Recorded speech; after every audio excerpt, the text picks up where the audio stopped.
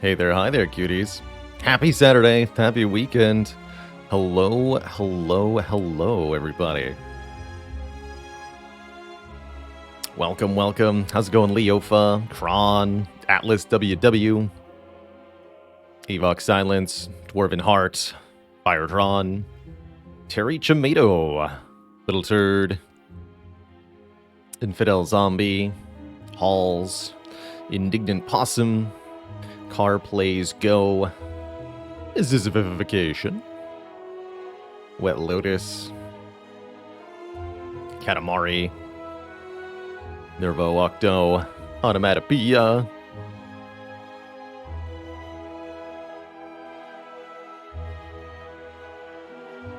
hello Velhokala, hello, how's it going Port Pluto? It's been a great weekend so far. I'm happy today that things have in my area cooled down just a little bit. At least for today. There's a lot more heat coming next week. Doesn't seem to be much of a reprieve, and I know that's the case for many folks in my country. But today's not too bad. And that's good. Let's go on OWM.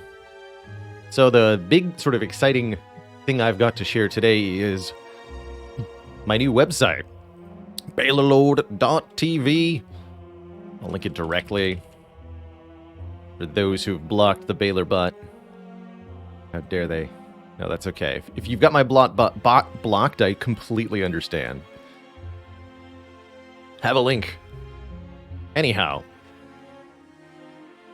this website very much a work in progress, but the idea is all links to all of my stuff in one place, along with a very neat way to look at the state of the Spire game. On the website, you can check out a full run history. So this run history page that I can look through in my Slay the Spire, you can essentially get this screen on the website at all times for every run I've played. And the current page, which has its own command, gives you a link to a breakdown of the current run, which we'll show off very shortly, how that interacts with a live run. But you can follow the run live from that page, which is really cool. Huge thanks to Faley for doing all the coding and design when it comes to the website. Big heart and thank you. And if you've got any feedback or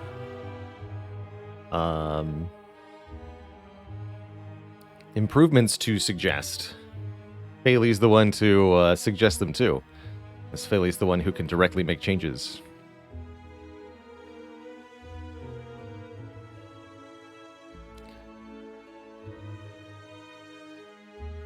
Oh man, we've even got a new last run command. This is cool. I've also got behind the scenes upgrade to BaylorBot. BaylorBot can now essentially read the contents of my Slay the Spire directory, which is kind of neat, but also terrifying. And that means we get things like the streak command updated more or less automatically. We can update the wins and loss counter automatically rather than manually. Very exciting stuff.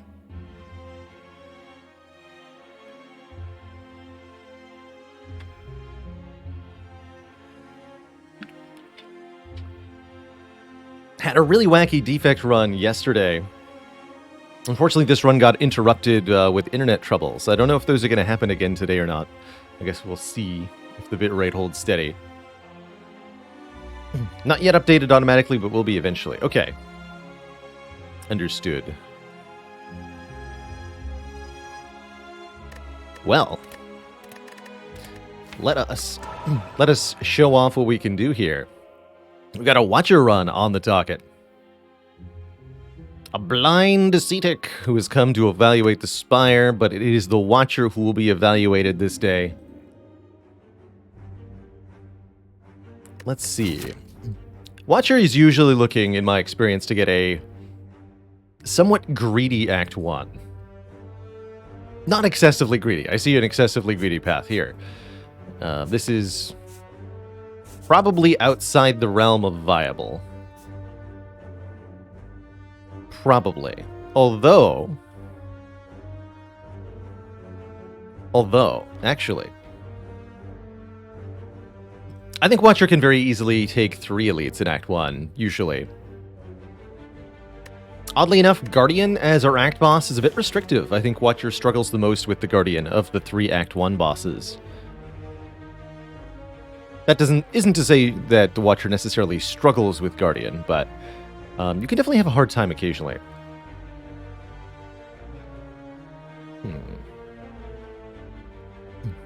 And yeah, might need me to take a starting bonus and get to the next floor before we have anything to look at here. So I suppose that we'll do that. Actually, looking at the map now, my intended path is as follows. We're going to take 100 gold star. I could go to that shop if I wanted more money. But probably go to this shop, and then from there I can choose. Do I take the green path and then get on the red path, or do I go for the Burning Elite? But I think having an early shop with enough money to afford a relic can really give a kickstart to a Watcher run. Okay. So we're officially on floor 1. We should now have a file of some kind. So let's see. Either next turn I draw 48 damage, or I draw 2 defends and I take 2. Works for me. 2 defends and take 2 it is.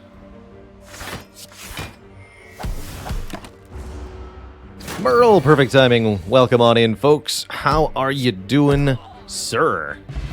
Welcome to A, my Watcher run, B, my stream, and C, my plug for my new website, baylord.tv, where you can get data and follow along with the current run in real time. Kind of like in a run history screen format, as well as having links to all my other stuff. So we've got now commands for some of the really common questions, like what was the Niao bonus of this run? You have a direct way to see that. What's our boss coming up? Stuff like that. That's cool. That's cool.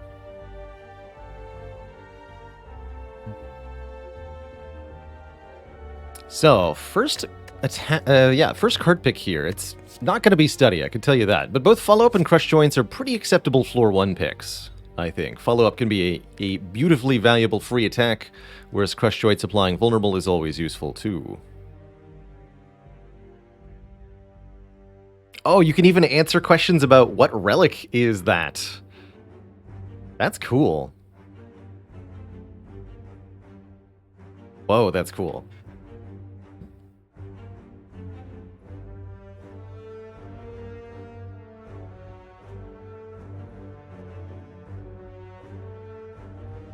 I think I'm going to go Follow-Up here. I've got a lot of experience with Crush Joints, less so with Follow-Up. And I think its free damage will offer me something appealing here. I want to make sure we end our turn with Strike where applicable. Do I feel the need to Vigilance here? I'm going to be using the Strike on the Gray Slime. When we're in Wrath, a Strike will do exactly 9. So I don't feel the need to waste 6 damage on the Acid Slime here. I think this is Vigilance Strike, take 2. Let's see, if I draw Eruption, Strike, Follow-Up. We do 6, 9, 9. I mean, I'm going to have to also draw them all, right? I can't always draw that. It's really unlikely. Okay, I think the calm doesn't matter. That's what I've learned. Okay, we're not getting attacked. Good. Good.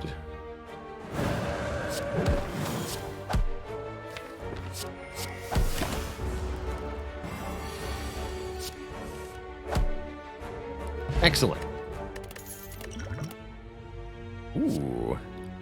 Early Empty Fist is definitely an appealing option for Watcher. Empty Fist has respectable base damage. 9 by Watcher standards is pretty good. And what I like to call stance control. Changing what stance you're in is an easy way to get out of the double damage received of Wrath, or a nice way to get 2 energy out of Calm stance, whatever you might need. Better yet, Empty Fist has an amazing damage upgrade, going from 9 to 14, plus 5 damage, which is far and above better than most other attacks. I'd say we're most of the way to being able to take on that Burning Elite, honestly. Although, if I don't go to that first rest site, I'll never upgrade Eruption.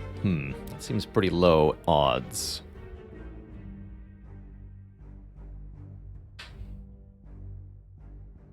Goodbye, server.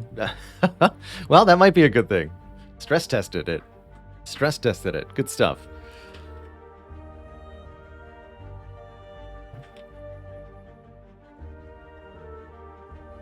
I love it.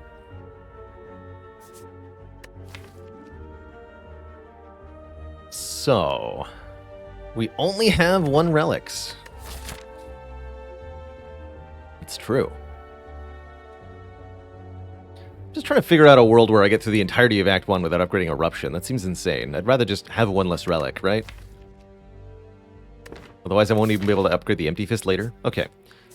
Let's get a bit more money for the shop then. And trade a bit of health for a relic. This is a lot less scary. Here. 1, 2. 2 for a Darkstone Periapt, giving us max health if cursed. Would not call that a particularly good find. However, we shall see.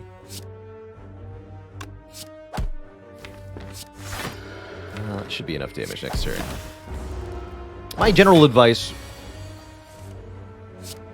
with Watcher, although, of course, calculating out exact hands is probably ideal, but usually in early fights, just using your Miracle to play a strike at the first opportunity is a pretty decent idea.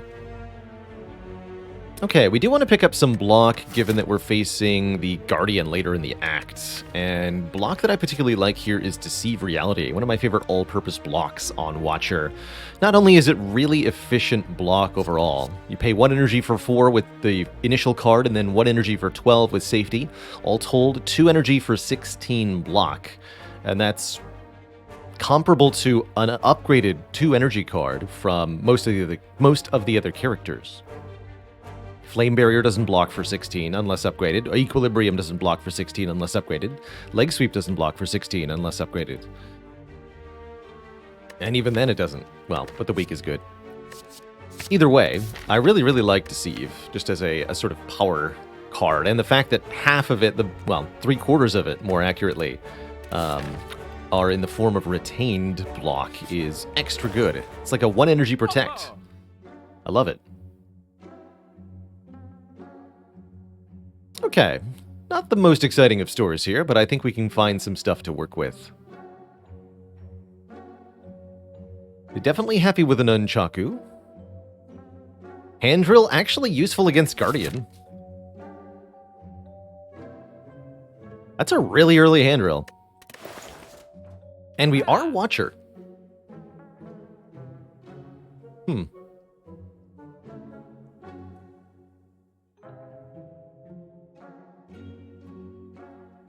You know what? I think we're... Yeah, let's actually... I'm going to convince myself for a moment that this might be a good idea. We're gonna entertain the idea that Hand Drill could be good. Which is to say, I'm going to pay for it here, and we're going to see what it does. Kind of give it a test run. Something we haven't given Hand Drill the luxury of in a long time. And the reason we're giving the Hand Drill this opportunity is because, A, we're very early in the run, so there's going to be lots of opportunities for it to do something. And B, we know that we have a guaranteed source of block coming up against us. The Guardian does block. Actually, notably, this will help us deal with the turn 2 damage requirement of that fight. It's funny. But my tier list... I think normally I would just buy the Nunchaku here. Very happy to get more energy in a way that I can predict. This is going to be useful, question mark, in some fights. Useless in many others.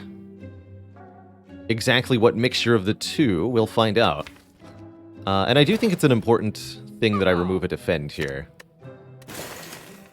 So, Did I just waste some of my money? Maybe. I guess we're going to find out together.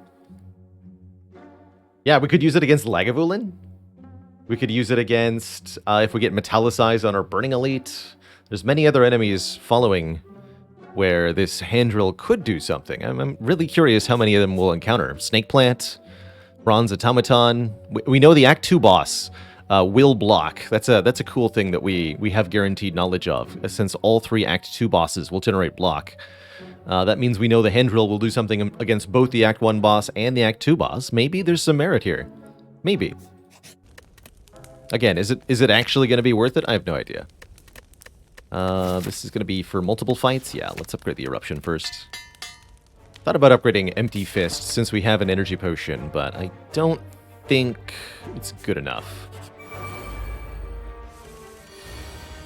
Greetings. Boy, am I happy we have Deceive Reality here. That is 8 plus 6, 14, 21 damage incoming. And guess what? I can block for exactly 21. Ah, Black Attack.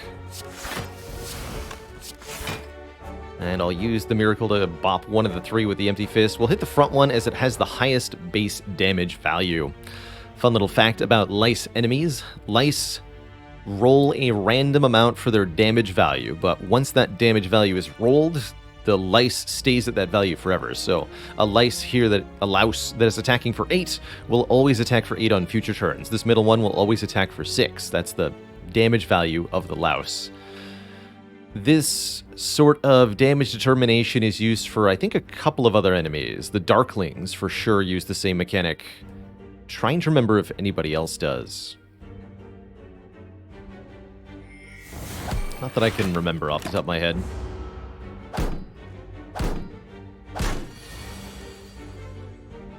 Okay, kill this one. There's also 2 colors of lice, red lice and green lice with different properties.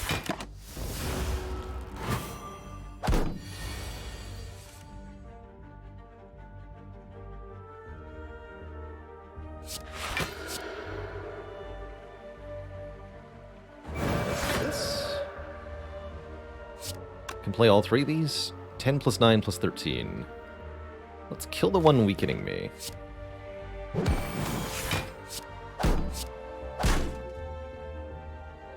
Hand drill. Alright, well, we've officially got 2 vulnerable on the board for hand drill, courtesy of that moment. Discuss amongst yourselves whether that should count or not.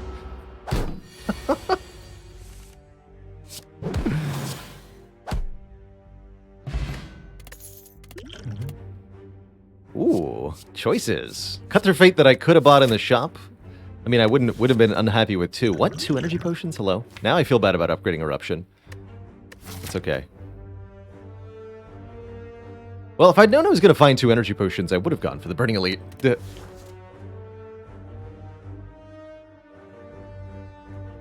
Other really good option here, Conclude just does big damage. Specifically big damage to multiple enemies, which can be a real slapper. A little awkward with the Empty Fist, though. I'll grab a Cut Through Fate. Alright, first elite is a one with block.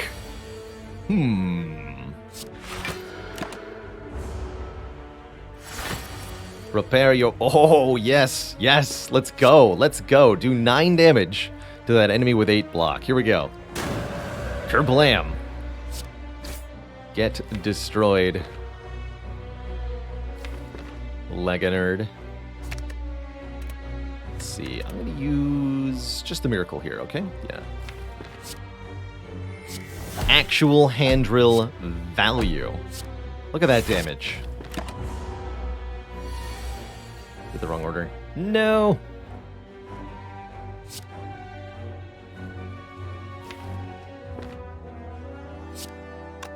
Foolish. I could have altered my order of play last turn to avoid not being able to play follow-up for free here. Minor mistake. Shouldn't matter too much. Yeah, doesn't matter at all. Good. Alright, well, hand drill definitely helped there.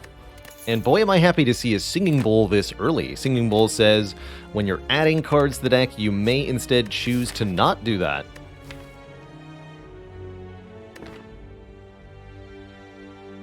That's a really early Judgment. I think Judgment can be pretty good if used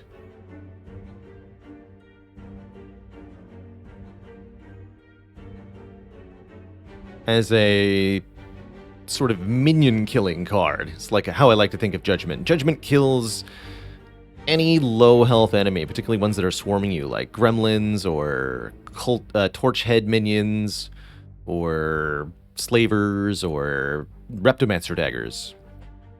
It's got some utility there, especially if your deck has a bit more setup to it. The more direct attack damage you have, the less useful Judgment tends to be. But I do like the card in general, and I'm going to pick this one up. Ooh, and a letter opener. Goes well with Judgment. Although I think the Judgment checks the hit points before the letter opener applies. Anyway, letter opener says if we play 3 skills in 1 turn, all enemies will take 5 damage, and that's pretty sweet. Uh-oh. Preempt value? Yeah, preempt value. Damn it. Alright, well thanks for the max health, I guess.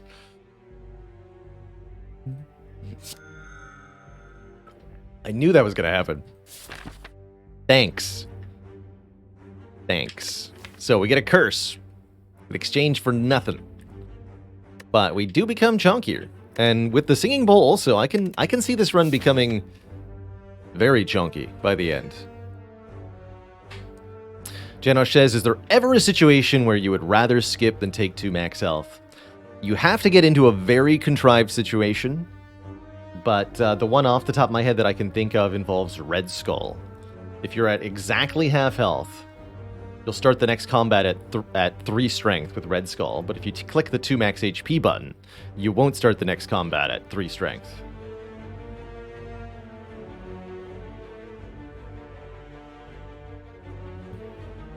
Pony says, does the chance for curse increase in A20? Not at that spin a wheel event. No, that one's entirely random, which is why it feels so unfair.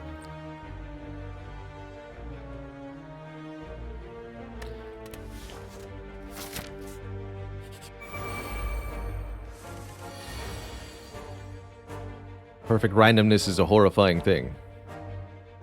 This should be Deceive Vigilance. I think I want to go Deceive Vigilance Miracle Follow-Up. That'll get me a lot of extra damage. Or I could go Defend, Deceive. Don't have Calm then. I think with 2 energy potions, I'm fine burning the Miracle early here. I want to get one of them below 30 health, ideally.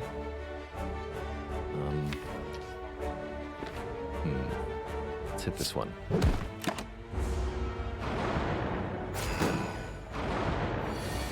Judgment's also very good in this fight, which I hope goes without saying. Between the Eruption and the Safety, we definitely full block this turn. 5 energy. 1, 2, 3, 4, 5. So we get to play everything, which means we do 9, 12, 12. It's not... that'll be 33, so that we can Empty Fist one of them.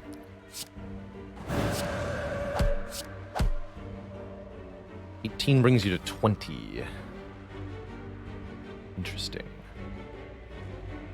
Next turn, we guaranteed get Judgment Strike or Cut Through Fate Judgment. So we'll kill the middle one with that.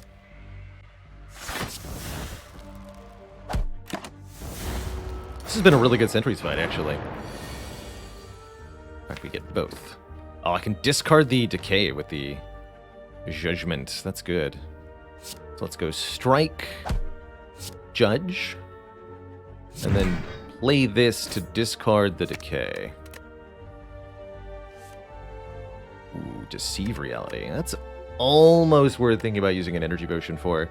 There's a decent chance we get to just kill next turn without having to spend a potion. But there's a reasonable chance that spending a potion saves me 10 health right now, and a reasonable chance that we get a new potion anyway. And I have 2 of the same potion. So, in any future situation where I need an energy potion, I still have one. I'm just going to use it. I don't want to lose 10 to some nonsense. Would have saved the potion. But I did find a new one that I would have discarded an energy potion for, so feel pretty good about that. Blood Vial. Lets us heal at the start of each combat.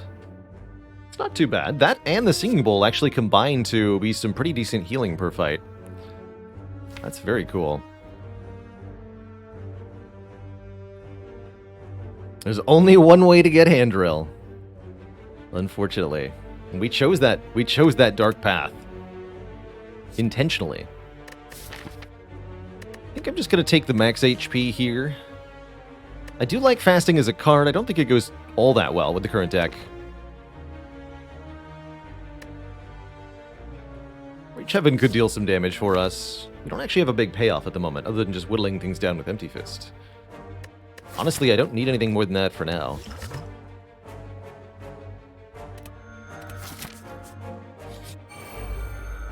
Hi.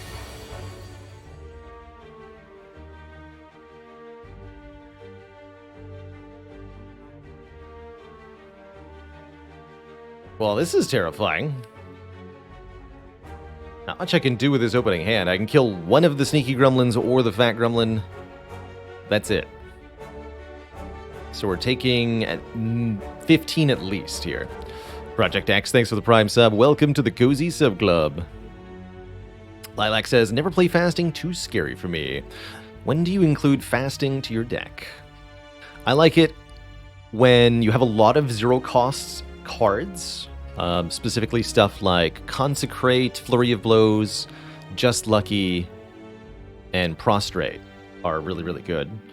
If you have an energy surplus from something like a Devaform, it can be worth thinking about. Or if you can negate the debuff with something like Orange Pellets or a Clockwork Souvenir, then it can be worth playing as well.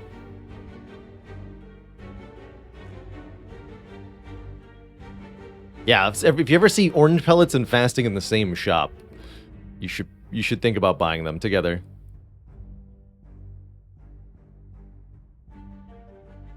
There's really not a lot to choose here. I get to play all four of these cards without having to spend anything. I could Strength Potion, but it's really not going to change the numbers on anything here. I don't think I can kill two of them with a Strength Potion. No way to get the Letter Opener to do anything. We do have Judgment coming up. That'll help. I think I'm just going to kill this one. And block. So I really don't see, again, any of the potions changing that outcome much for us. So we're going to go Vigilance. Empty Fist.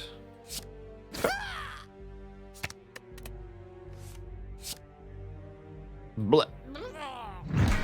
Currently I'll take one, there's no need for that.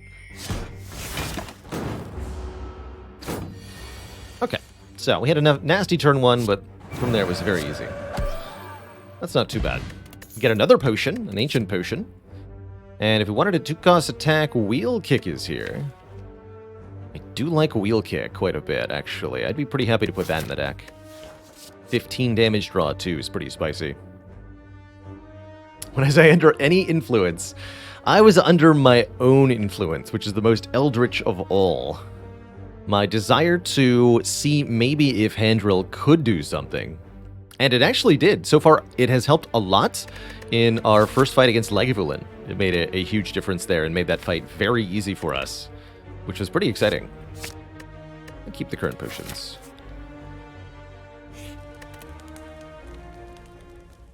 Almost want to upgrade this Judgment. That won't help me against Guardian, though. Upgraded Wheel Kick and Empty Fist will help more against Guardian, particularly the Empty Fist. How'd we get to K? The friggin' Wheel Gremlin gave it to me. That jerk.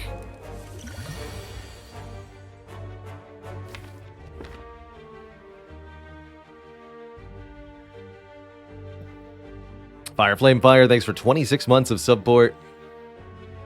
Trying to evaluate if I need to use the Strength Potion here. Definitely want to kill the Knob in 3 turns for an easy fight. We might be there comfortably already. It really depends on when the Judgment and Decay and Eruption are in the draw order. This isn't exactly a great turn 1, so I think I am going to use it. Yeah, okay, well, that answers that question. The answer is they're both immediately on top, which is exactly where I don't want them to be. Get them out of here. Okay, that's good at least. Go Eruption, Miracle Wheel Kick. That'll do just fine. Nice fight.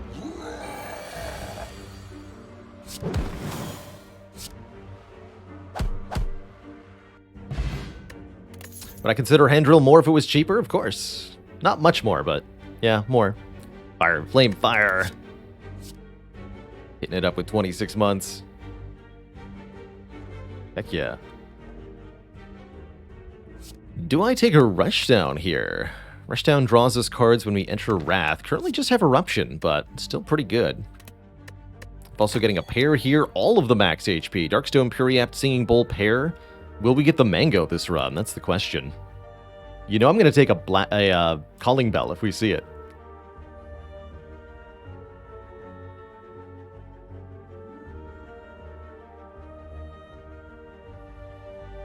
Would I take the hand drill if it was in the chest against the blue key?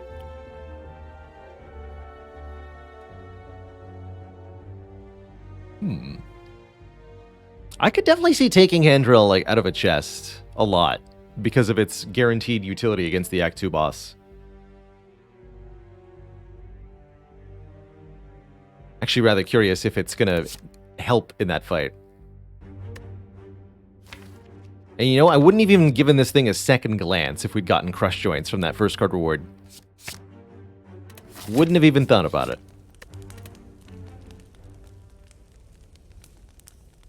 Contemplating the other big damage upgrade here, the Wheel Kick gets +5. Want to make sure our big attacks are hard-hitting for the boss fight. This decay is going to be a real problem. And then maybe upgrade Judgment in Act 2 if we upgrade Judgment. I'm not sure we will, though.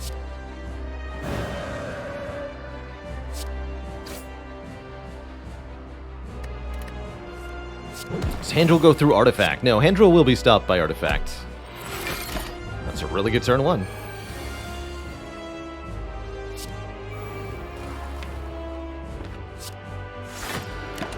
Take 2 out just to get the rushdown in play. Yeah, figured we'd have a couple turns like this. That's okay, we got 53 health for a reason.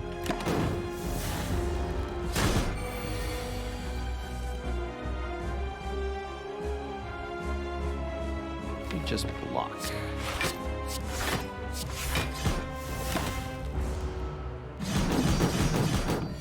Note that we actually haven't gotten hand drill value yet because the Guardian has yet to block since we knocked them out on turn 1.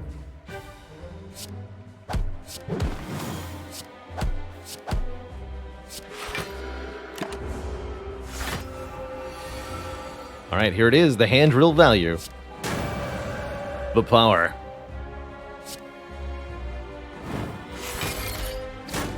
And again, the double hand drill activation.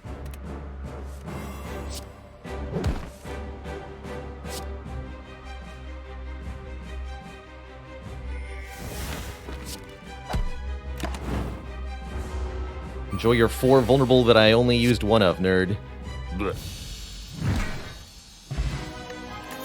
Alright, did that actually make a difference in the Guardian fight? I don't think so. I don't think so. Blasphemy, huh?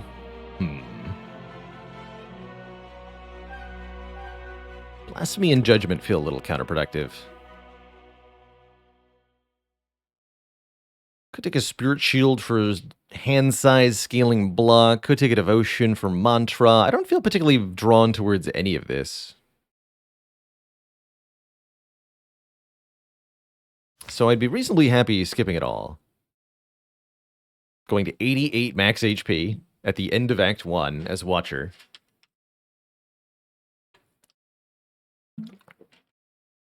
That's a chunky lady. Chat did call the coffee dripper, preventing us from resting at rest sites. I do have enough sustain to be kind of okay with this. Also completely viable, actually. Busted Crown plus Singing Bowl. We get less card rewards to choose from, but whenever we skip a card reward, we gain max HP. I think Watcher does suit herself pretty well to Busted Crown runs. Maybe I'll take this on purpose. If I did that and won the run from there, Six-Tailed, would you call it my crowning achievement?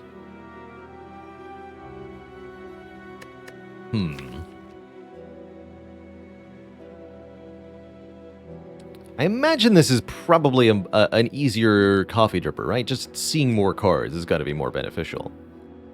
The ultimate bad relic redemption run. Yeah, think of the the YouTube thumbnail I can make with Darkstone, Periapt, Hand Drill, and Busted Crown, right?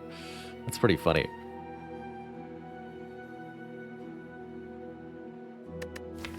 I do want to see where this goes if I take Busted Crown. I think this is a very reasonable coffee dripper, especially with we could turn this into a bites run too, potentially. Although I wouldn't mind a Busted Crown bites run either.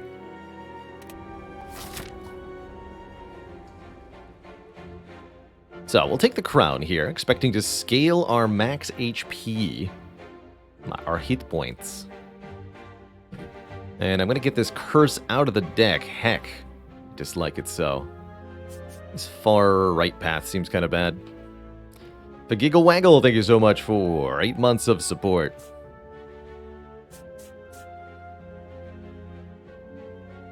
Could maybe go for Burning Elite? That seems kind of insane though, and we could just do this.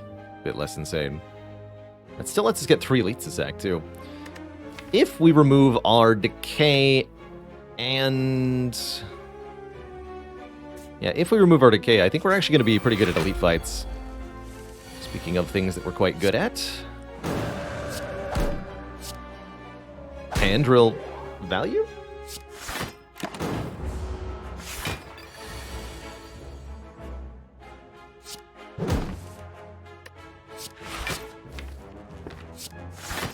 Also, judgment value. Judged. 1 empty fist. How about max HP instead? It's going to be a 120 hit point watcher by the end. Just you watch.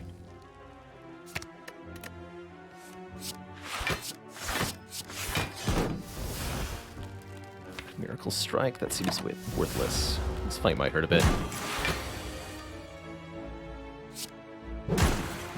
Hand drill value.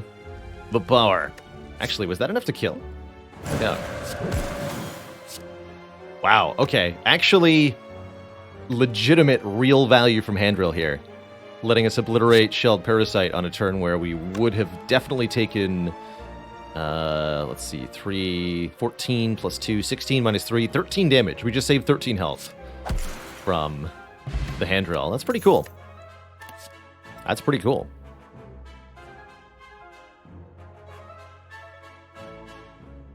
Is this finally where the hand drill meta changes? Maybe. Gotta say, by Busted Crown standards, Third Eye is pretty good here. Improves our block density a little bit, lets us use the letter opener, and is a decent enough upgrade. I'm going to take it. I'm also going to swap the bronze for... Yeah, we're through Bird's territory. Let's swap the bronze for the Flex Potion here. And let's finally be rid ourselves of this curse. Ori. Ori's just another pair. If I could buy Ori card removal, I would think about it, actually. I might think about Inner Peace.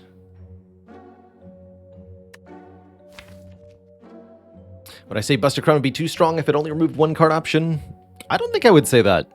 I don't think I would say that at all, because it's still a real and a significant downside that you'd be suffering from. Compared to, say, Coffee Dripper, which is a downside that is sometimes real, but only sometimes. Same with Fusion Hammer. You know, there are boss relics where you're allowed to entirely negate the downside in Slay the Spire, and Busted Crown is not one of those. So if you were to make it more so, I think it'd be a lot better. So, do I want an Inner Peace? I want another Wrath card, which I understand by picking Busted Crown. I have kind of ruined my ability to acquire. I don't think I do want Inner Peace at this moment. I'm just going to save the cash. Cash very valuable with Busted Crown. Alright, here's another enemy who blocks, by the way. Question is, with this opening hand, is it going to work out? Guess we'll find out. Just gonna go Vigilance here. I think I need the 6 damage. I need the 2 energy more. So this is really all whether we find the Eruption.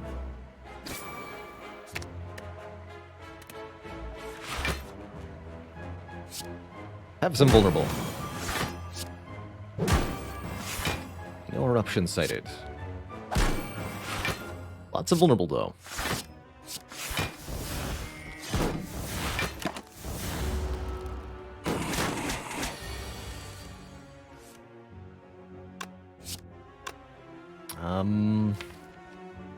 Guess we'll find out after using the Eruption whether I need the potion or not. Got 15, 13, 13. That's not going to be enough. Since it gets 4 plus 5 blocks, so we have to deal with 36 plus 3 plus 4 plus 5, which is 36 plus 12. We have to do 48 damage, and this is not 48 damage. And we get our Flex Potion back, so I don't feel bad at all. Talk to the Hand is going to be a yes please from me. We don't have a lot of ways to scale this deck now that we've taken the Busted Crown. Talk to the Hand is certainly an attack card that ends up being pretty useful in the late game, so here I am, wanting to take it. I'm going to plan on blapping the bird with a Judgment. I'm going to put most of the direct damage on the Chosen themselves.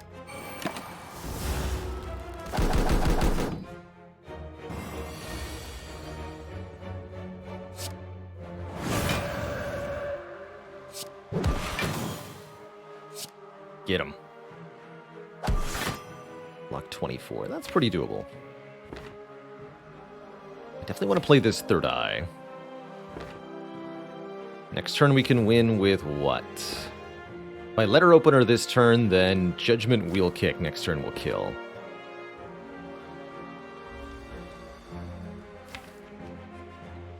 Actually, no, it won't.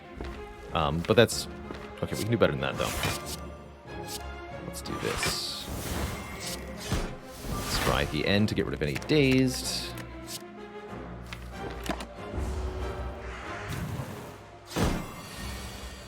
Perfect. Bonk. A bonk.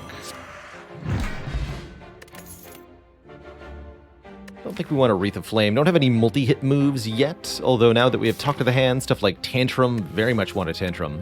Or Ragnarok, get a little bit more appealing. Alright, first elite is a Book of Stabarino.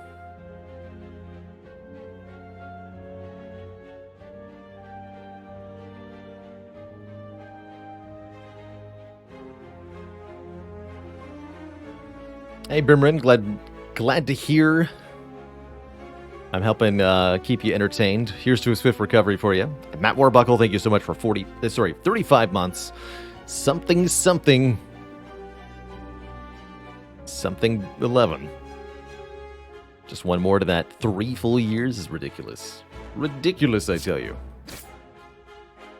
Alright, this is not the intended draw order against the book here. Here we go. That's a little better. I'm going to go Energy Potion so that I can Deceive and Safety this turn and Rush down. And then I might want a Miracle just for the 5 extra damage.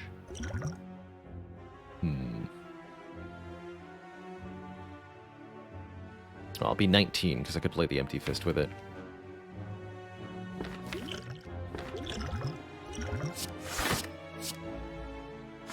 Don't want those wounds. Yeah, let's do 19 damage for 1 Miracle here.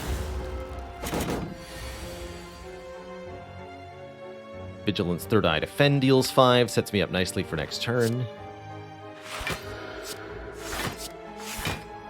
If I discard the Defend, I think I want to discard the Strike too. Give me the Talk and the Eruption. And I might want to think about trying to use a Flex Potion here. I think realistically I have to play this Eruption.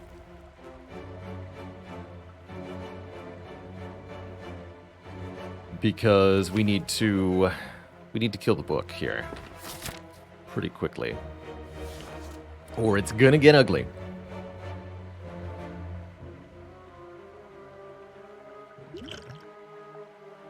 Without knowing what Eruption's going to draw into, I can't really evaluate if this is a good decision, but here we are. Oh, nice. Okay, I think that might have made the difference there on getting a kill or not. Get meat on the bone for even more sustain. It was Coffee Dripper was the right choice, by the way. But that's fine. That's completely fine. Do we want a Sansa time? Not really. Said we are a very chunky lady now. Give me more max health. I don't care about losing 33 health. I've got plenty of ways to get it back, after all. Or the other option gives me even more max health. So my options are gain max health or gain max health.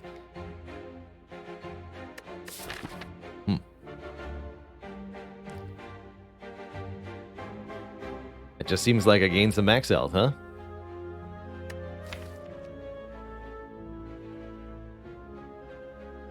I'm going to upgrade that Talk to the Hand and the Judgment. Judgment upgrade for slavers, especially. 99 HP. Pretty wild. Do this first. In the chest is a smaller chest. Chestception.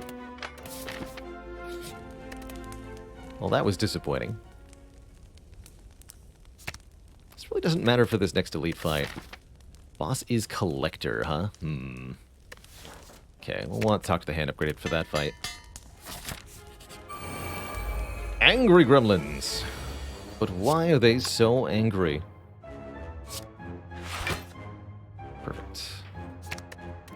I want to kill one of them this turn so that I don't guaranteed get attacked next turn, which requires serious bunking. I have to waste, essentially, my miracle here, but it's okay. Don't get attacked, which I'm quite glad for. How's it going, Cosmo Recast? Yeah, this is more manageable. I think.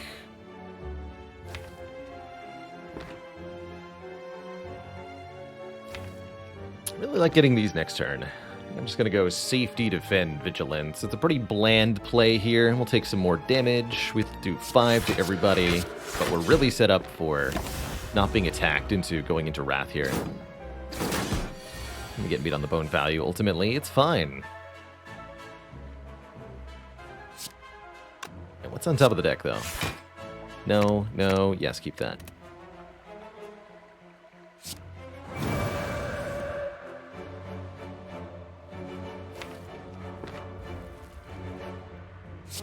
Talk to the Hand wheel kick here.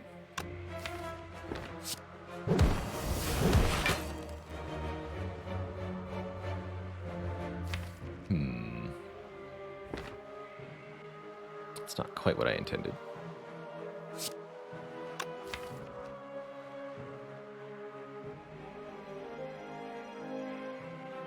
So guaranteed damage next turn. Let's do some quick math.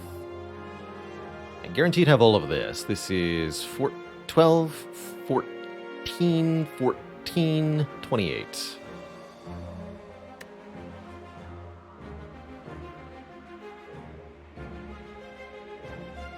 $68 damage. So if I play Strike...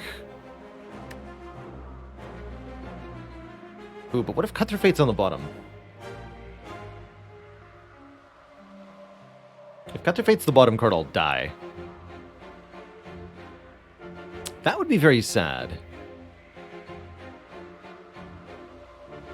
So that'd be 1 in 6 to die. But I would win the rest of the time.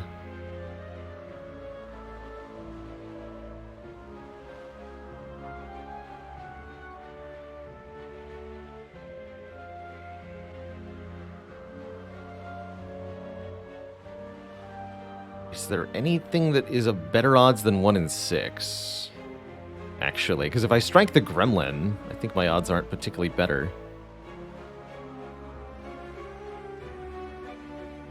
Are we dead with Empty Fist getting us out of Wrath? Actually, no, because we'd have Deceive Reality, Safety, Empty Fist, and I think we could kill the wizard. Okay, you're right, we're not dead. Okay, let's just commit then. Take one here.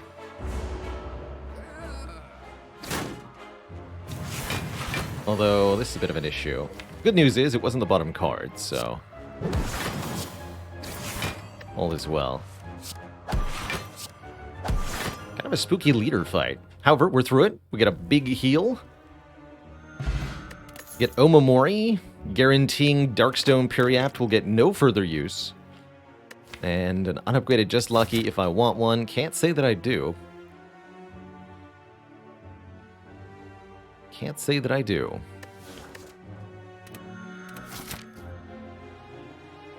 Shall we go for another elite? That is the question.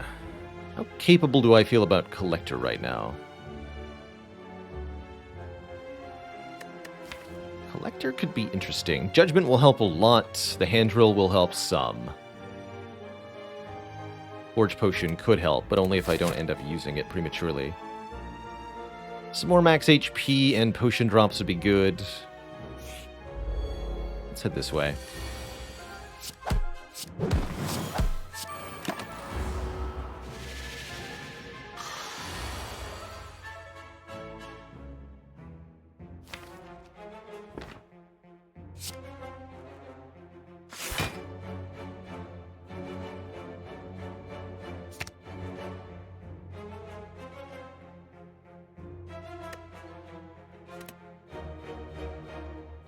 I'm doing it.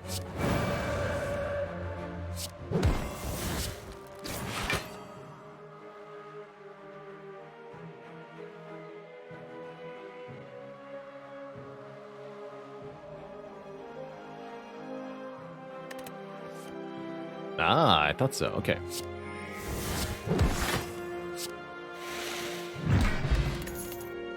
Judged. To the elite last.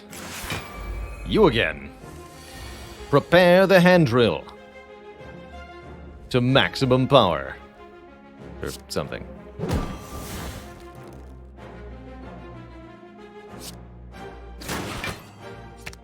Perfect.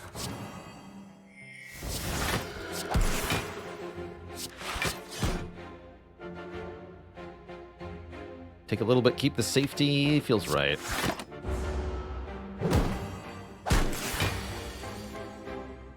Yeah, exactly. What's half health for us?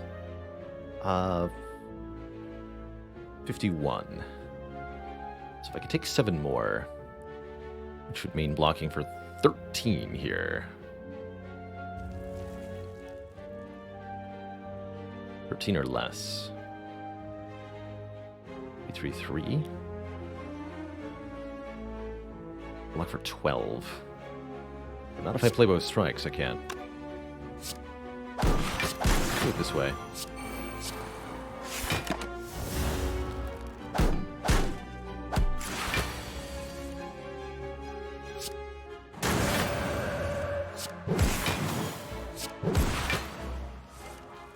Bonk. Upgraded Consecrate. Not bad with Talk to the Hand, actually. Pretty helpful against 3 slavers. Pretty useful with Talk to the Hand. Nice for whittling down the Collector. I'll take it. I'll take it.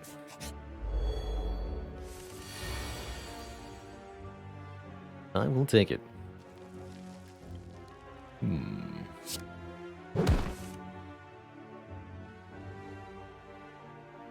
I'd really like to use the Forge Potion against the Collector here.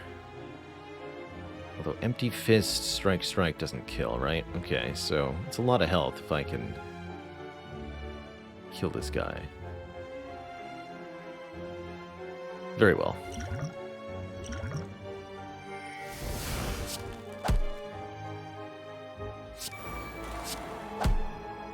Can't quite.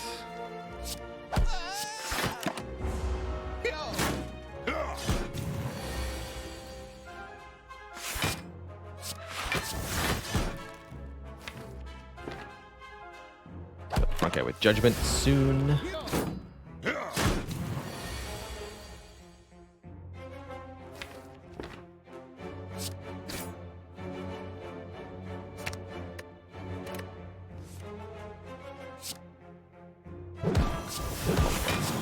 Judgment.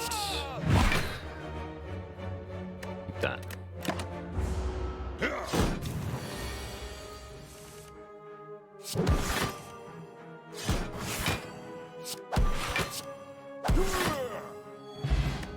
Blue candle, finally. Something good. No, just kidding. We do get a power potion, which could help a lot against Collector, and another cut through fate, which, with the talk to the hand and the energy generation we have, is going to be sufficient here. Gotta say, I definitely feel the impact of the crown weakening us. We've lost 18 cards we could have seen, and it feels like we might have found something more late game impactful with those cards. That said, winning the Collector fight is not out of reach here, and we do have a ton of health. Question is, do I think that I need more than 61 hit points for Collector? We could rest for another 30, going to 91. Or we could upgrade one of our cards. Either way, I'll probably be using the power potion on turn 1 here. If I was going to upgrade something, it would probably be either Third Eye or maybe a Cut Through Fate. Third Eye for the 2 additional Scry. That doesn't feel that impactful here, honestly. The best thing Power Potion could be... Let's see... Devil Form would be decent, but not amazing. Mental Fortress would be relatively weak. Deceive Reality would be okay. Study would be okay. Another copy of Rushdown would be okay. I actually wouldn't mind Fasting for this fight. Yeah, Fasting could be okay. Master Reality would be pretty useless compared to most other things we could get. Because it would only upgrade some stuff. Anyway, it might be the long-term losing play. If we're already having long-term problems, then resting is really going to exacerbate that by denying us core upgrades. I'm not sure about this Collector fight.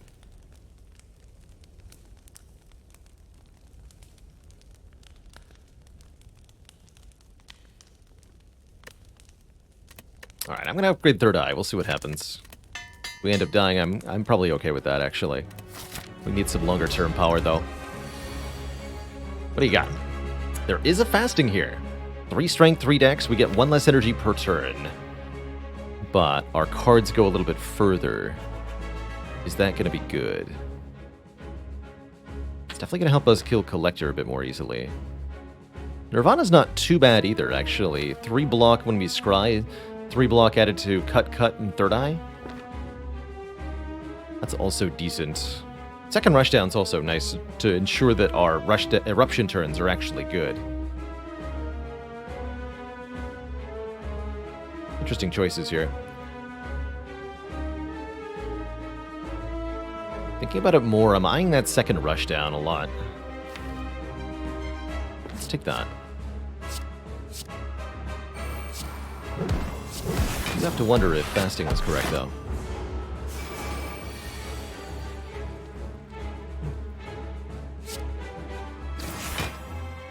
There it is.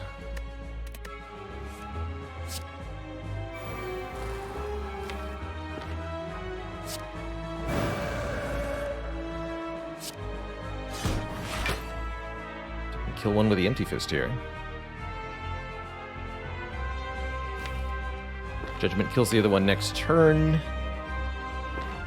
To lose a decent amount of health this turn, though. Actually, we can kill the front one, even. Not that it matters much with their similar health total. Their Judgment kills either next turn either way, right? So we'll take 22 damage. Go down to 41. That's Spooky Zone. Don't like it.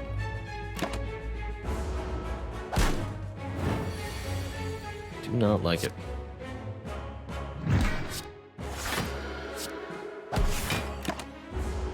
Third Eye upgrade ended up mattering not at all there, since it lined up with the very end. However, Third Eye now is good to combo with his Eruption.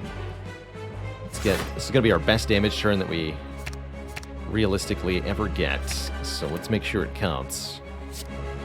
This is also the turn we get to apply vulnerable with the handrail, so it really better count. Get him. There's Empty Fist. Perfect. For that, I want all the energy played. Play the wheel kick. Play the consecrate. Miracle, Empty Fist. Go. Alright, actually, handrail. I think I might owe you here. Much as I hate to admit it. It'll have block again next turn, so we can reapply the vuln. That might be able to kill, even. Assuming I can find the eruption.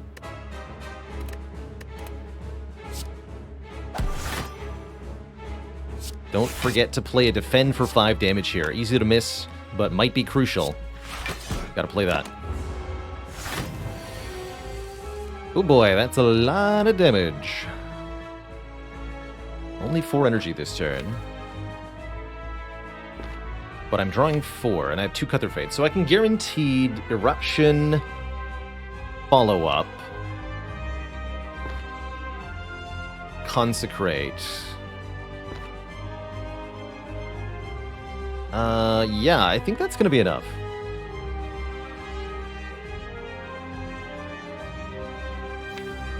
Let me just do some quick math to be sure, but I'm about positive this will be enough damage.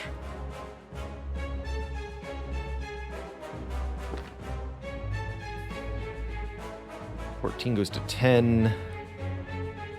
Be 6 plus 10. Get Vuln on the 3rd hit. And then I have like 2 energy to do about 20-ish damage with Vulnerable and Wrath. That should be easy.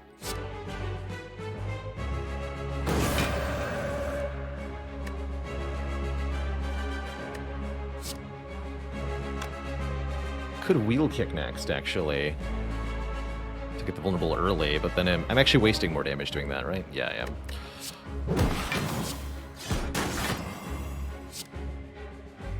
Bonk. Don't need to judge, but I'm going to. You're stinky. Get judged, Collector. Okay. That went actually pretty well, and like I said, Handrail was part of that. Helping us get some free vulnerable at a crucial moment. Would I want to add a Deus Ex Machina, giving us some additional miracles to play with? More card draw you have, the better Deus Ex is. It's okay with a letter opener. Wouldn't call it amazing here. Could make taking something like a fasting easier. Otherwise, might just slow us down. I'll take it. Oh, Snecko versus Pyramid versus Collar. Well now.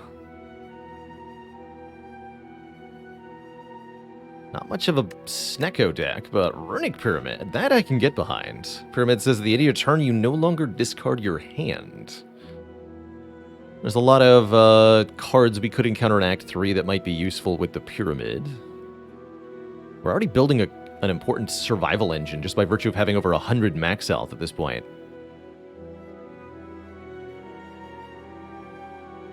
What Pyramid mainly allows us to do is ensure that we can line up our limited access to vulnerable with cards that combo with it.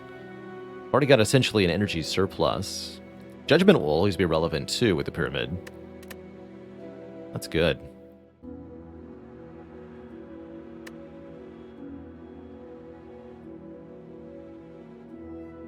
That's really good. More energy from the Collar is nice, but definitely overkill at this point.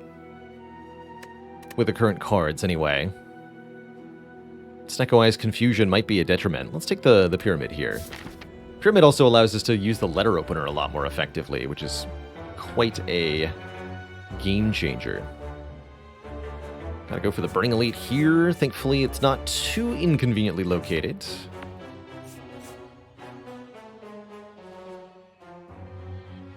We have to go through this series of nodes, which means we start with one of these two. Probably the Elite at this point. Upgrades don't feel all that important compared to getting our hands on some more relics. First priority, go to the shop, get rid of a strike and buy something helpful, perhaps.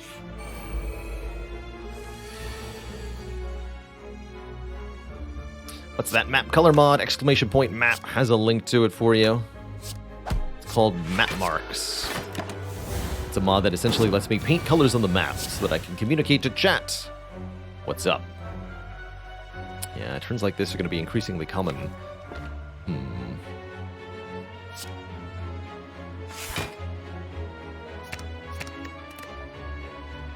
Bit iffy. 4, 5, okay. Not much I could do about that one.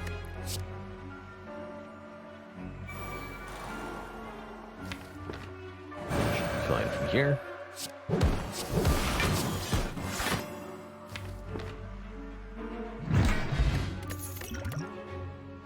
Another third eye is passable, but only barely.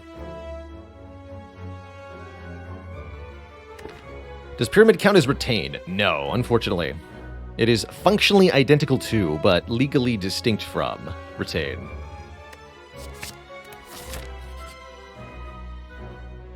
Not going to the boss, thank you.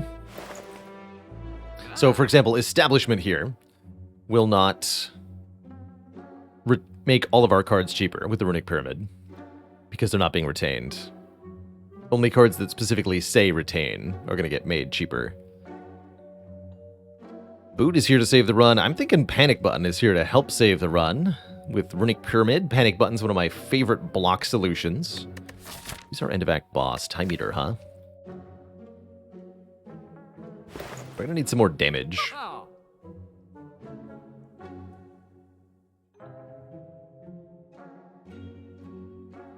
It's not in the form of Windmill Strike, though.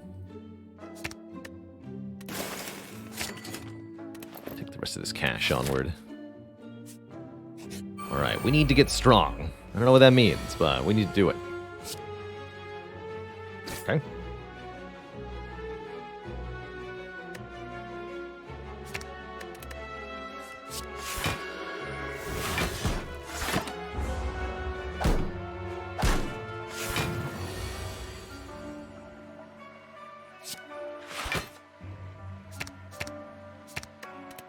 Just give me the offense, please. It's 1840. 40 damage. That's crazy.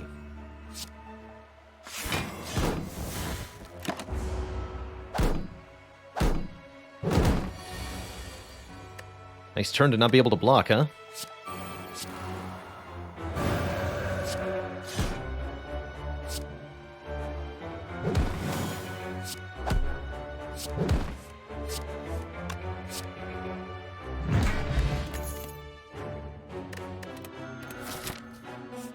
We gotta take some elites. Oh dear. It's more like it.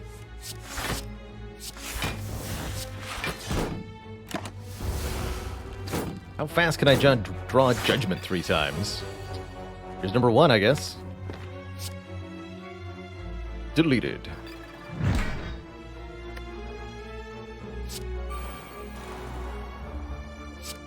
Get rid of cards that I do not want to try to use.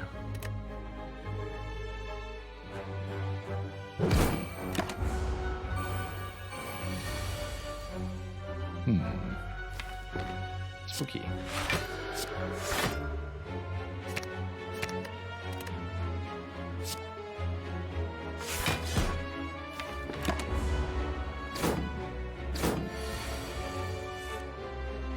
Alright, and kill one of them with Wheel Kick here.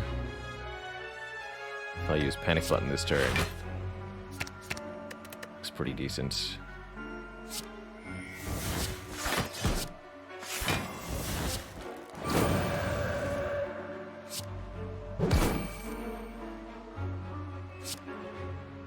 And just kill it.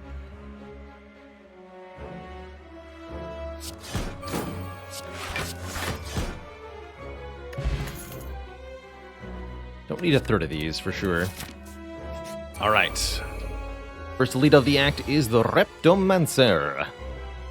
Reptomancer, traditionally a pretty tough opponent. Hoping we'll be able to get at least a little bit of reprieve via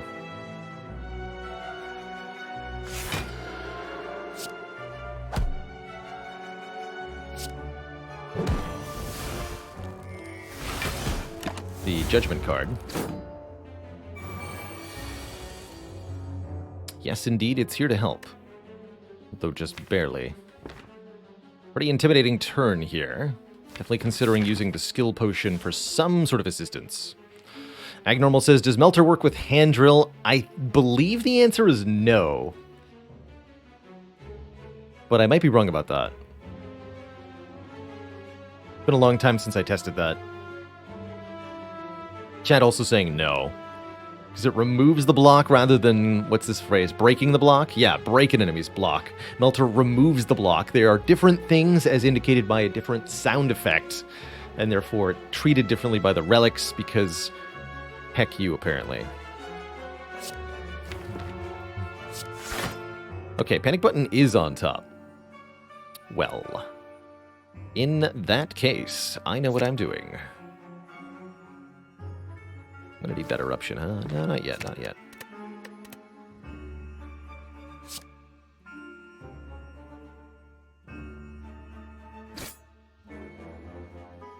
Oh, didn't think that through enough, though. Right. Still need the panic button. Unfortunate. Let's hope we don't get attacked again next turn, hey? Good. Good. She went for the summon. That gives us a much easier time.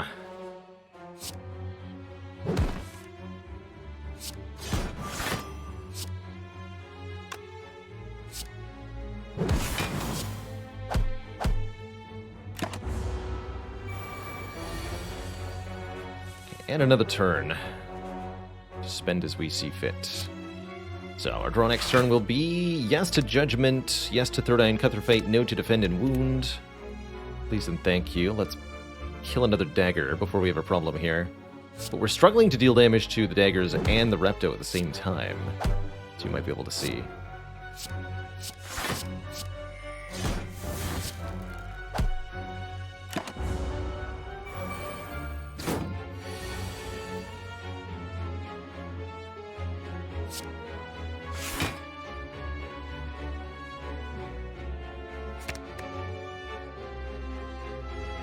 Empty Fist that one, Judgment the front one.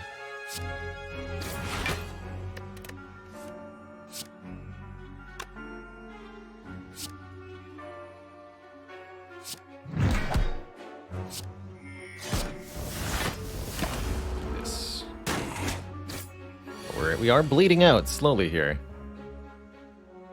Not much I can do about it either.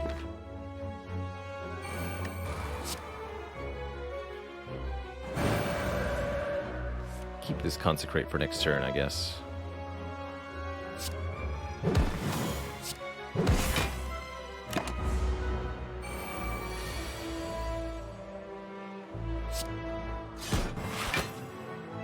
Getting close here. I kill the Repto directly. 18 plus 14 plus 12.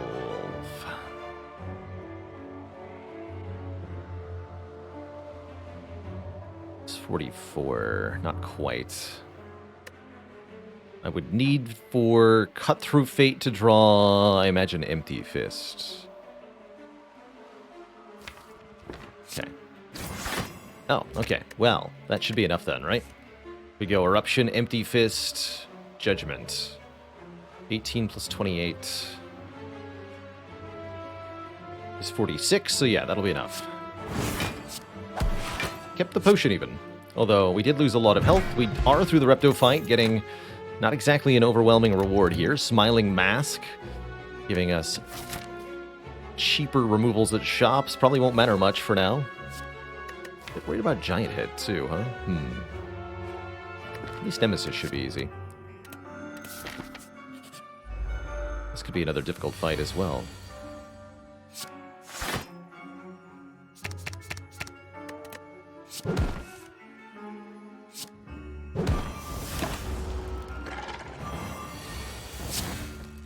Just a small hit. Love it. Let me do a lot more damage to you.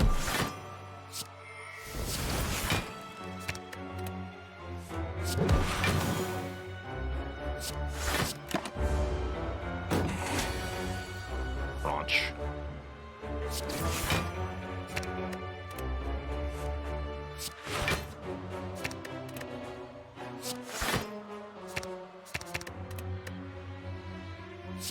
So we'll do this now. Spooky. Could attack me again next turn, too, so I probably don't want to...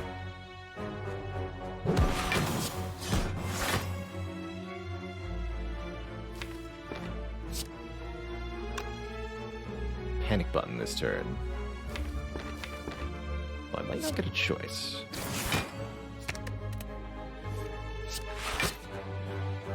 Six, so another 15. Take a...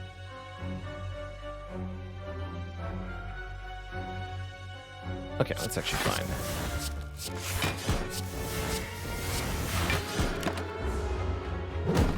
And then, of course, we don't get attacked, so I could have used the panic button. Foolish. Most foolish.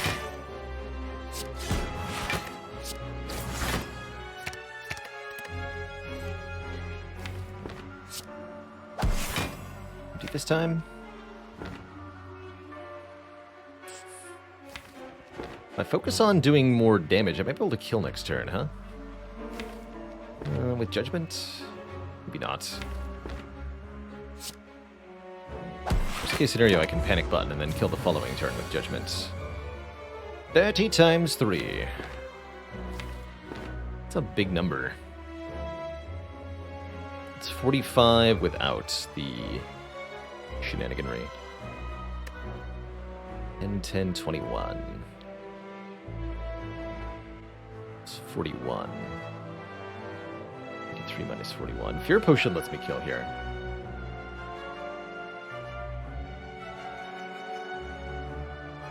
"90% of programming is chasing down obscure little interactions and minor details." Agree.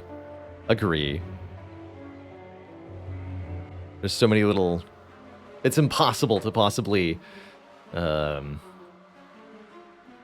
predict everything successfully.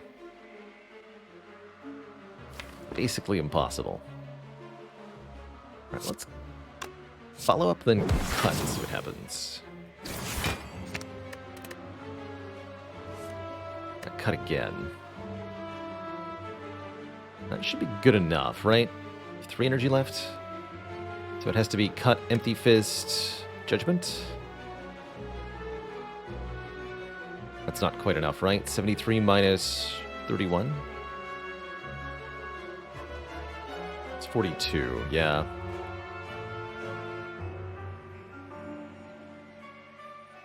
So I should go for the block route. Kill next turn.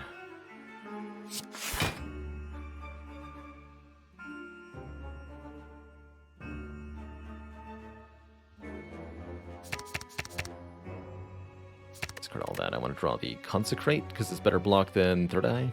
Barely.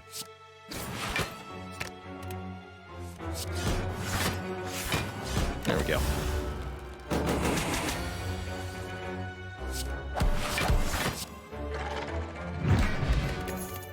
Definitely having a tough time.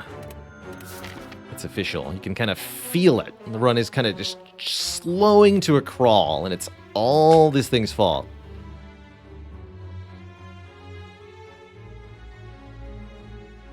Andrill's doing its best, though.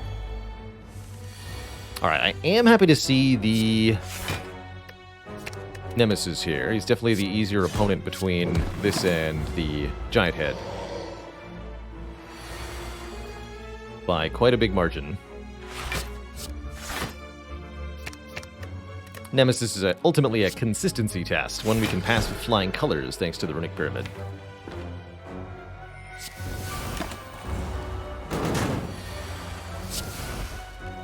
You stinky.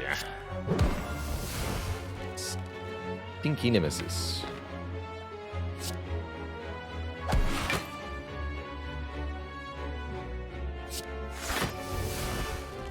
Block. Might as well wheel kick now. Might as well wheel kick now. Use some of these.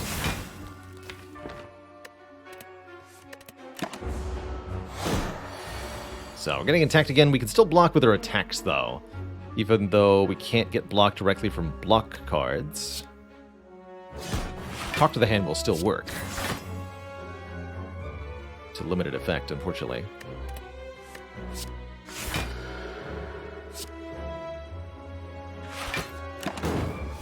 Let's see if there. Jeez, he doesn't let up. That is tough. Okay, it's math time. So knowing Eruption draws a wheel kick. Can do 9, 5 energy.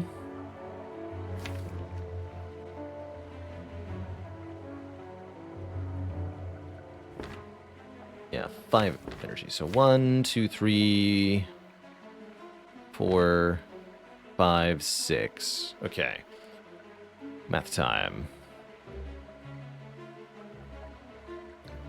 9 plus 40 plus 14.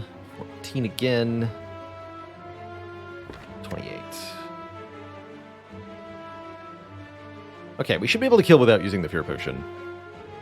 That's what I'm seeing here.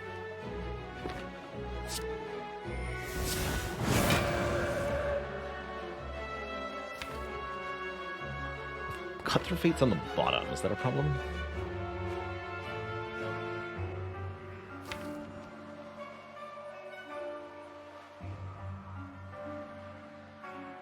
No.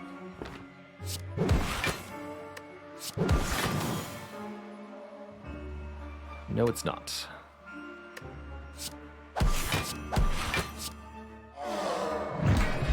Sundial. Every 3 times we shuffle the draw pile, gain 2 energy.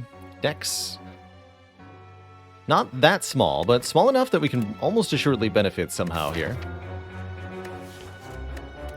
Don't like Flying Sleeves much, although it's decent with Talk to the Hand. Kunai, here we go. Okay. I think we might have pulled out of our spiral here. Kunai is a way for us to actually scale the deck substantially and permanently. By playing 3 attacks in 1 turn, we gain a point of dexterity, and that makes these Third Eyes and the Deceive Reality way, way, way, way better. I've got Omamori, you stinky, stinky writhing mass. Don't mess with me. Hand drill.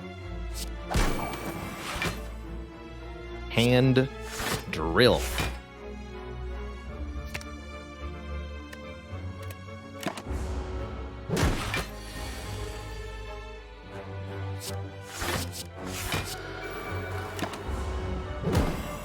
How this enemy works is essentially there's 5 different attack patterns that they have, and at the start of each turn and every time you damage them, they switch to a different attack pattern than the one they're currently doing. I do not believe it's equal probability for all 5 outcomes. I think they have an uneven distribution, with the curse being relatively rare. But nevertheless, one of these attacks, this swirling debuff, permanently adds a curse to your deck, unless you have Omamori.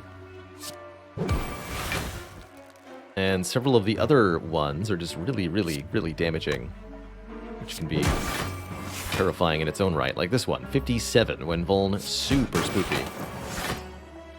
That's a lot less scary, though.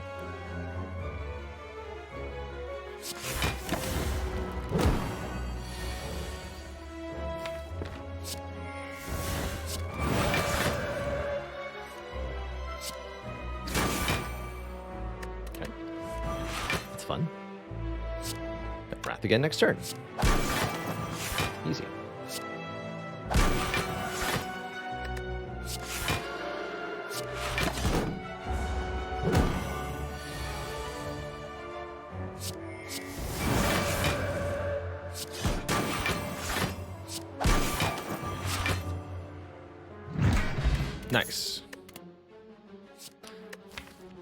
Mantra, prostrate. I like zero-cost blocks with kunai. Is it too late to try to do mantra things? Mantra could really help us out here. We'd have to play that a lot. That time eater? I am deeply unsure at this point.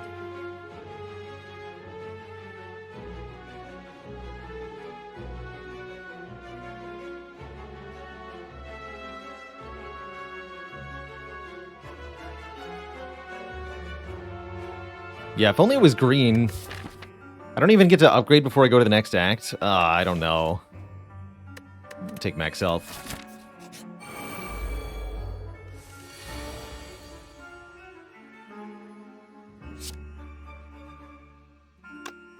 We need more block. What do you got?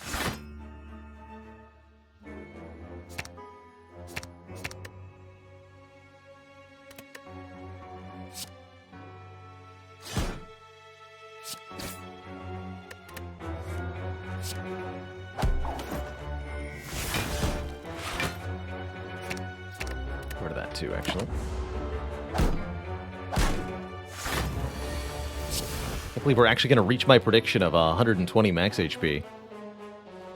This might necessitate a skill potion here. Sanctity looks great. Let's go talk.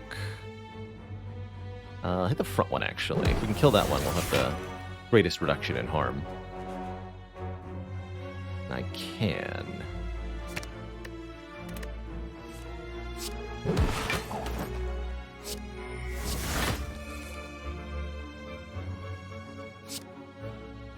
Still not a full block, though.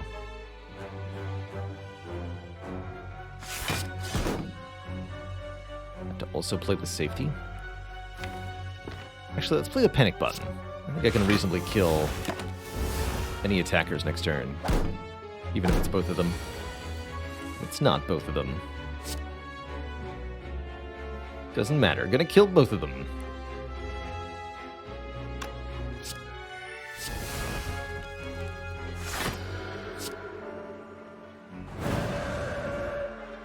Right. Satisfying. 2 kills with 1 judgment. Pressure points. Now, there is a desperate play. Take 1 pressure points at this point? I don't think so. Expanding the Baylor Media Empire, that's right.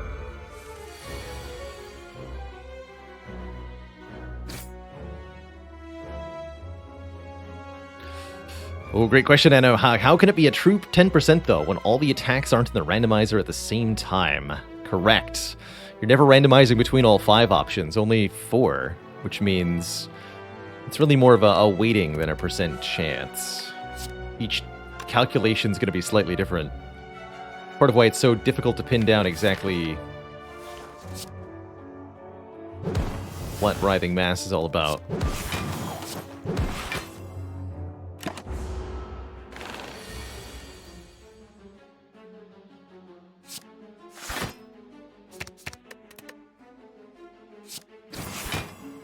Okay.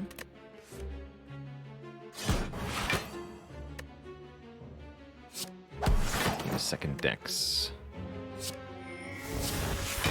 25 plus 12. Perfect. We gotta use panic button next turn or something. Just 18 plus 12, 30. That's easy to block, actually. Vigilance, third eye. Perfect. Miracle, defend, defend. Oof. This turn I can panic button. Turn after that we win. Or maybe we even win this turn, actually. Convenient.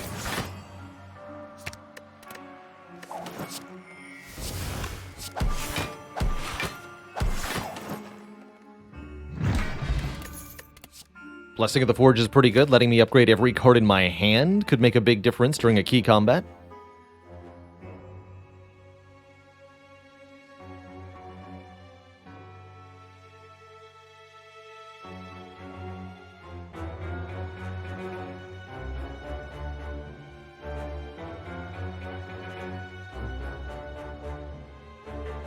Femtomatic. If a ninja became a clothes designer, would you say that they had a kunai for fashion? Kenai? Kunai? No? Yes. Giant head, but he's even stronger. Terrifying. Absolutely terrifying. This is almost assuredly the fight where I'm going to put the fear potion to good work. I was really hoping we'd see something with Metallicize so that Handrill could pitch in. But we didn't.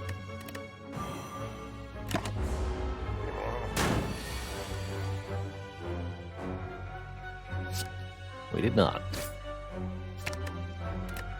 I'm gonna try not to use the Miracle Potion in this fight. I know it's good right now, but I need it to be better than this. I think it's Fear Potion time now, though.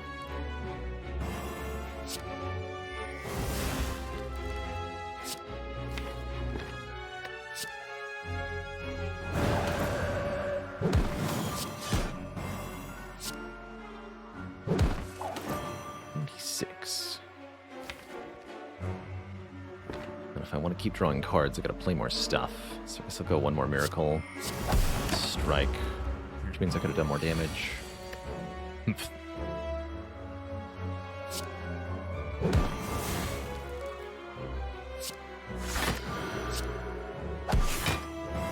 Thanks for the energy.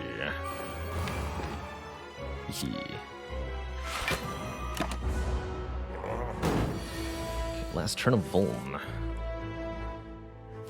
Kind of feeling like I might have misused that potion. Shoot.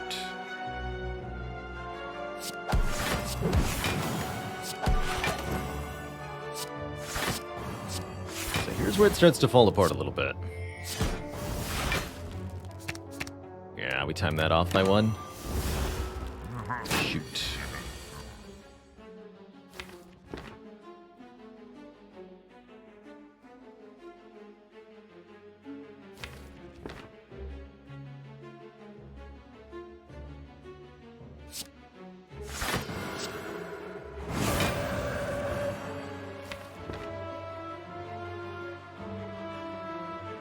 So we end this with probably Panic Button and Empty Fist. Is there a way to kill next turn? I guess that's the question. Sundial's currently on 1. Keep an eye on that.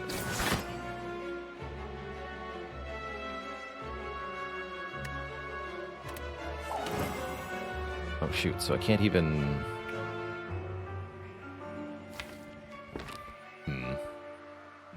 Problems abound.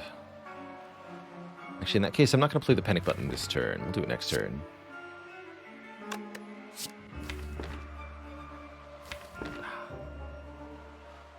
It's got to be Defend Empty Fist.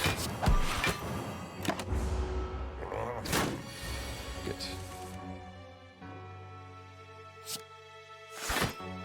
Good.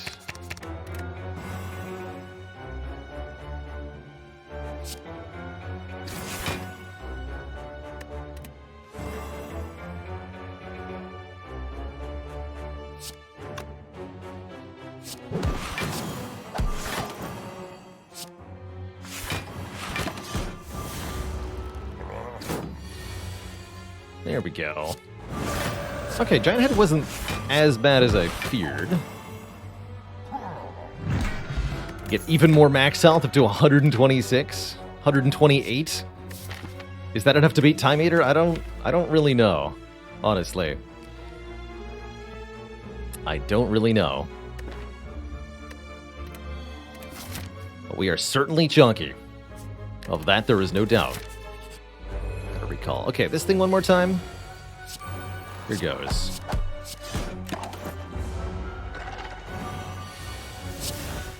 Problem is, we ultimately just don't have a card draw for this to actually work. 5 per turn is not cutting it, even with the scry.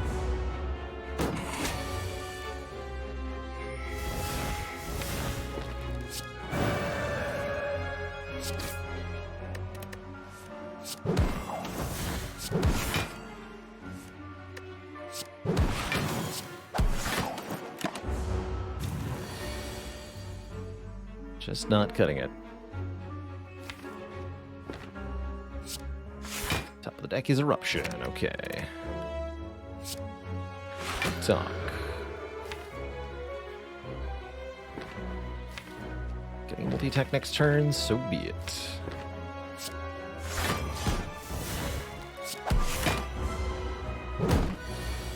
So be it indeed. Well, I can't say I'm happy about that. Gross.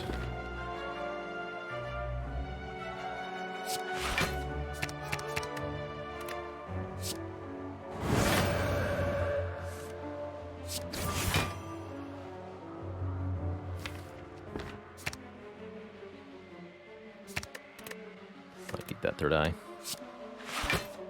Okay, we're good.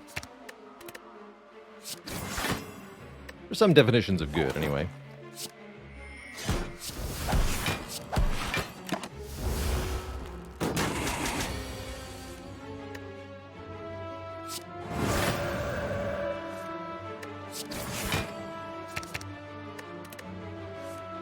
Lilac says, do I ever pick pressure points if it's the first card in the run? I have tried this a couple of times, and I've never gotten it to work for me. Pressure points first too often results in just not seeing any other pressure points. Worship, huh? You know, I could actually get behind Worship in this instance. Makes me wish that I had taken the prostrate, but it is still Enter Divinity the second time we play it, which is enough of a multiplier to matter here. Don't love it, but I will take it. Alright, 75 health for Time Eater. Gotta say, I'm pretty worried here. This might be a fight where I need to use the Blessing of the Forge, and it looks like we'll be using our Panic button on turn 1, so that's a little worrisome.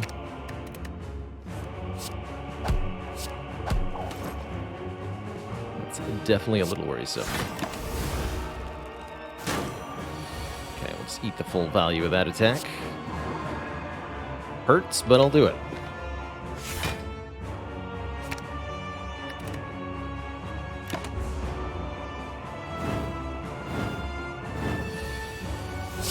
Oh boy, we are in for a tough time today.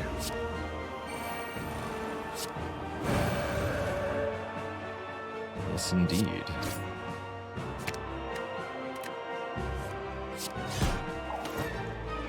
Let's go Miracle, Deceive, Empty Fist. Next turn we take just all of the damage. Oops, Miracle, Deceive, don't Empty Fist. Excuse me. I thought that was going to go. Probably time to Weak Potion, too. We have enough money, at least. How do I feel against the next boss? Awaken 1 should be easy. Donu Deka could be a problem. But Awaken 1 should be easy.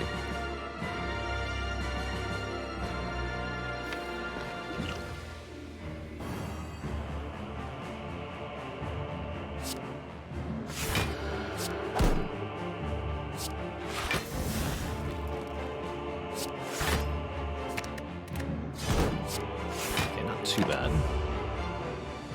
The longer the fight goes on, the worse it's going to get, unless we can keep our dex gain consistent here. Easier said than done, too.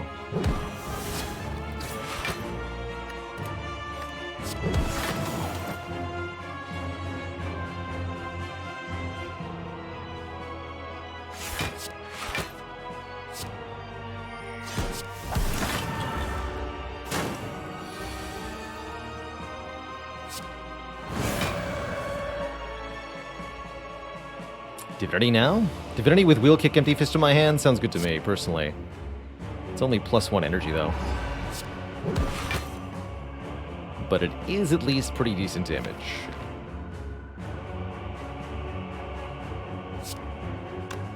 Don't need to Empty Fist. It is good damage, though.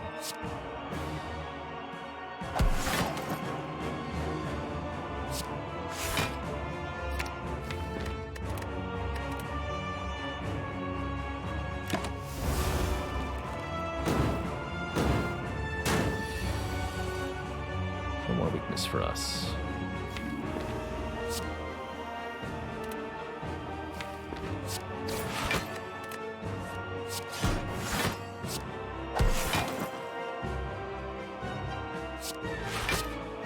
Don't want to play Third Eye with nothing in my hand.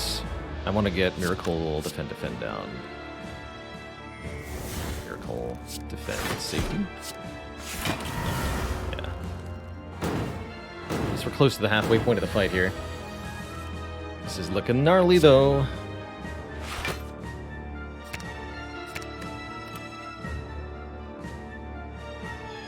Definitely looking gnarly.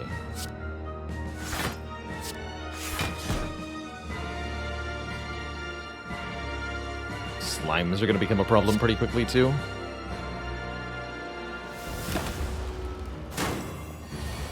We can't get rid of some of them.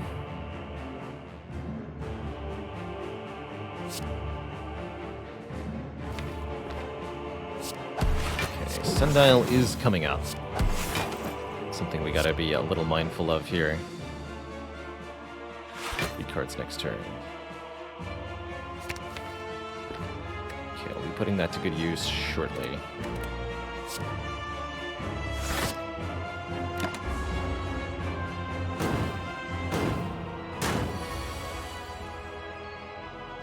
Okay, and yeah, that's the halfway point. That's right. So if I want all the energy in the world next turn, I should... Vigilant Slime. They can actually maybe Worship Slime. So that I can put the Worship back in the draw pile. Don't like that our health is so low here.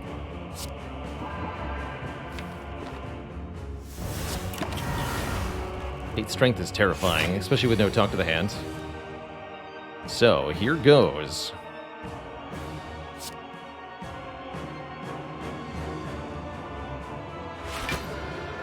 This is our key moment, too. We've got hand drill coming in, right? There it is.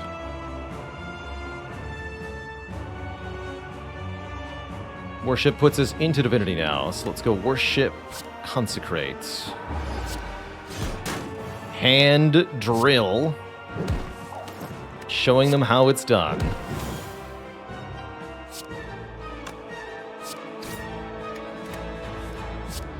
Can't believe Hand Drill just saved our bacon against Time Eater, too. Bacon. Good job, Hand Drill. Okay, I'm hoping this is Awaken 1, because I think we can beat Awaken 1 very easy. Good. Okay. 40 health should be enough here.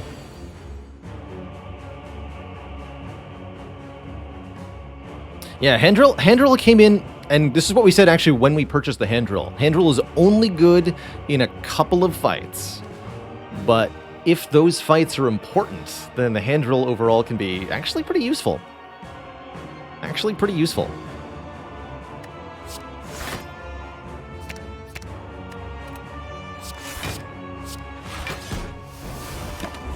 Probably use Panic Button on the first multi-hit here. I hope I don't have to use the...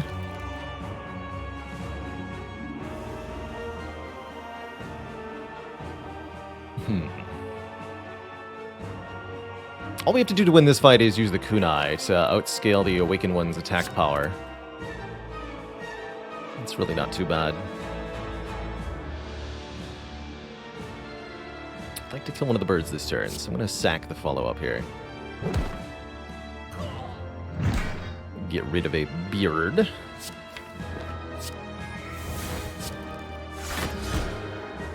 Take a little bit here. Don't play the rush down at all during this fight, as it'll only make our boss stronger. Keep this. Discard this.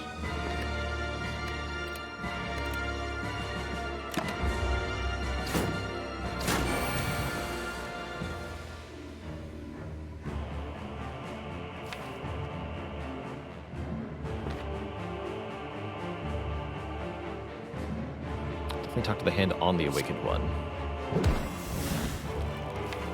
Don't know if I'm drawing into an exit yet.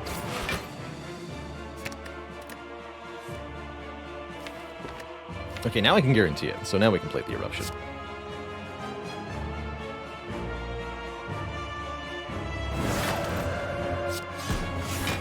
I should probably go ahead and kill the bird. Actually, we can do that with the empty fist and the letter opener.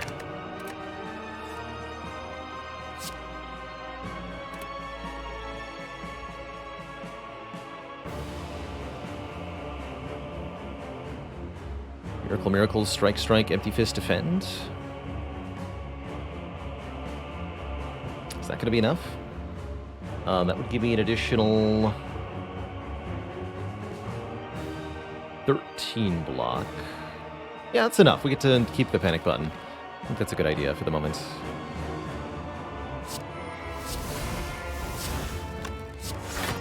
Just missed one hit point there.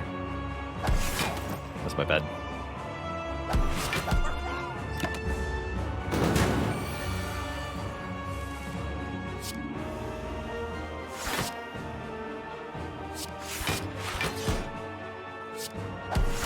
Okay. Now that we've killed the birds, I think we've mostly stabilized in this fight. All we have to do is continue to block while occasionally managing to gain a point of dexterity with the kunai on our turn. And if we can do both of those things simultaneously with any amount of consistency, we'll win this fight with flying colors.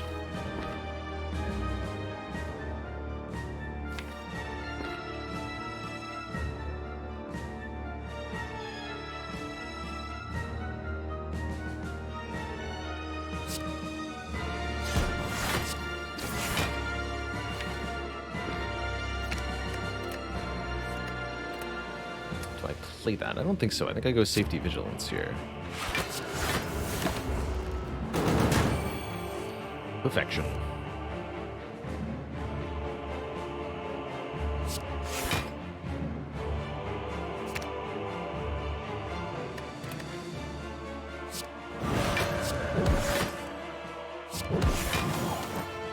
A bonk.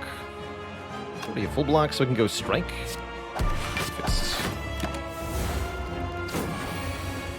Jamat, thanks for 6 months of support. Heck yeah.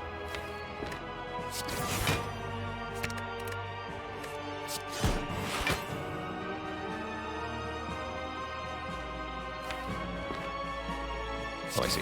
Discard both. Sundial.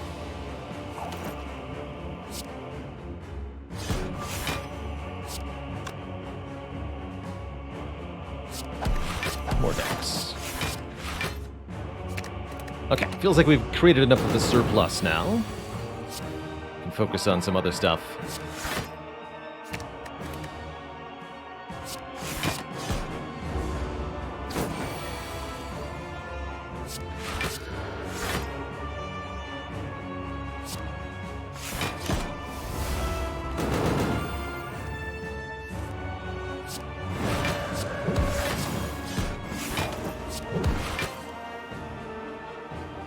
Divinity. Let's not use that yet, though.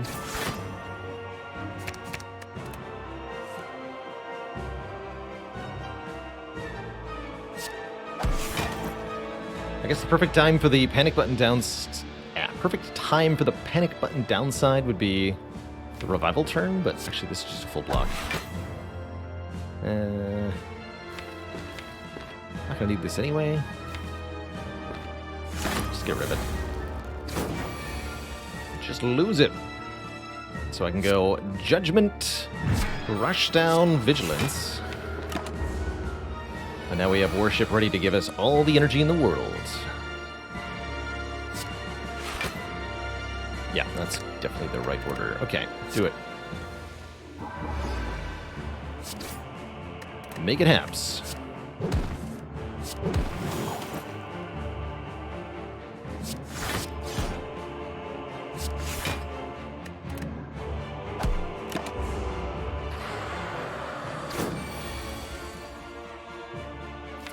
By 3. Easy.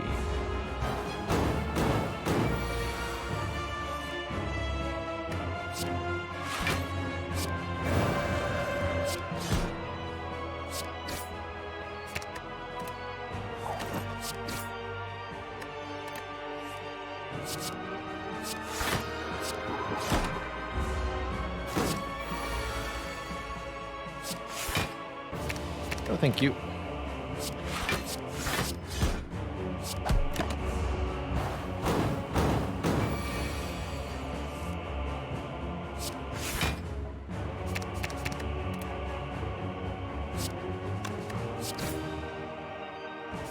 Just draw that directly.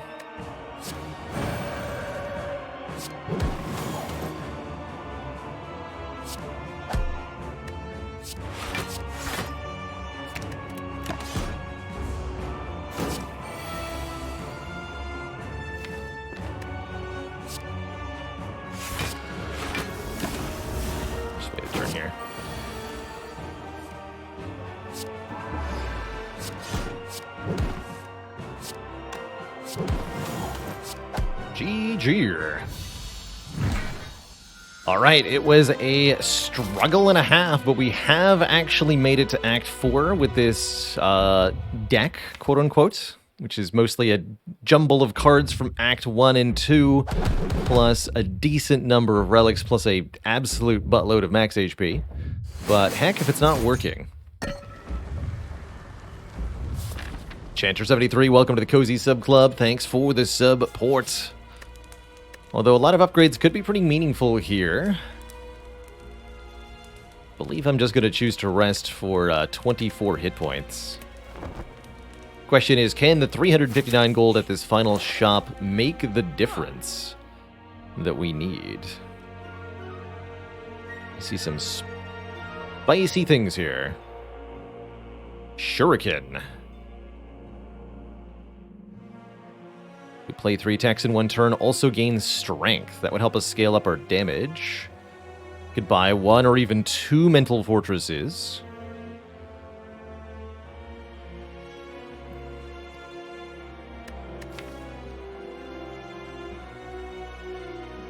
Never did get that inner piece, huh? Anash has some interesting options. Good Instincts as a free block is pretty good. Bag of Prep with Pyramid is very good. Card removal is very good. Don't think I want to duplicate the Warship, but that is a decent option. Should probably buy 1 of these potions. 2 pressure points, last minute. I like it. Oh yeah, we could duplicate Talk to the Hand. That does seem like a more reasonable purchase. If we're going to duplicate something, probably duping Talk to the Hand, I'd be very okay with just Bag of Prep Dolly's Mirror, actually.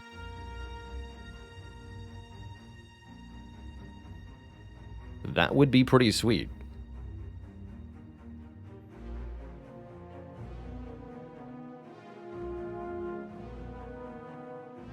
That would be no removal. What do I like between the Bag of Prep and the remove? I think I like the Bag of Prep. The early turns are important, too. Not getting Shuriken kind of hurts. Well, I can't do Shuriken Bag of Prep. Or Shuriken Talk to Hands. Okay. Could still take the pressure points. Can't take a potion, though. Let's see how this does. I'm a little skeptical, personally. I'm also curious.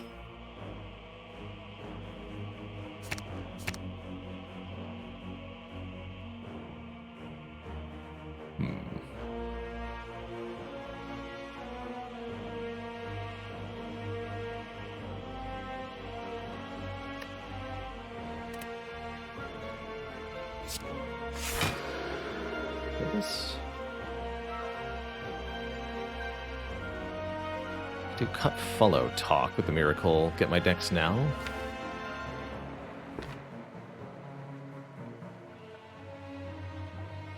Sure. I think we have to go for the spear first in this fight because our damage output's pretty low.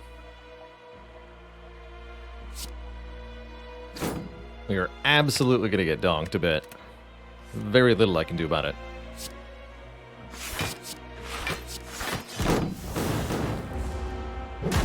Let's just say meat on the bones. Gonna put in some work.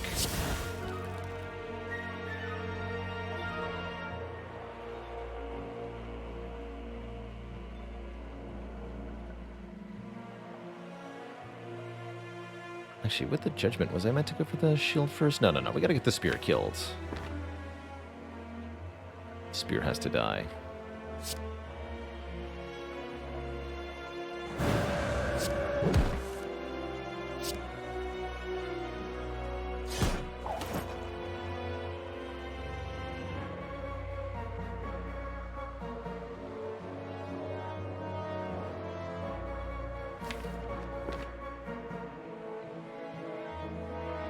Extra energy next turn. Or whatever good that's gonna do me.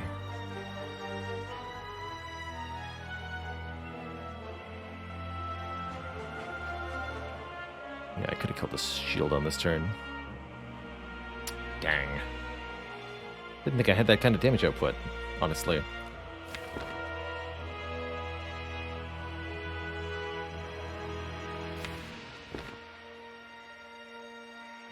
Gotta play the empty fist, one way or the other.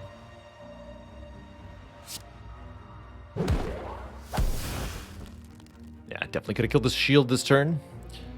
Oh, and I forgot to turn around, but I can turn around with the judgment, but I need that to kill, huh? We'll figure it out.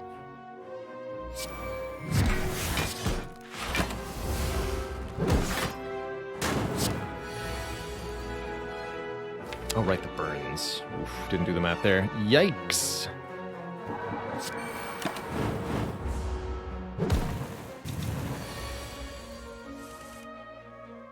Okay, we got the judgment back. That's what mattered. So we can go defist you, judgment.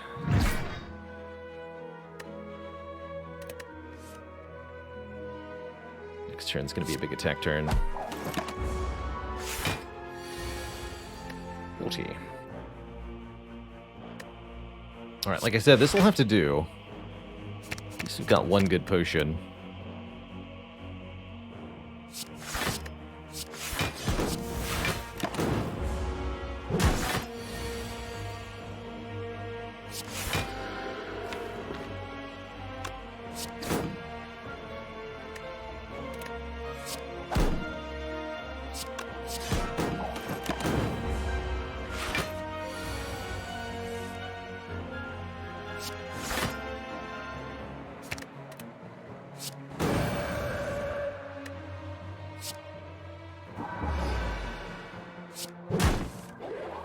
Hand drill tried. Not doing so well, though. Okay. We get through the elites. We have 69 gold, 64 health, and a Nirvana plus, which actually, you know, it's gonna help. It's gonna help. I'll take it. We have enough scry in the deck. This is a meaningful amount of block. This is not unwinnable against the heart. I don't think we're in particularly good shape here, but this is absolutely not unwinnable, which is pretty sweet.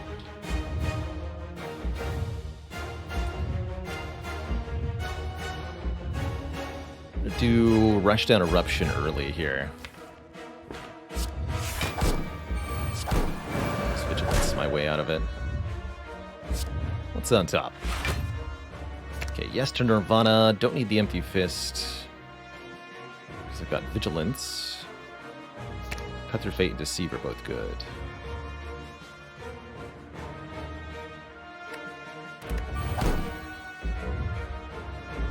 Let's get this out of my hand.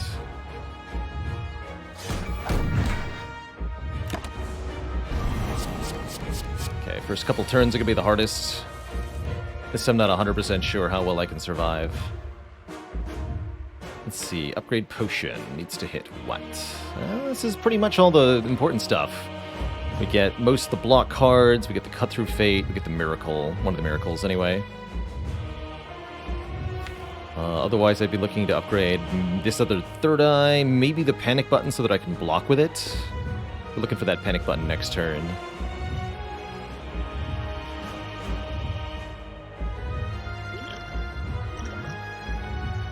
We'll do it.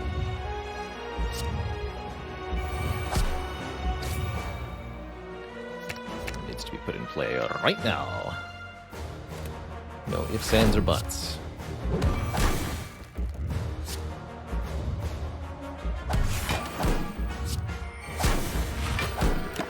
We'll lose most of our health next turn. Probably dead unless something major happens. Looks like we're just dead. Couldn't get enough block quickly enough here.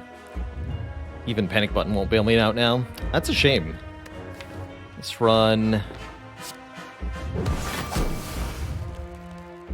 Got some potential. But down we go to the Corrupt Heart. Can't say I'm too surprised, actually. We made some intentionally suboptimal choices, and I have to say the one that killed me is this one. Taking the Busted Crown, even though we had Singing Bowl, which gave us 32 max health.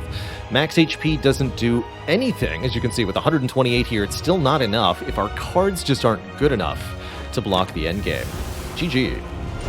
GG. Absolutely a highlight of why the Crown is something that I avoid, particularly after the Act 1 boss, so often. It's just not good enough. Just not good enough.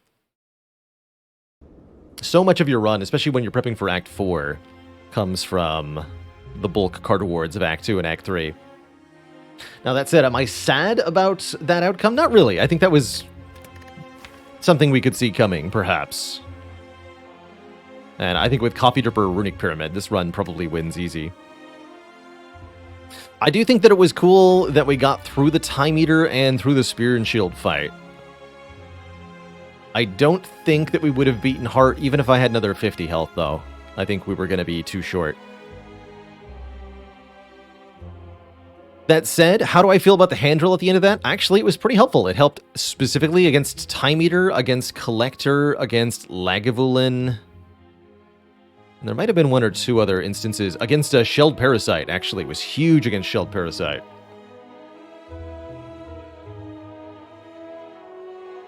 Almost saved it with a Kunai. If we'd been able to get a Tantrum and a Halt, I think that would have been all we needed, really, to really bring this together.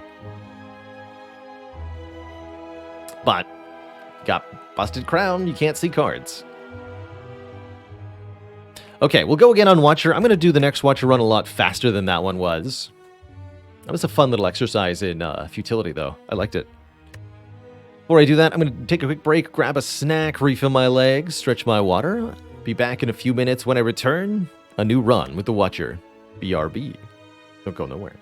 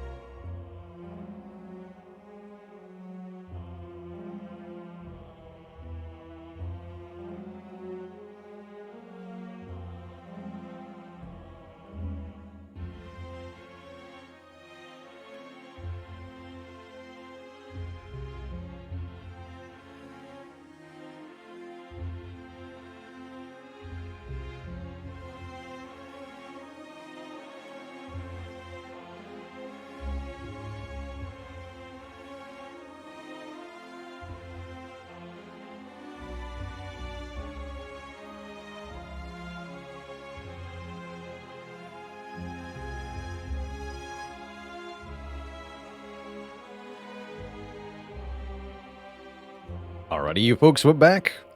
We are back. It's rematch on the Watcher time.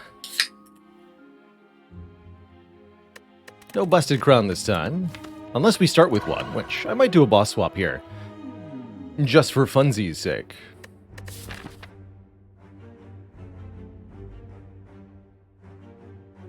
Yeah, let's do it. Fusion Hammer. No upgrades. Fusion Hammer is particularly fine on Watcher, I tend to find, because lesson learned is a thing. I just busted out a cold one. Just a sparkling water. Nothing alcoholic. Not that I'm opposed to that, mind you. Classic lesson learned. Lesson learned. Alright, well, if I can't upgrade, I'm going to fight the Burning Elite. That's the way of things. Take the heal here. Let's take some combats to start.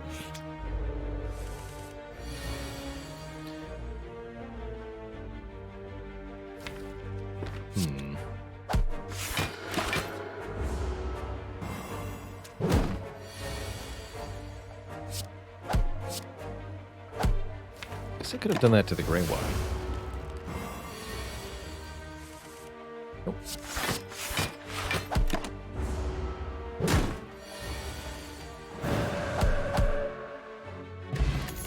Block pot's good.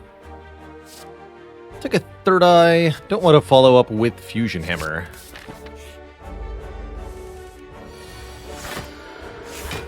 The third eye is pretty good.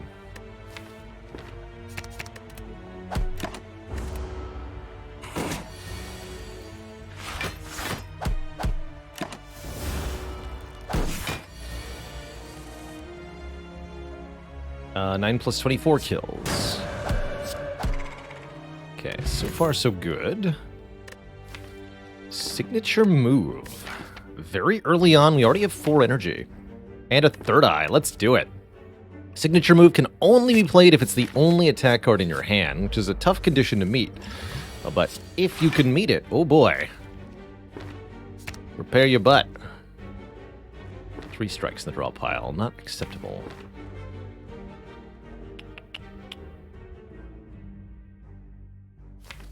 Actually, wait.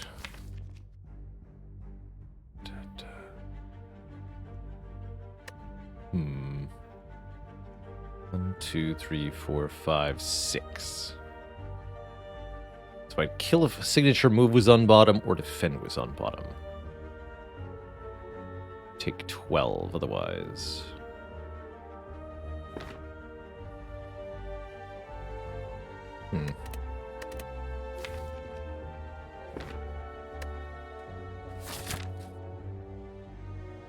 This would have worked better if I could go to a shop.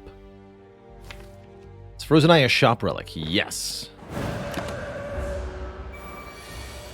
That's the draw I didn't want.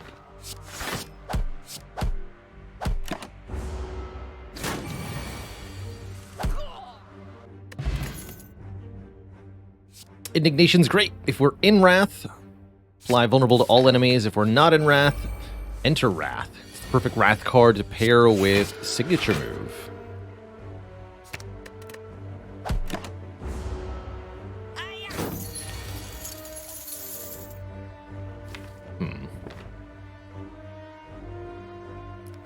Awkward.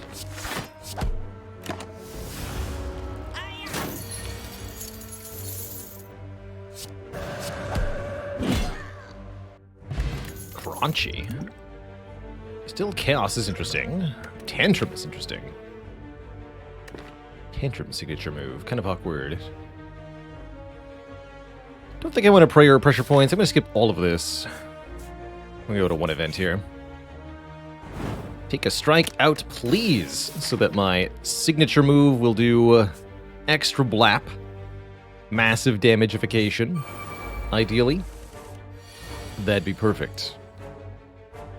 A bit of an awkward situation here. I think I'll use the Distilled Chaos. Although I have to play the strikes first, huh? Awkward.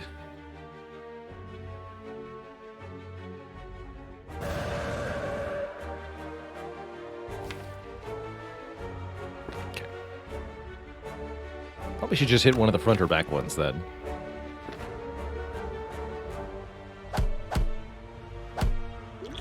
Get him. Signature move and... Oh, I can't play the signature move while the eruption's there. So I have to go eruption, signature move, which kills both the front and the back, actually. That's fine. Take 3. Good potion-ish.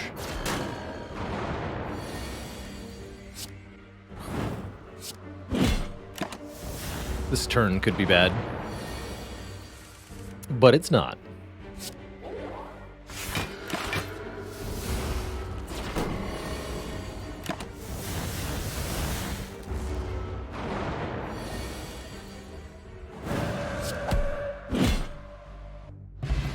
Whetstone. Upgrading a couple of attacks. Pretty spicy. Cut Through Fate's kind of interesting with signature move. Maybe not necessarily good. Master Reality is a no-no here. Not upset by Sanctity. Our Act Boss is Slime Boss. Let's take some draw. Getting Eruption upgraded is very good. Very, very good. Basically the only Wrath card we're going to need now.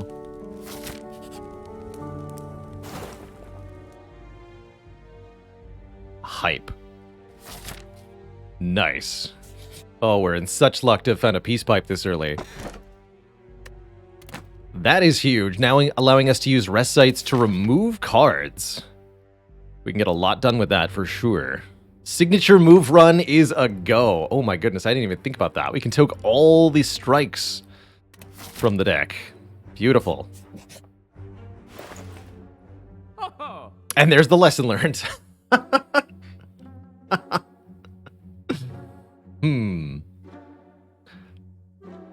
Alternately, Rushdown Meditate looking really nice here, too.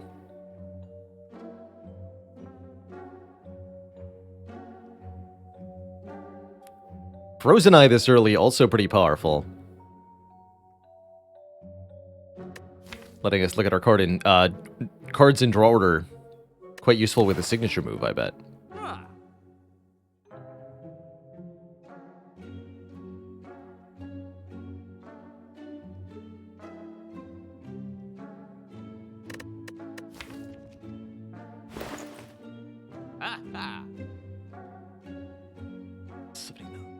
So I can't afford removal alongside.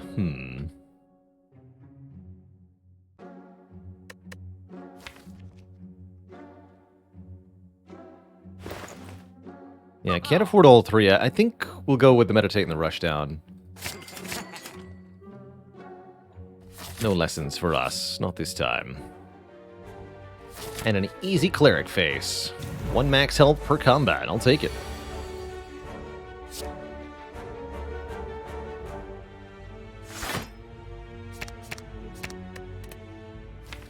I'll take it.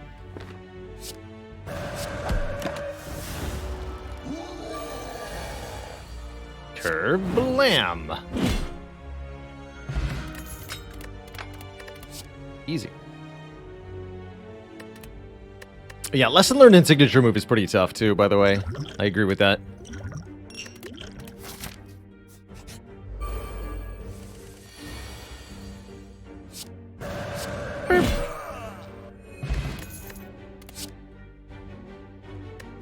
Fortress. I'll take a fortress.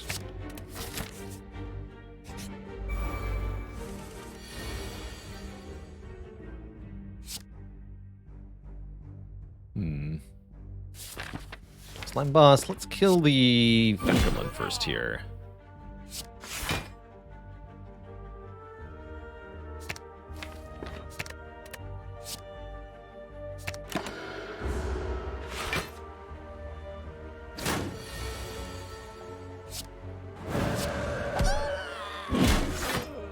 Got him.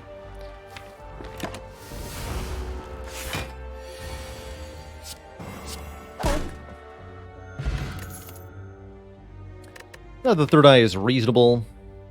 Weave's not even that bad with the ornamental fan, but... Let's Let's start losing stuff.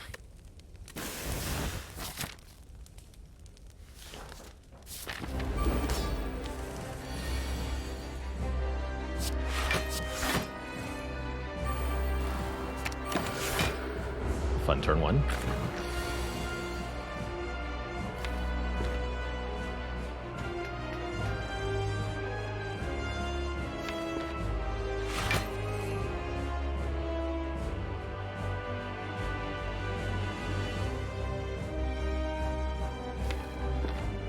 Energy 1, 2, 3, 4, 5. Can't play the indignation. It's fine. I hope. Spoiler, it was not fine. Call this potion now rather than later.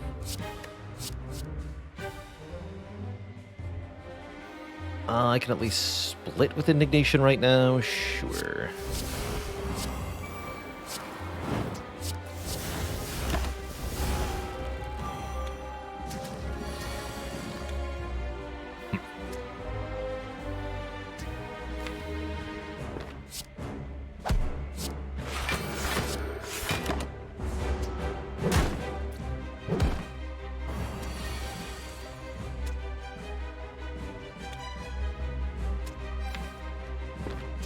Do have Russian in play, so indignation will draw 2.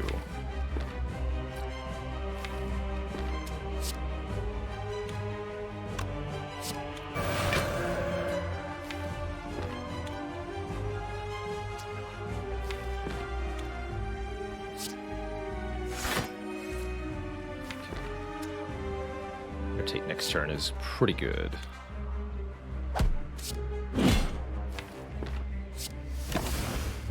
Not too many slime to draw either.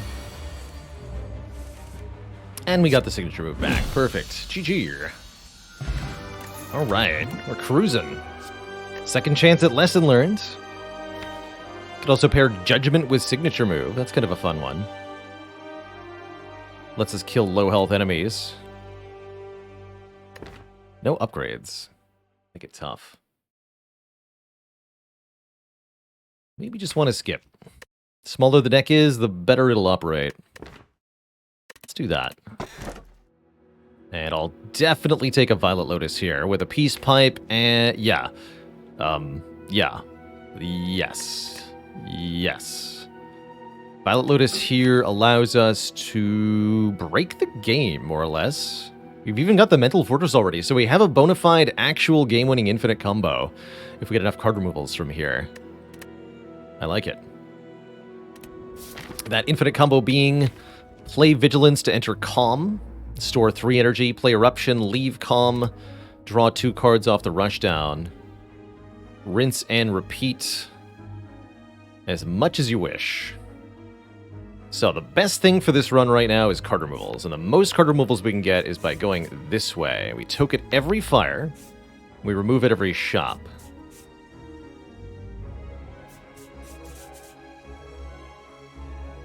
Remove, remove, remove, remove, remove, remove. 6 removals down to a 10-card deck, so we can purge all of the basics at the moment. And the more we do that, the better we'll perform. That said, can I beat the birds? That may not be so easy.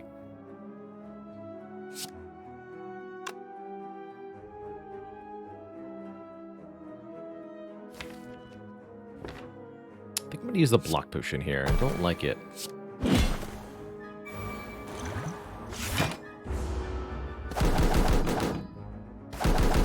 Could have maybe used the explosive potion instead. Didn't much like the idea of using no potions.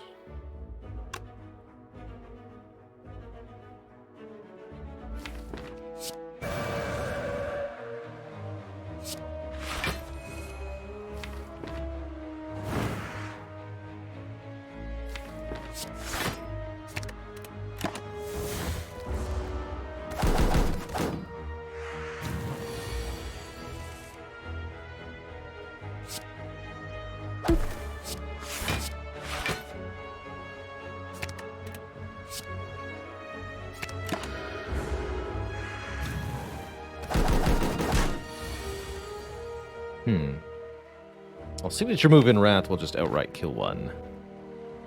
Seems like a good player.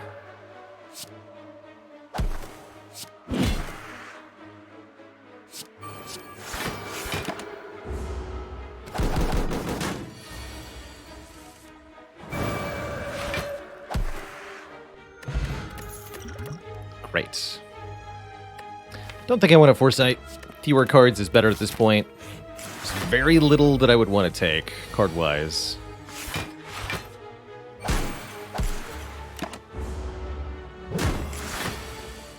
Ouch.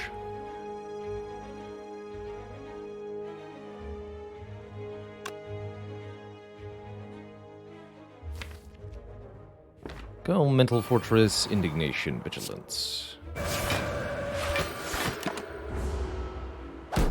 Fully that way.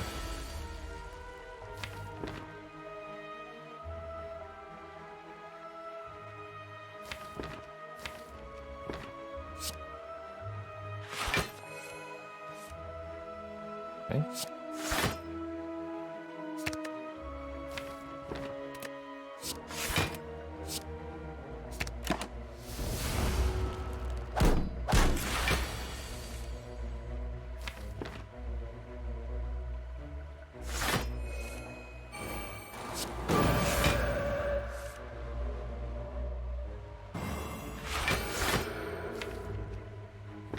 Looks like a good turn next turn.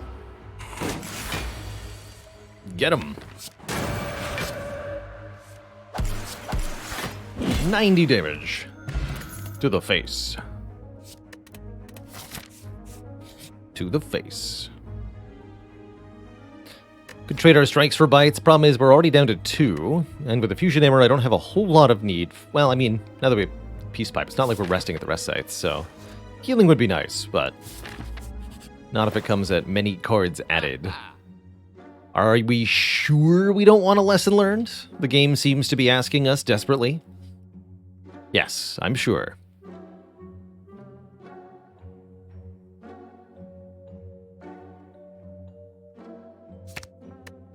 Let's lose the last unupgraded strike, actually. Then we can start moving defense. Can't afford Master Strategy alongside. I do need 100 gold at the next shop for a card removal. Maybe Dark Shackles could be of merit, but not gonna bother. Not gonna bother.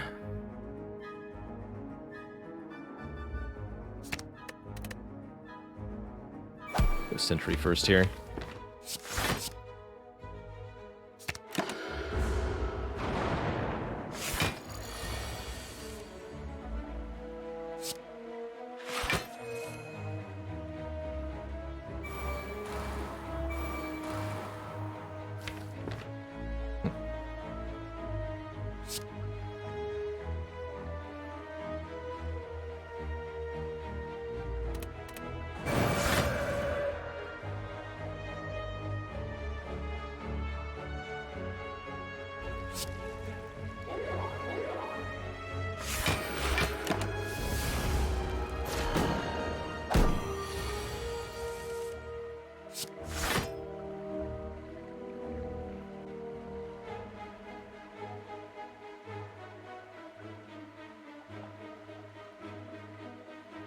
Definitely should have gone for the sphere first.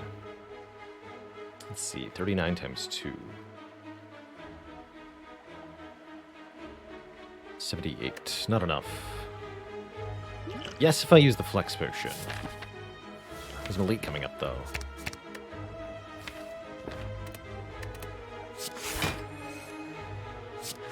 I can't trust in that. Dang.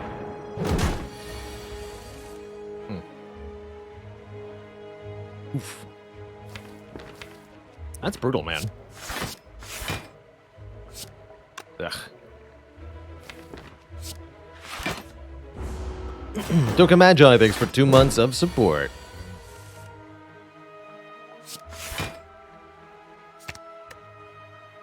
Okay, we need to kill one of these things at least, please.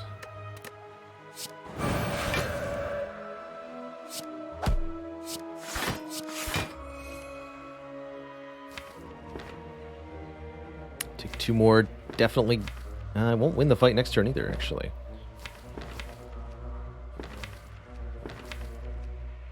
Won't be able to attack if I don't meditate something, though.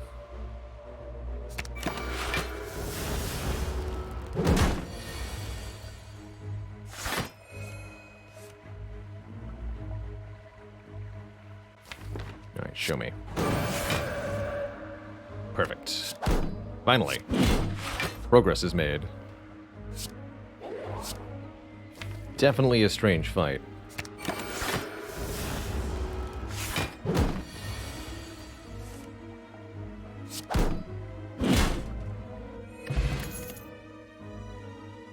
Be a little bit worried for potential 3 slavers fight, but we'll see.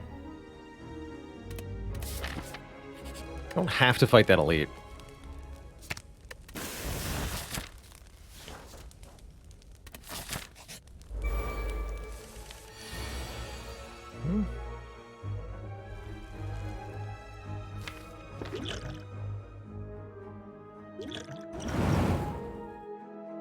Okay, there we go. Not quite what you'd want to see, but definitely good enough here. Let's go Eruption. Take a little bit more, get the fortress down. Feels correct. Let's get ourselves set up here.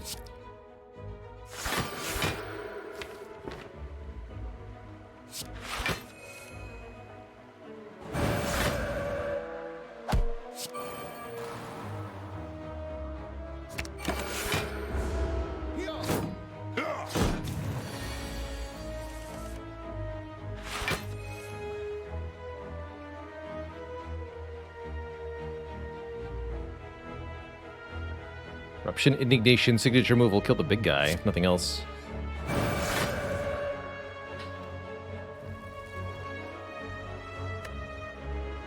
Good enough for me.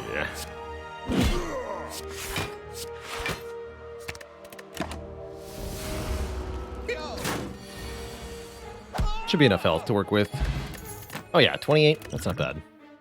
Upgraded signature move. My advice, never take 2 signature moves in the same deck. You will definitely regret it. Move defend. Oh, that's pretty good. Any powers we add will be upgraded. I wouldn't mind another rush down, especially.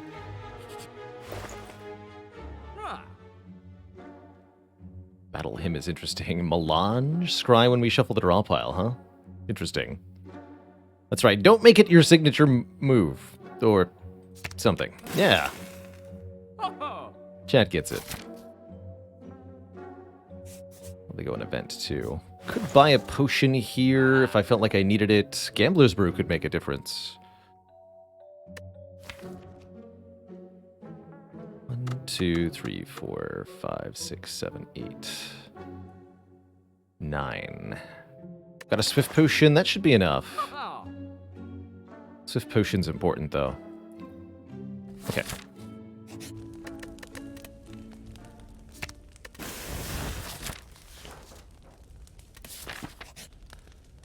Yes! Remove a card from my deck. Don't mind if I do.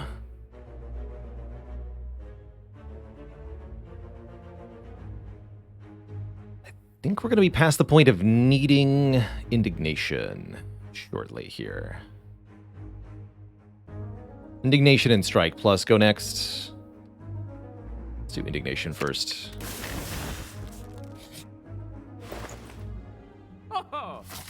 Merchant's cute. Oh, hello there.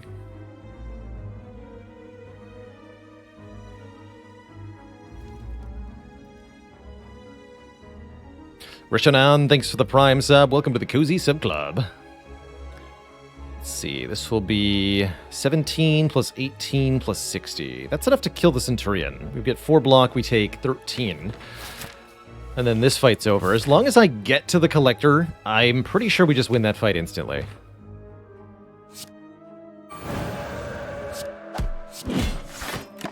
So I'm going to take that turn 1 line, even though it gets us hurt quite a bit. It more or less wins us this fight.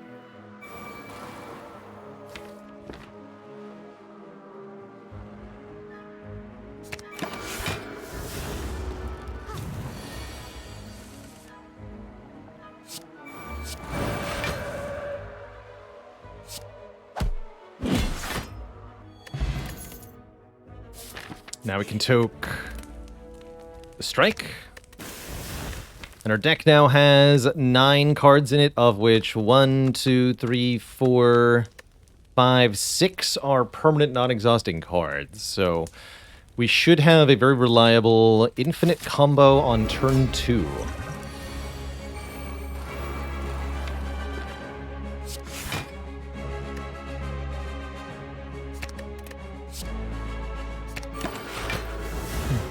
As on turn 2, all of the cards come into the deck now. And we can just go Eruption, Vigilance, and we get to do that back and forth. This is a winning way through the fight, although it looks a little expensive in terms of energy here. Always finish with the signature move.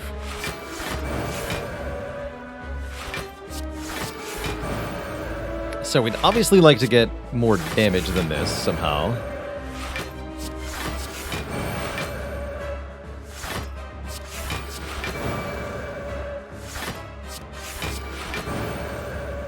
But currently, the only thing that's cost me is time.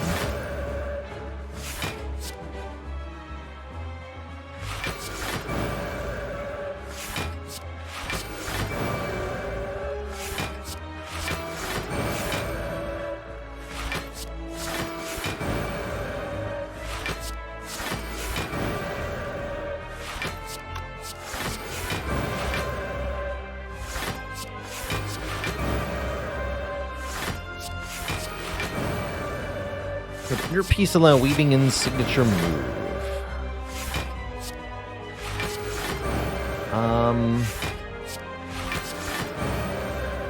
It'd be difficult.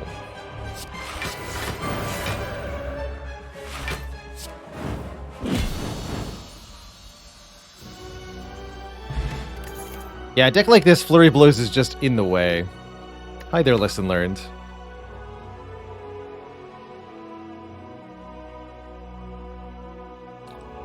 I could use Lesson Learned to upgrade all the cards in this deck, and then toke it.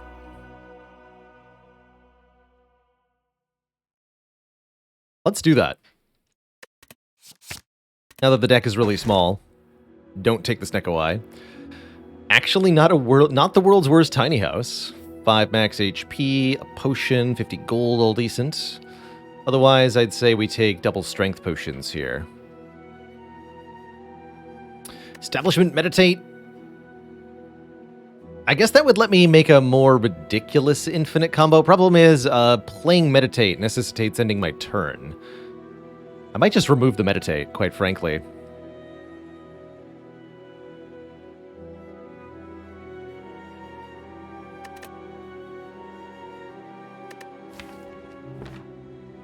Let's take the Sacred Bark. Gets me an easy turn 1 infinite if I need it here.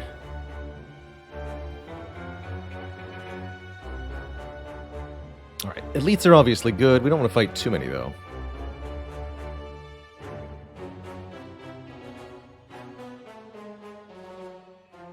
Well, I guess there's no such thing, huh? Nemesis could be a problem. Although I can use the Swift Potion to kill Nemesis at least 1 time. I would take 99 gold if we get offered. Oh, also sometimes this happens? Ew. Oh, that's not good.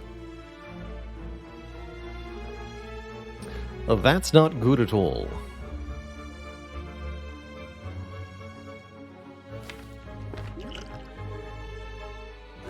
Guess I'll use the potion now, huh?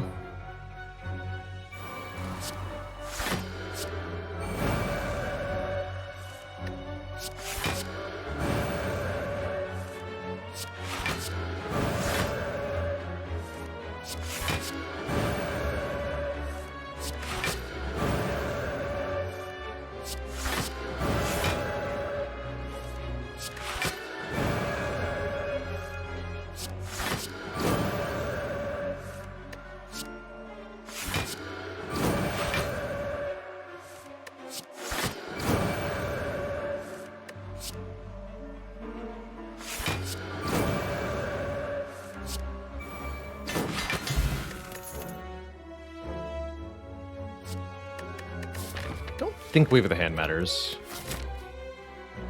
Item time meter? No. Fight.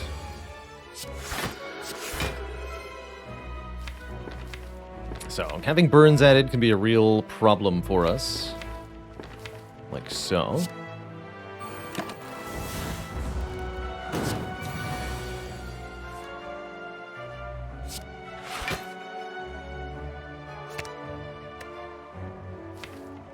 Don't want to draw that signature move.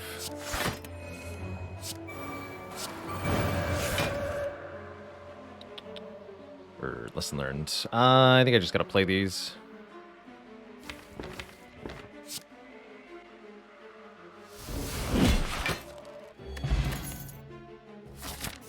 Definitely don't want a flurry of blows. Would try taking a prostrate, but I don't think it helps me. Currently meditate is sort of helping. So is third eye, sort of.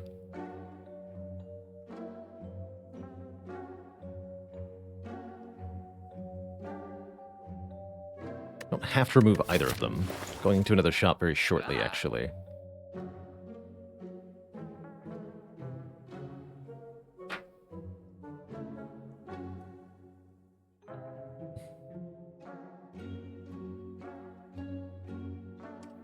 Okay, we'll just keep going for the moment. Transient's gonna die. Goodbye, Transient.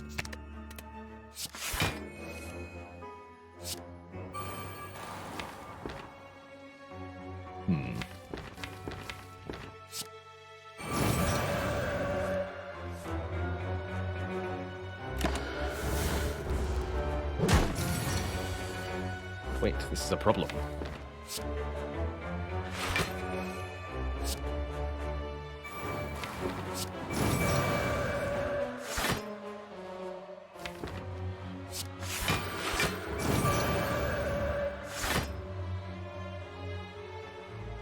Interesting. Well, lesson learned is here in my hand, too. Gotcha. As long as we meditate, though, we should be good.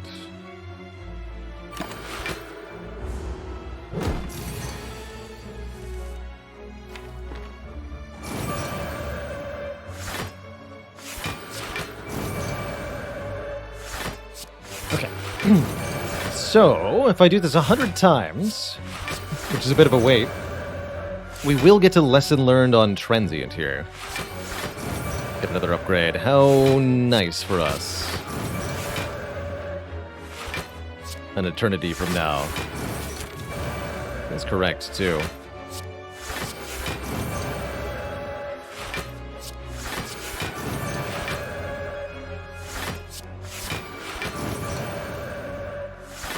Now's a good time to get up, stretch, take a break. Actually, now's a good time for us to share some positive vibes in chat. Dearest chat members, what's going on in your lives that's good? Why don't we have ourselves a moment of positivity here while the Transient slowly dies?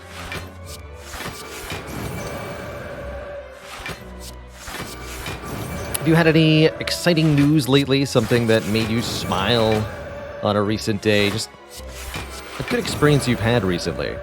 Or something you're looking forward to? If so, type it up in chat, spread some love around, and flood us with some warmth and good vibes.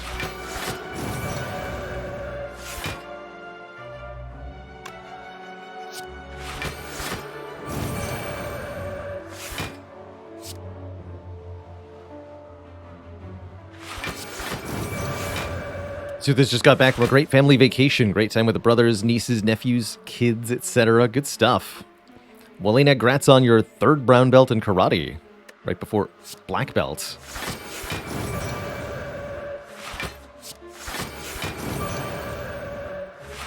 Redshift got a formal job offer this week for an associate director role. Best of luck in your new position. Hope it goes well for you.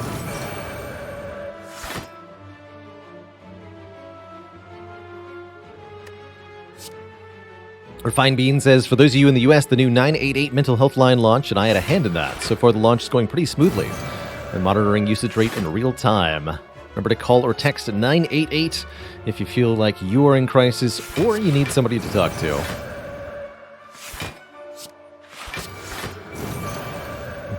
Really glad that there are people like you, Refined Bean, who are available for people in times of need or crisis, whatever they might be facing. It's good they've got somebody on their side. Longer says, what combination of cards and relics allowed this infinite? So, really, really basic infinite. Yeah, it's just Vigilance, Eruption, Rushdown. But the key is that this is not energy positive unless you have this relic, Violet Lotus, giving us extra energy when we leave Calm.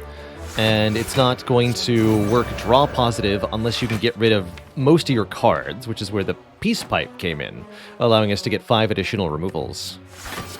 So the ultimate combo was Peace Pipe, Violet Lotus, Eruption, Vigilance, Rushdown. Hello and welcome, Silver in chat. Silver says, starting from this evening, I'm on 2 weeks of vacations. Really enjoying learning Spire from the best.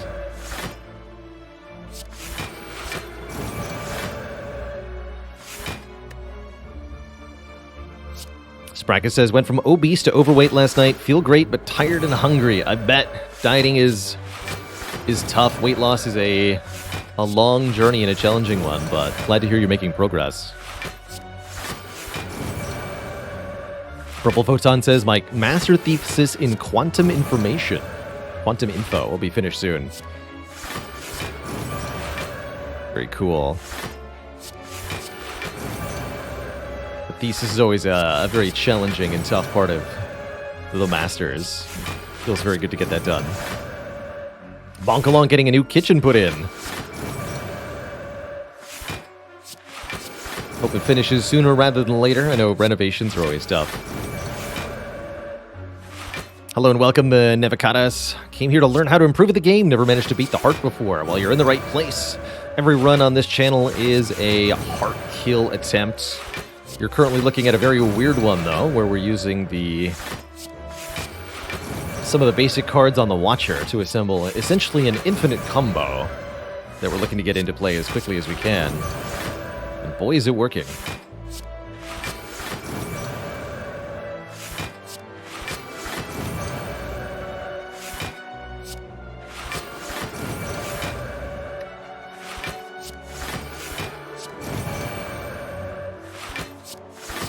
We don't have to do this too much longer, thankfully.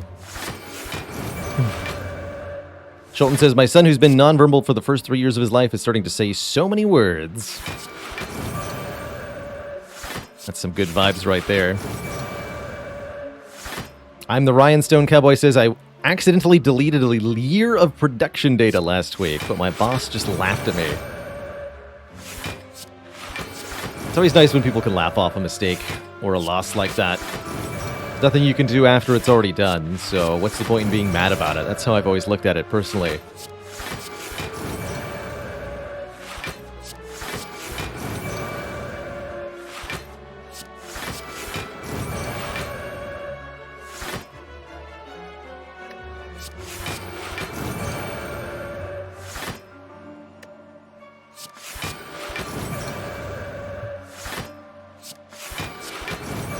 Wilson done with work for the summer, with their last student passing. Good stuff.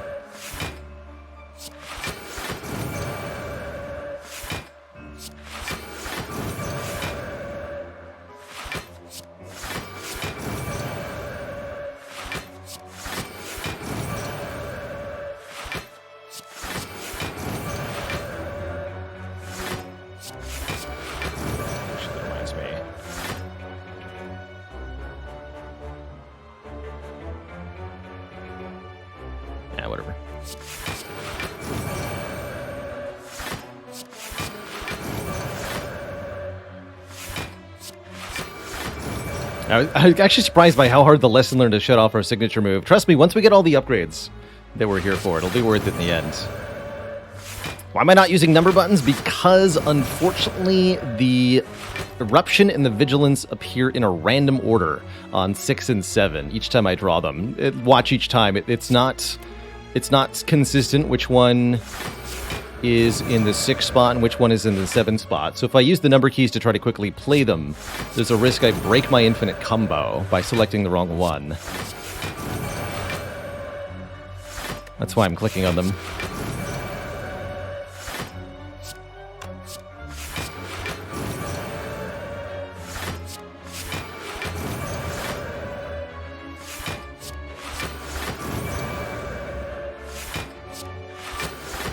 Almost there.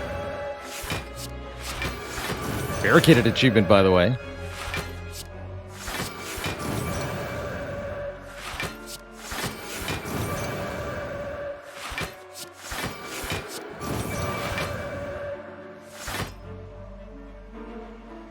Impulsive says, I overcame crushing existential depression and am now just coasting through life without sabotaging everything good. Yay! Hey, that's awesome news. Sometimes, not always of course, but sometimes the problems that you're facing are of your own making. And in that case, the best thing you can do is stop making problems.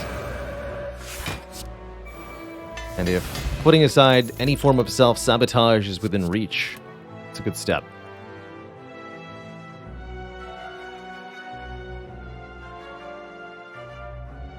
Four achievements in one fight. That's right, we killed Transient. We got 999 block. We played 20 cards in one turn. Hilarious. Hilarious. Okay, so we got our lesson learned upgrade on Transient. May that never happen again. And the hand drill is back. Also, lesson learned number 5. More paint could save me some time. It's funny. So, do I need this third eye? Question is how we deal with statuses.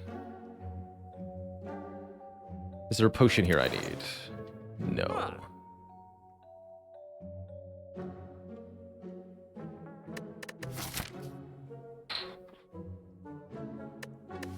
Don't need to remove a card yet. That's how I feel.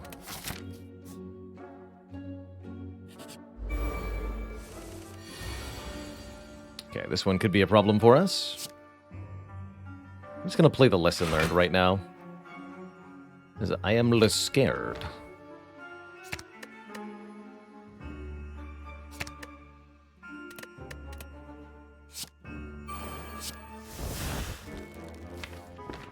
Really, really hoping Nemesis attacks next turn rather than adding... Oh, no. Oh, no. Oh, no. Gonna take even longer than Transient did. Okay, hold on. I know what to do. I know what to do.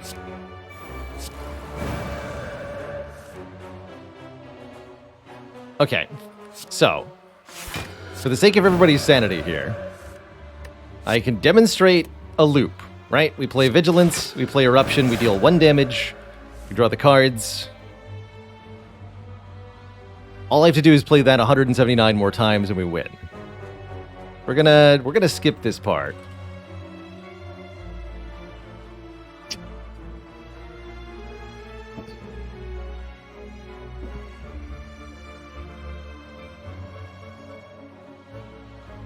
He's immune to the kill-all command? What do you mean?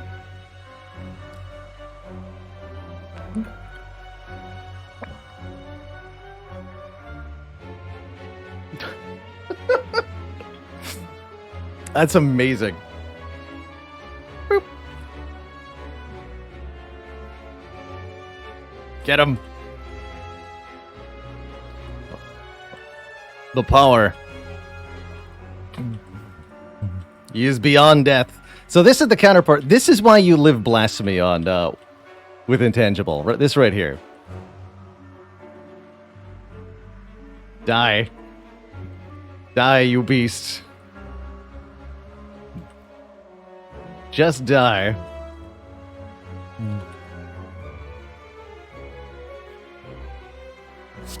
Whoops. Ignore those.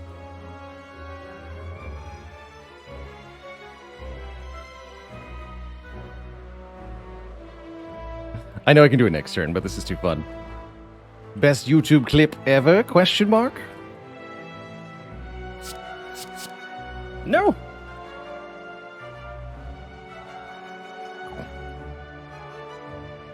The death by 1,000 blinks.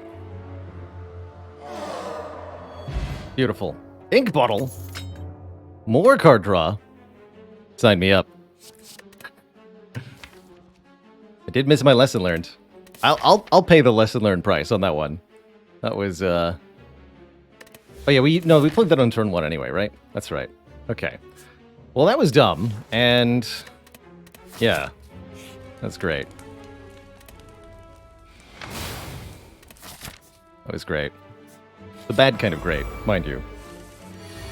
Okay, here's a foe we're much more suited towards beating. Giant head.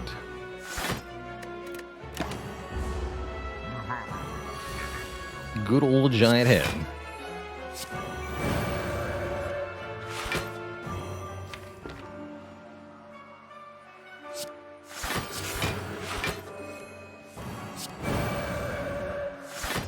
There we go.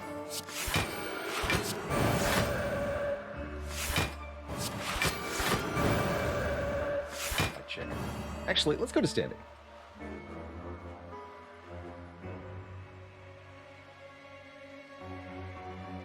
Bob.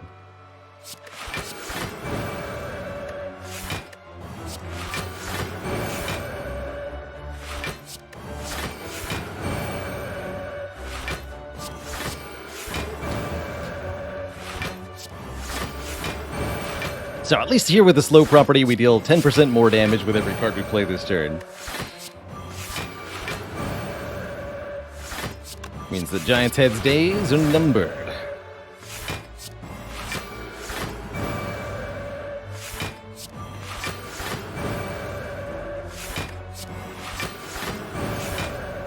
Kerblamo.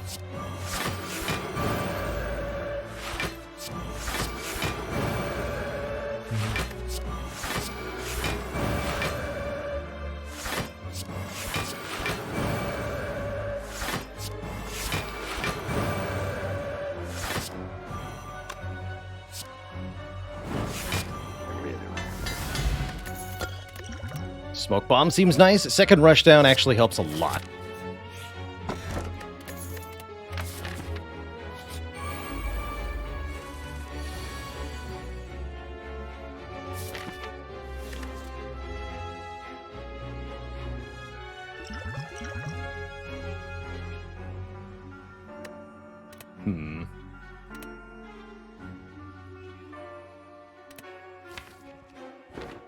Take 1 wound.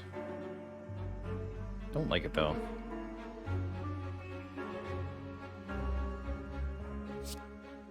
But I have 2 swift strikes. I have a problem.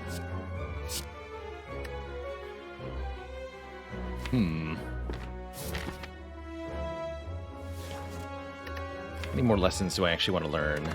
1, 2, 3, 4. Planning on removing that pretty soon, though.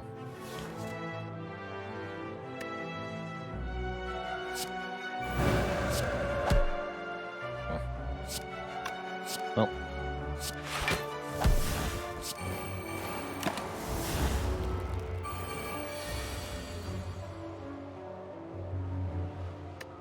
No draw whatsoever. Ouch. This has gone badly.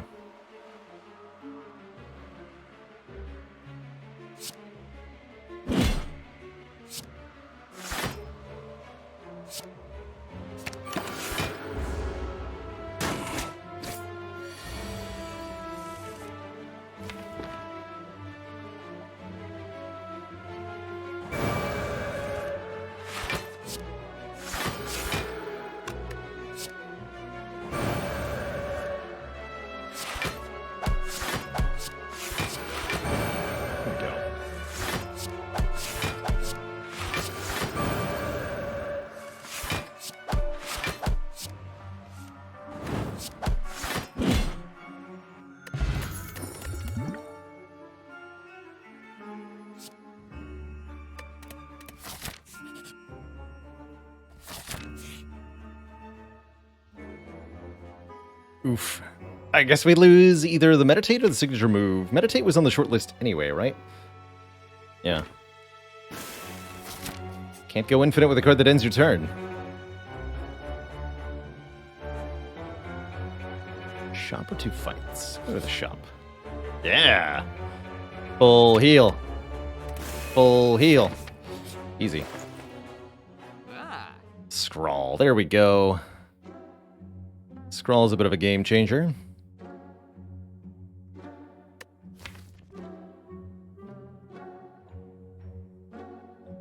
Turn 2 heart. I think 100 hit points will be enough for turn 2 heart. Centennial Puzzle's not bad here either. Thinking ahead.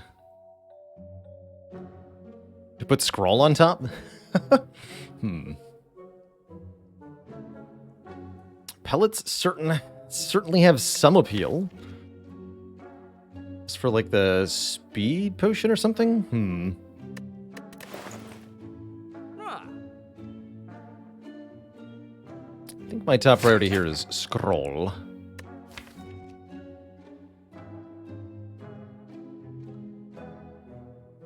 Am I keeping signature move? I think I am.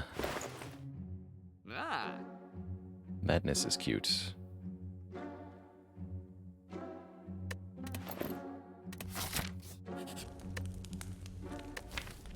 Okay. Did we lose the third eye? It's nice with the sanctity, but might be better to just not have.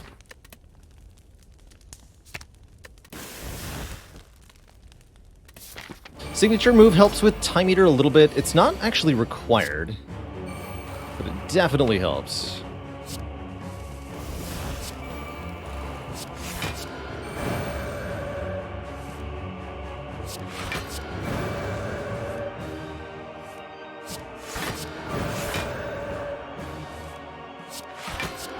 I guess we should maybe kill Deca turn 1.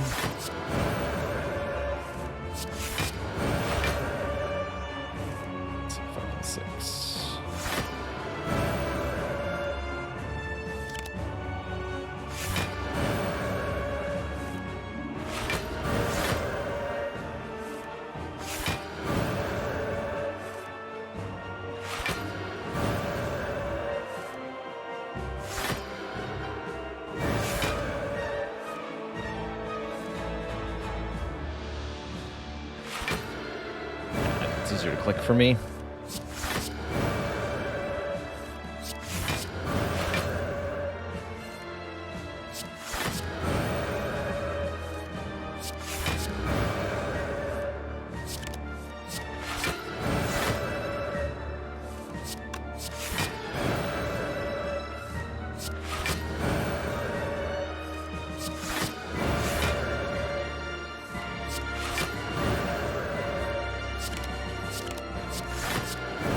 One hour later.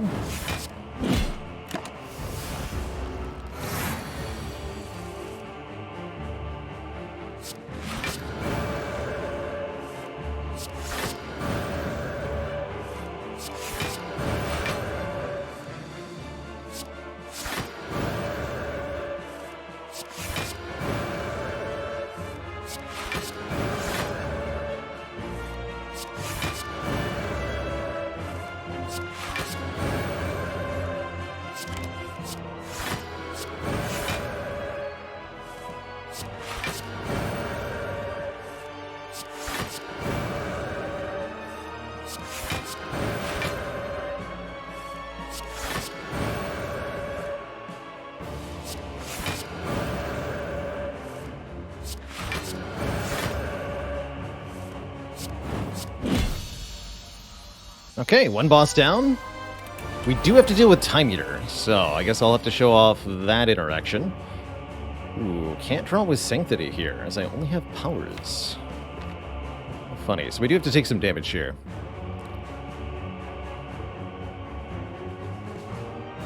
Actually, wait, I'll draw with the ink bottle.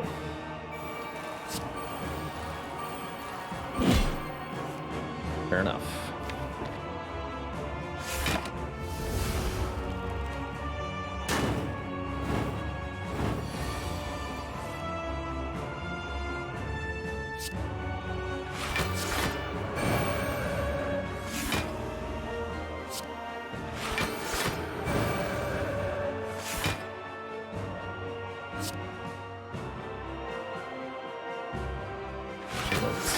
Eruption, Vigilance. Slimes are going to be a problem.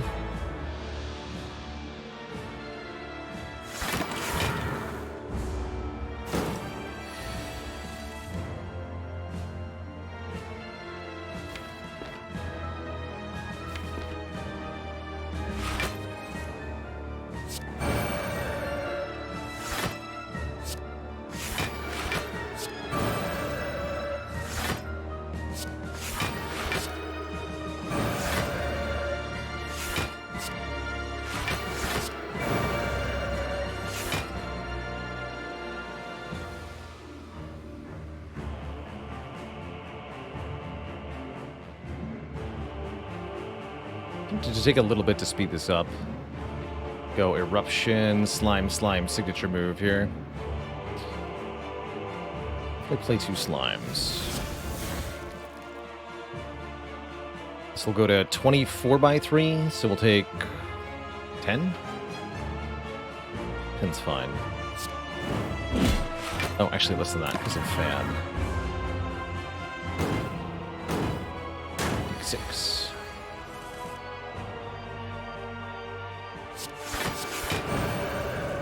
I think I can kill Time Eater on this turn.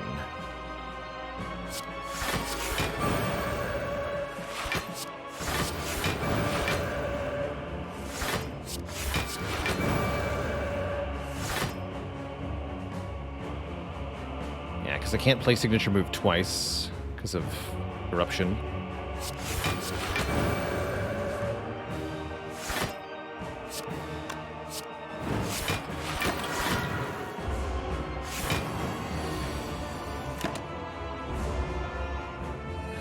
Skip that turn entirely.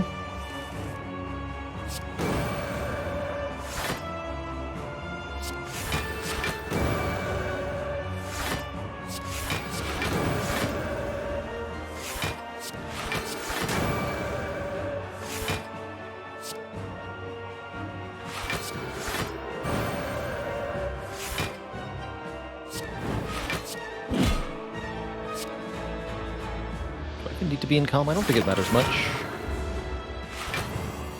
60.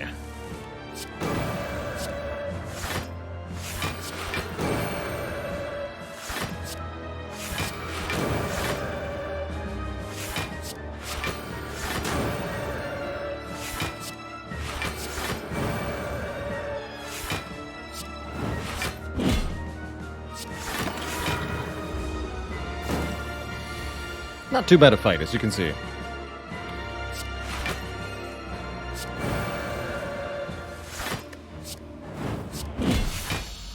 Although I could have done the ink bottle a little bit better.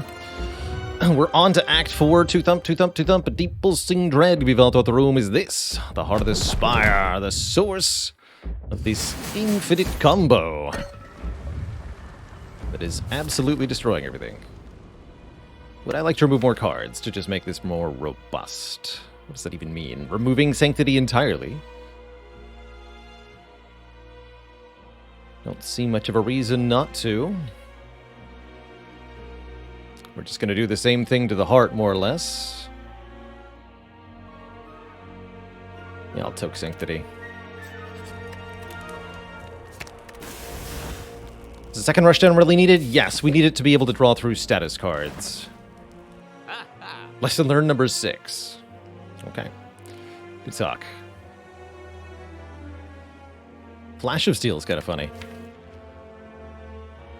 Bad with signature move, I think.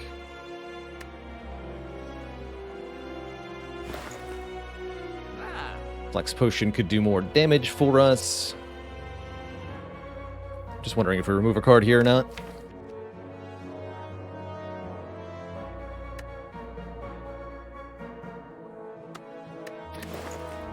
Alright, I'm not going to do the Flex Pot to save time, but what I am going to do is show off a slightly different glitch here. Let me just disable fast mode real quick. Bye!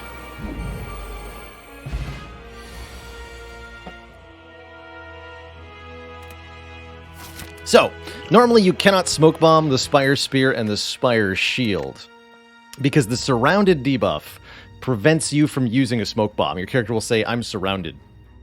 However, if you use the smoke bomb right at the start of the fight, before your character becomes surrounded, at the very start of the fight, the status effect hasn't actually loaded onto your character yet. And if you throw the smoke bomb during that brief window, easier with fast mode disabled, then you can just leave. You can just leave. All right, well, there's the turn one I was a little afraid of. Actually, this is probably for the best.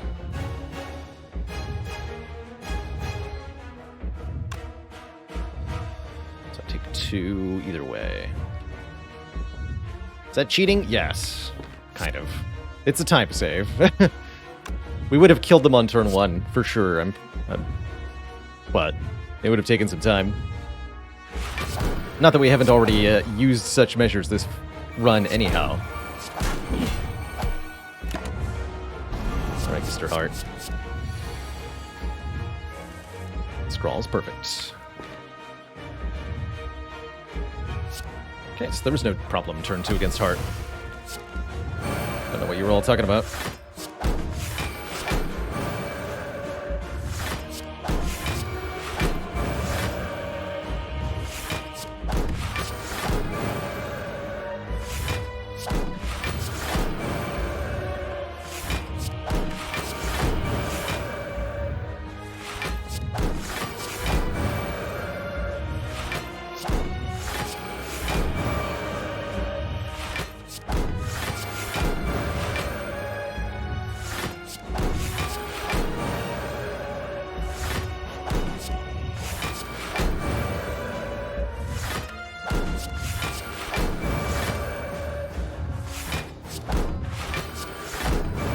Does slime get to stay? No. No, it doesn't.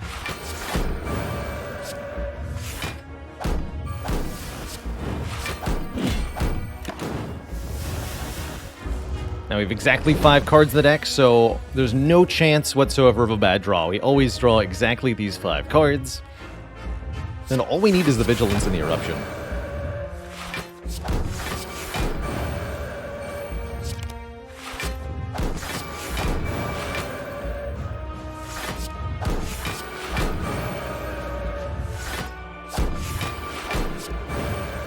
Can you smoke bomb when one of them is dead? Yes. Yes. You can do that normally.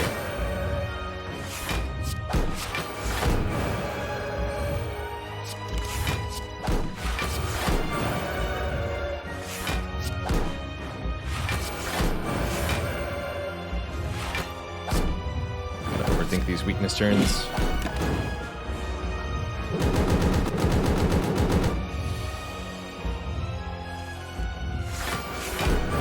Okay, now we're doing full damage.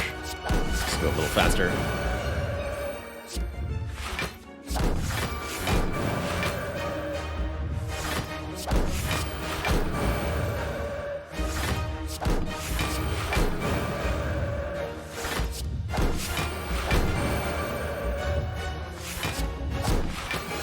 Of course, we can only do 200 damage to the heart per turn, so this is a multi-turn fight, of course, but since we could block each turn consistently, there's no problem. This might be one of my smallest Ascension 20 heart wins ever, only 8 cards.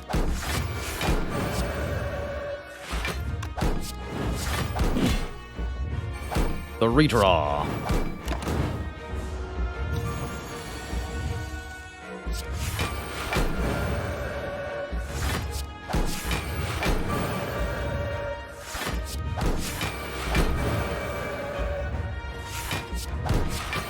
So that's definitely not what I recommend every Watcher run look like, by the way.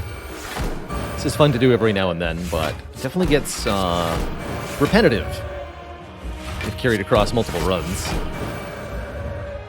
But definitely a highlight of what Peace Pipe could do under the right circumstances.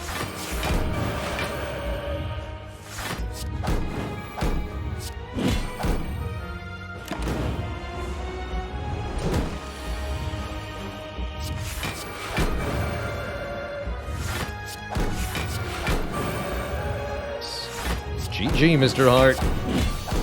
What a weird one. Actually, despite everything, that was only about an hour-long run. GG. GG.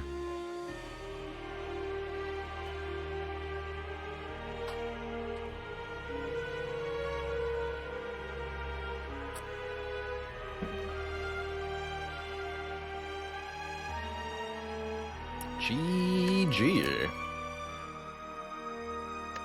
A run where we lesson learned against Transient. Had an infinite combo against Nemesis on an intangible turn that we opted out of. And yeah, and more.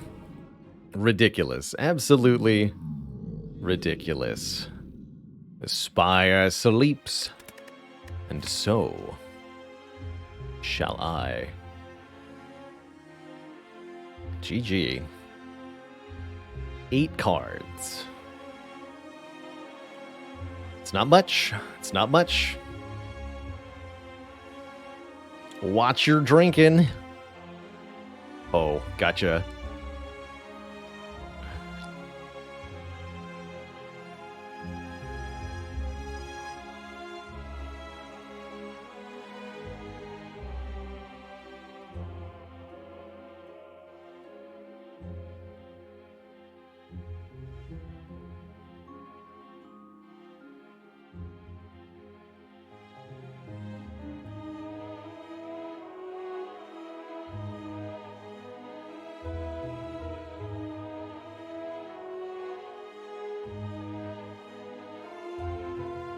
Talk, Matthew, mate. Did you hear about the Watcher who decided to become a behavioral psychologist? She was really good at double-blind studies.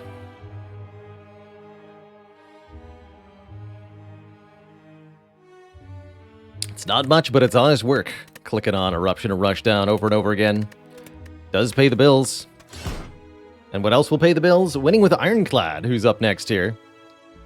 Let's get a non-infinite combo of some sort going and see what happens. I do like paying for Transform 2. It's kind of juicy. Oh my, here's our path. Look at that. That's just glorious. That's pretty good. There's also 1, 2, 3 elites this way, but less fires. And this has no shop. So yeah, I'll pay gold for a Transform 2. Oh. Block deck go. We got not only a barricade, but also a ghostly armor for very efficient block that we can then retain with the barricade. That's pretty exciting.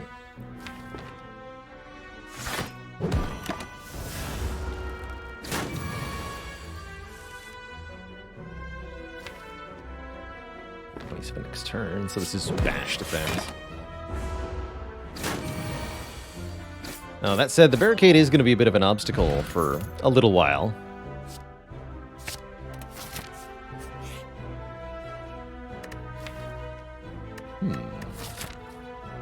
Early upgrade could make it a lot more manageable. I do like getting some early upgrades here. That said, another transform is also an interesting possibility. I think transforming another strike at this point is a bit risky. Let's upgrade. Start with the pummel.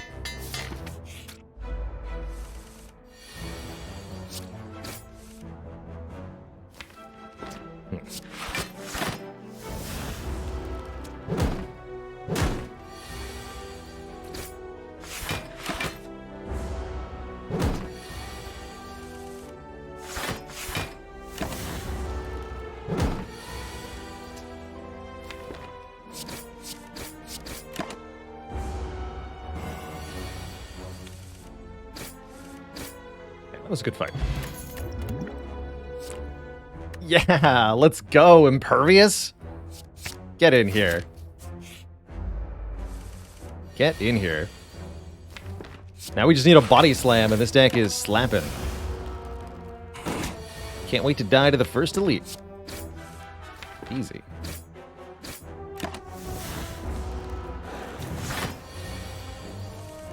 I did tell a bad joke, it's true. I'm guilty.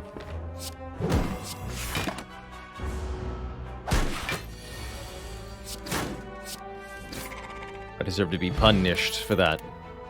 More block. No, I should probably take the damage card. Although Metallicize is actually not bad here. I think taking a headbutt lets us take an entrench pretty easily and lets us just do more damage in the short term. Also, this is horrifying. Have to let Impervious go. We need to play the bash on the Acid Slime here. But 26 damage turn 1. This is the worst fight in Act 1, pretty much, bar none. And we didn't even draw well. So next turn we take even more. Big yikes. Let's actually do this. Okay, it's luck. If you can call it that.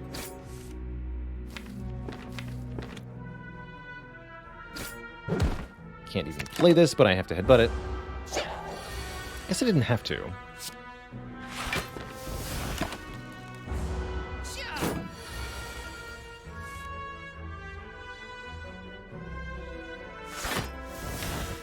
Ugh.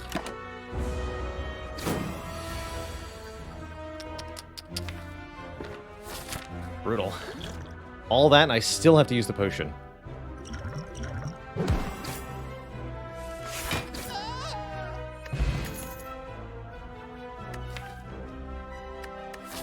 Gotta take damage cards. It's no potions either.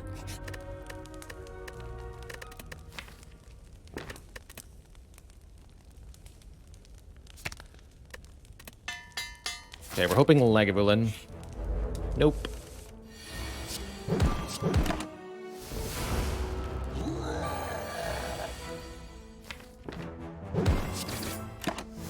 This is pretty good though. We can just Impervious the Knob's attack. Still full next turn. Oh, we just kill now. Good. Okay, that was fine. That was fine. Shockwave is good. Singing Bull's pretty good. Hemokinesis could do decent damage. I think I'll take a Shockwave, especially knowing we're no longer fighting anything scary. I think I need to upgrade the Barricade. We're already quite dependent on this. Being able to actually put it in play sounds real nice. Depending on against whomst we're facing. This is also a pretty good just play Shockwave situation.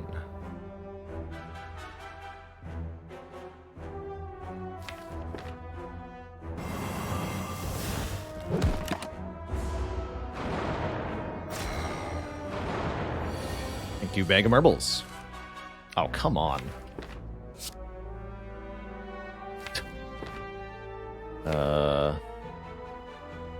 20, 35. Yeah, we can kill the middle one.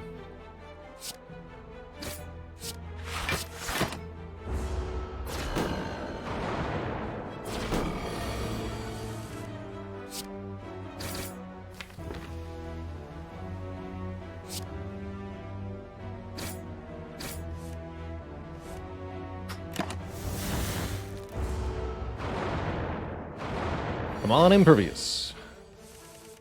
Dang.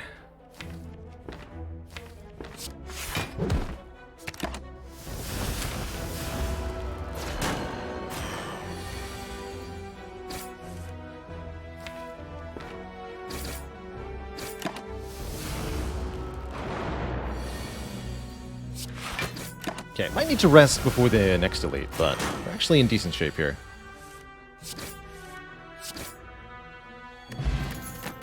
Potion Belt's at least nice. Feel No Pain's got some real potential. Just hoping this is not a Gremlin Knob, but worst case scenario, we do have a Smoke Bomb. Actually, you know what? I'm just going to roll to 50-50 here.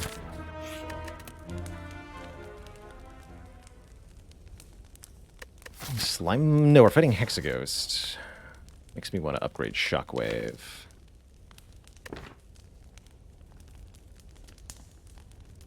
Okay. Easy. It's about time.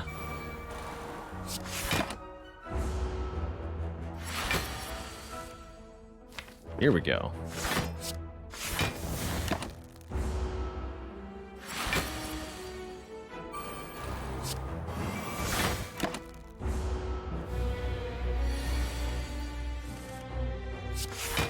Good luck. I am the block clad. Now we gotta focus just on doing as much damage as possible, of course.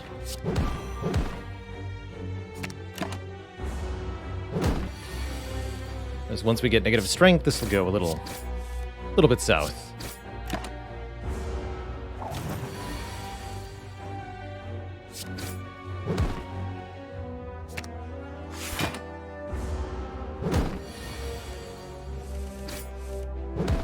Easy.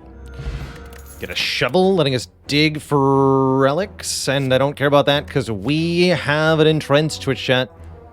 Barricade, headbutt, entrench. Assembled before the first boss. That's pretty exciting news.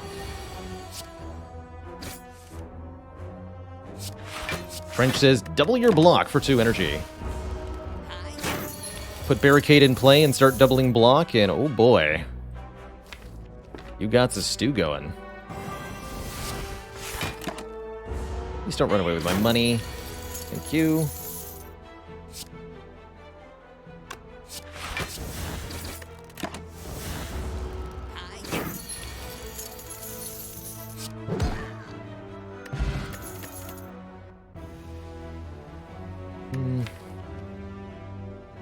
Spot weakness is tempting, but I don't think so.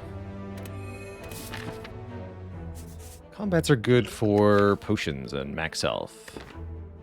Event could be a removal or an upgrade. I'll take an event.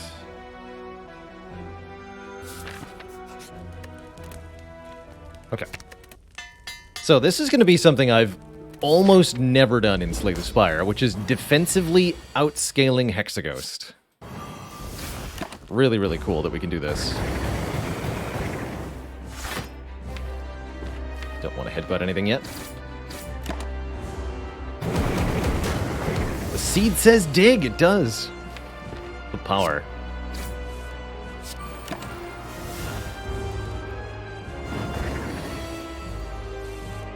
The power.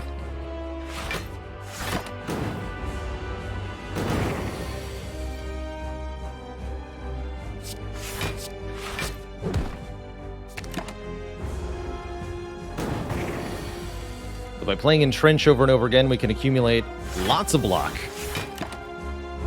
More than Hexaghost can deal with here. Despite the burns, which are going to be a problem. Oh yes, are they ever.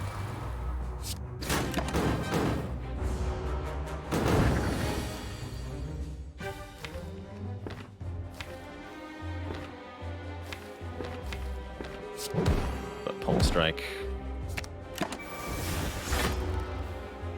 So here's Inferno already. We've barely done any damage at all, it feels like. And yet, with 168 block, do I care? I don't think so.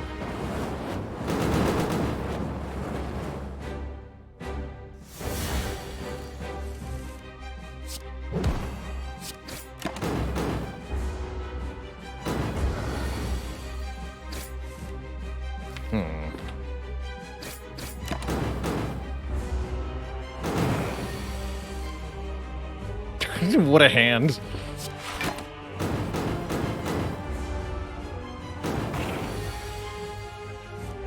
What a hand.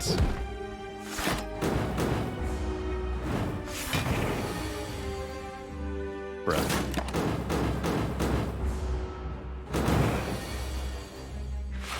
$200 block. Here's the second Inferno, 9 times 6. Add more burns, please.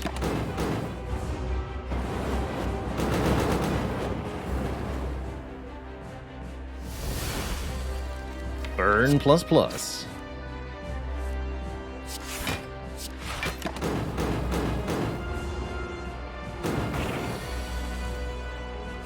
Spooky.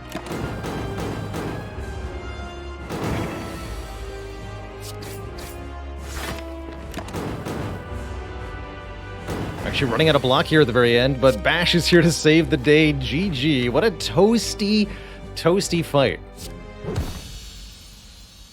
Easy. Easy. And Reaper is tempting to get health back, but I'm super about Offering here. Offering gives us the upfront draw to get the barricade in play in the first place, which is pretty sweet. Yeah, Body Slam when?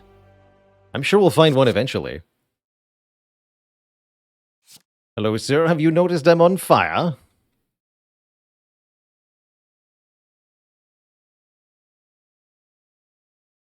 Why did the Ironclad take so long to beat Hexaghost? Because his first elite was 3 centuries. Oof. Oof. Oh man, Pyramid. Pyramid does make the Entrench a lot more effective by letting us retain all of our cards each turn. I could also see Empty Cage being okay here. Dunk 2 basic cards. And that'll make it easier for us to draw the barricade in the first place.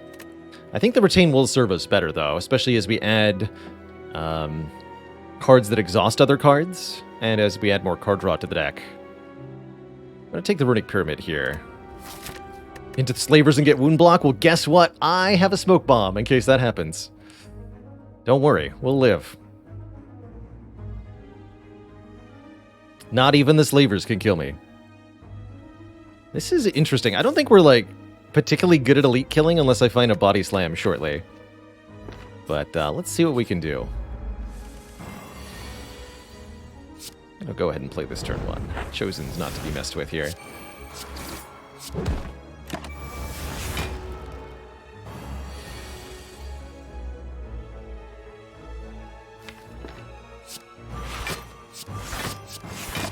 Don't mind the dazed. If we can get a free turn, we can put the barricade in play.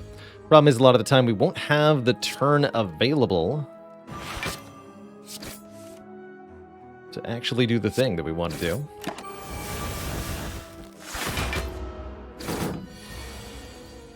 Please stop. Thanks.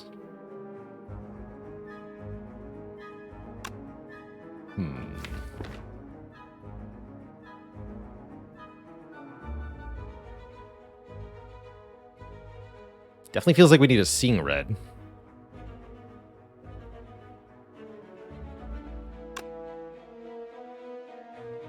Barricade Impervious? Too much energy to play, unfortunately. That's our core problem, is we can't play both these cards at the same time. So I'm thinking this might be Shockwave Defend. We actually block pretty well in that case. Just take 2.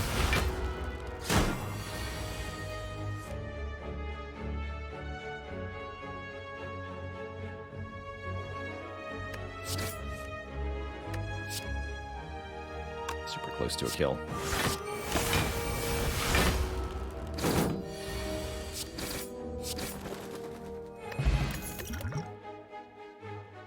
Rupture, Reckless Charge, Iron Wave. Reckless Charge not bad, actually. Free attack puts a exhausting card in the draw pile. Not quite good enough for me, though.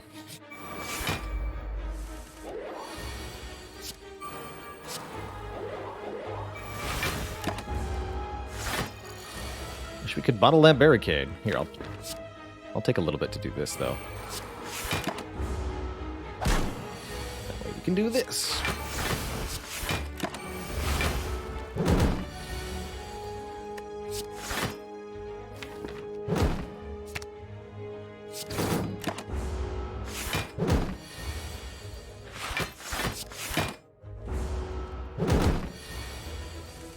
Foolish.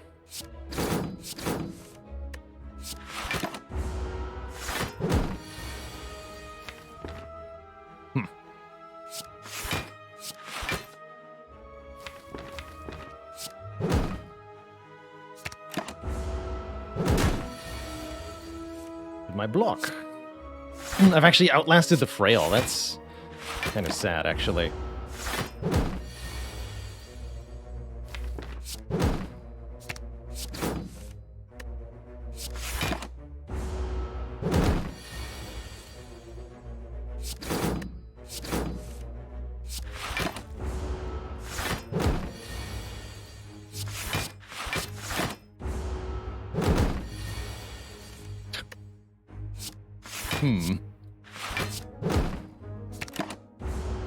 All this to save the offering hit points. There we go.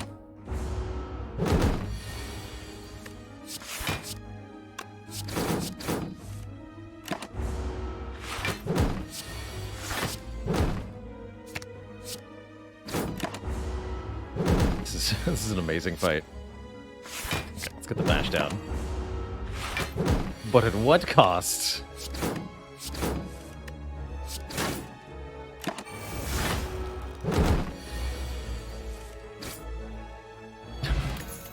That's great.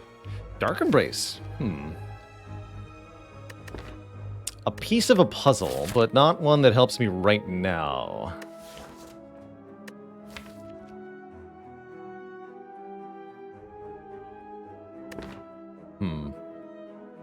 Theoretically useful. In the future. Oh, there's even a good path for it. I'll take it. There's the body slam. Okay, we have our answer. Do I add Prismatic Shard to this deck?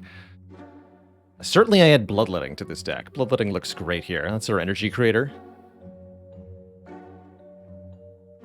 So I'd have to skip out on the card remove. Never mind.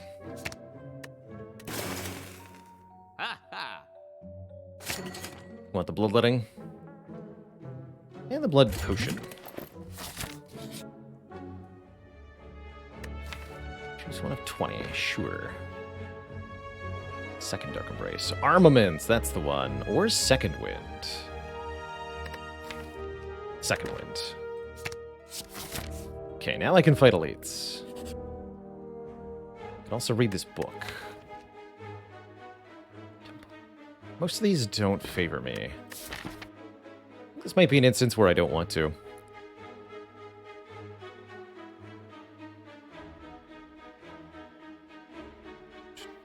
4 upgrades versus 4 elites. 2 upgrades.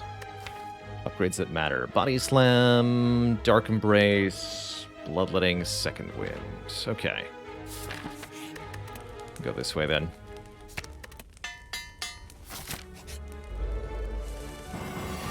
I figured I might see you 3 here. Very tricky.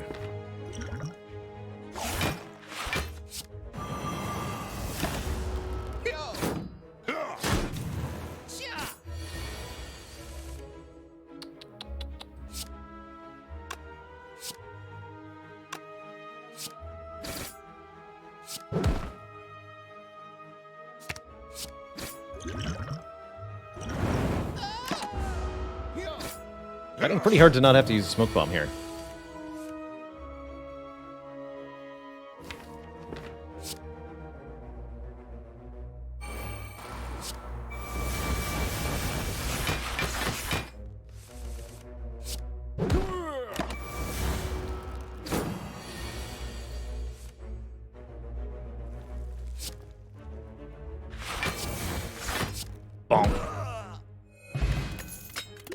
Incense Burner is a pretty sweet reward. True Grit, also very good. Although it does need an upgrade. It has an upgrade.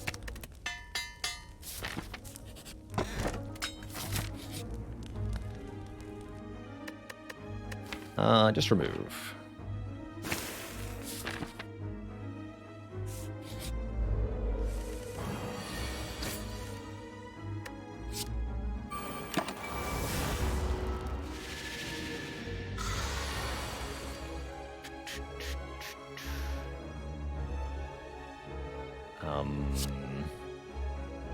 Feel no pain, ghostly, impervious, shockwave, defend, entrench, boom!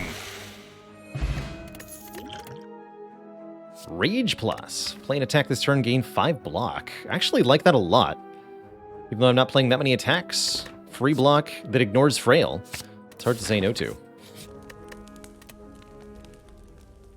Is it possible to create enough defense to outscale the heart? Not forever, as the heart will eventually attack for more damage than you can possibly block in one turn. However, you can last quite a while.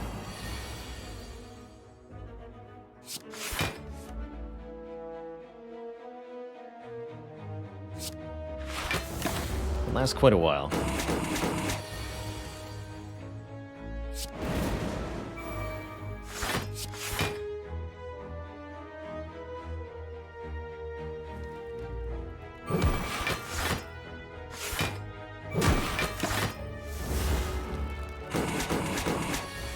Nice try, plant.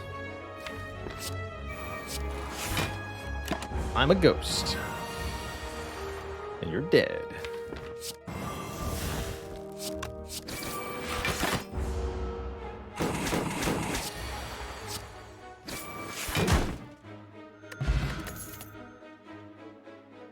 I could maybe get behind a spot weakness here, but no, we have Body Slam, and I'm quite confident we can get that Body Slam to deal essentially infinite damage in just about any fight.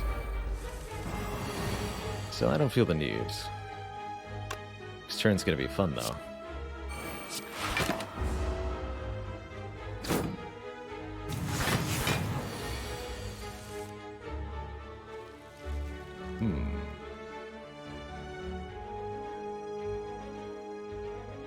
Let's go. I'm a pain, impervious. That's it. Take a little bit here. Just a bit.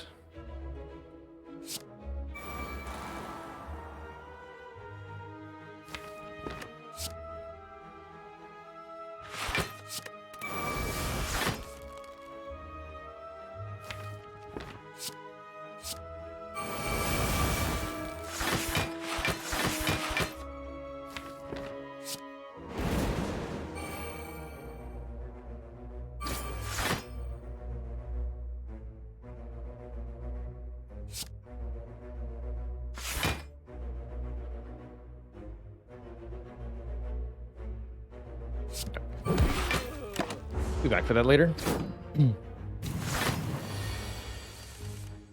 Seems more or less fine after all.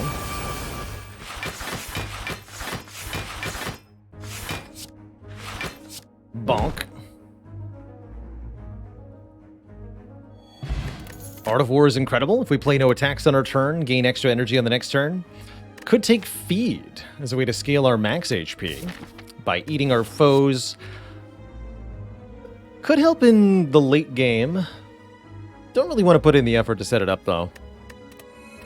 Just going to take the 2 max HP up front and not bother. Not bother one bit. Get our block starter better. Alright, Collector, you're also super dead, by the way. We only take 1 health because we're intangible. Easy.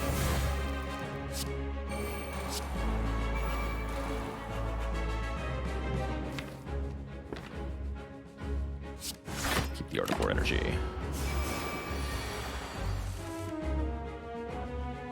Can lose Ghostly Armor. Just delete all the basic stuff.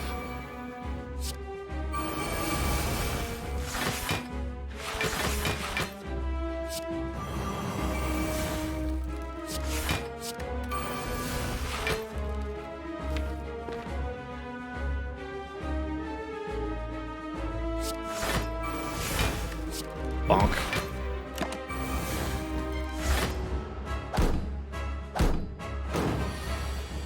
And really big bonk. GG. What's the opposite of an offering? An honoring.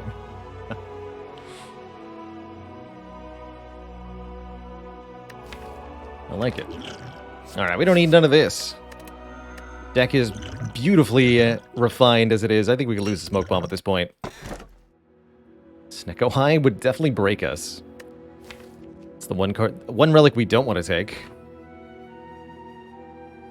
Philosopher's Stone gives enemies additional strength, but gives us additional energy. I think that's actually not bad. I think Runic Cube's actually pretty good too. Whenever you lose health, draw 1 card. You can use that to get a lot of cards in hand very quickly, particularly with Bloodletting. Just have to upgrade the Bloodletting, and the Runic Cube is actually amazing. Give me that. I think I like this more than I like the energy, truthfully.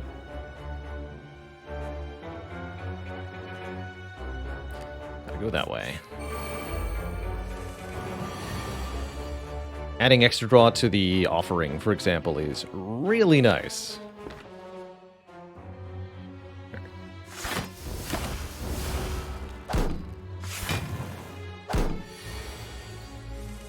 Okay. Looks like it's going to be a tough turn.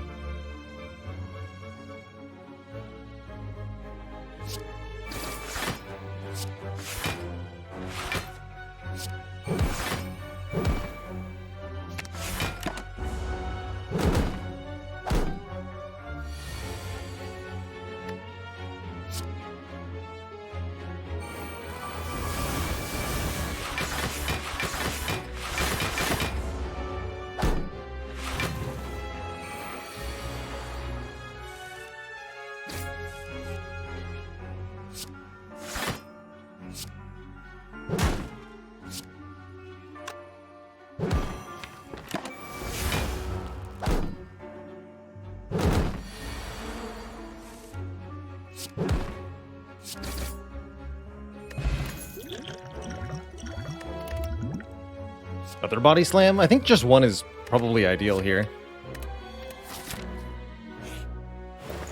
Seems perfectly fine. Another bloodletting. That pretty much allows us to do whatever we want, huh? I like that.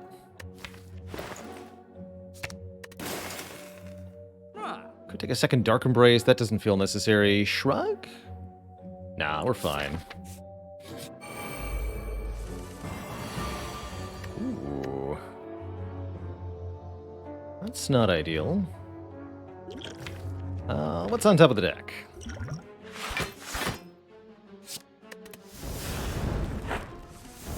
Fair enough.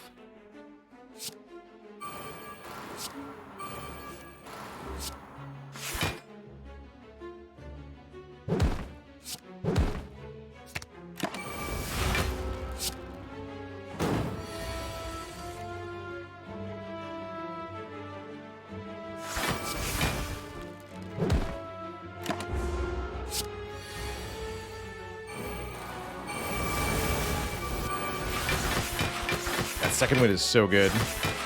Really happy we bought that.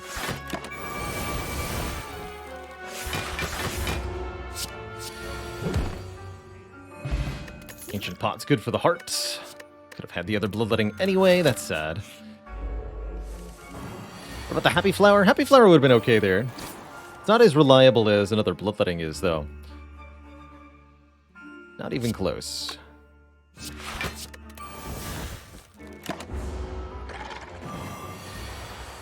Dirty 30.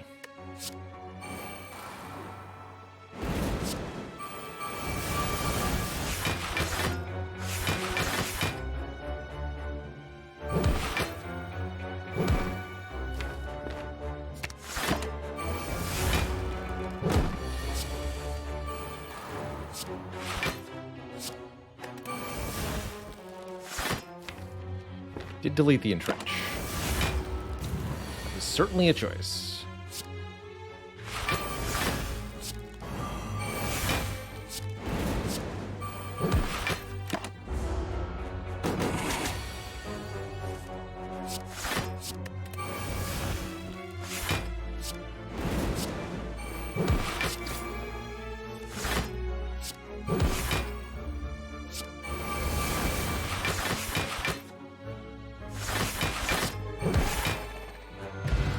The elixir is very, very good, and so is a second entrench. Oh man. Elixir lets us discard any number of cards in our hand. The second entrench lets us redouble our block. And those two things combined are amazing. Do I consider a Madness is here? With a Dark Embrace, they're actually pretty good.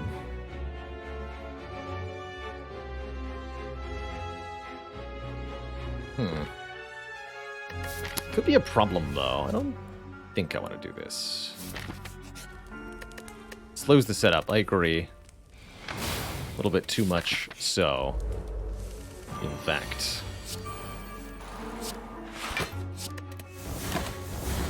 Turn to be intangible. Nice try, nerd.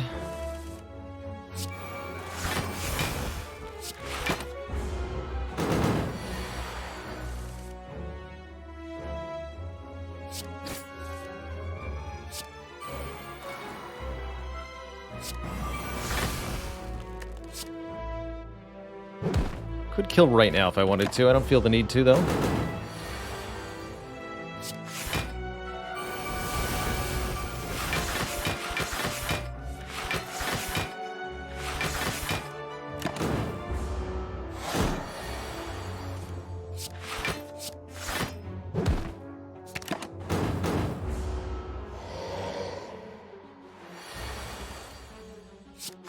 $700 block, by the way.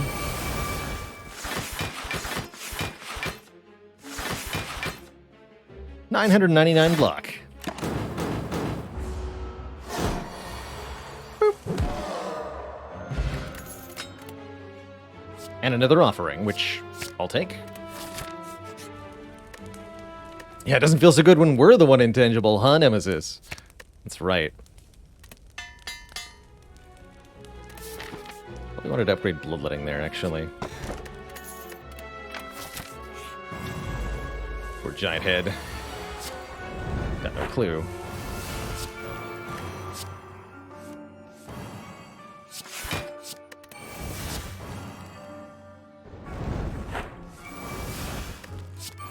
My hand is full.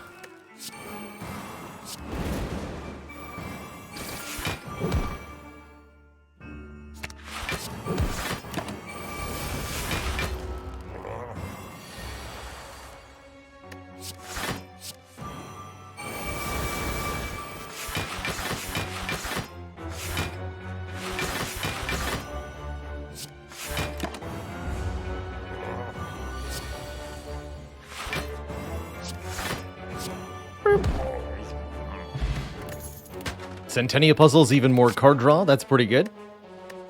Pretty much don't want anything that isn't block or body slam.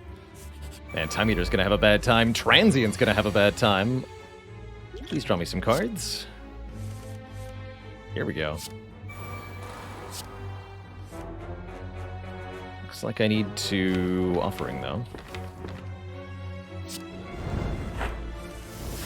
Jeez. Here we go. We did get Barricade in play. That's right.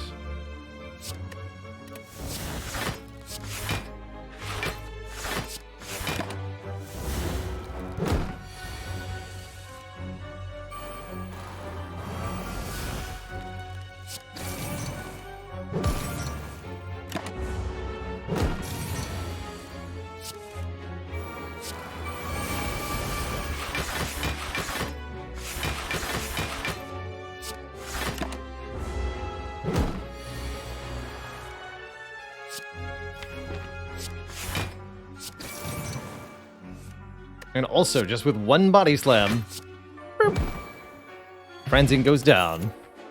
Easy. Easy peasy. Double orb walkers, I'll fight them. Tough fight here. So we have to be willing to lose a few hit points.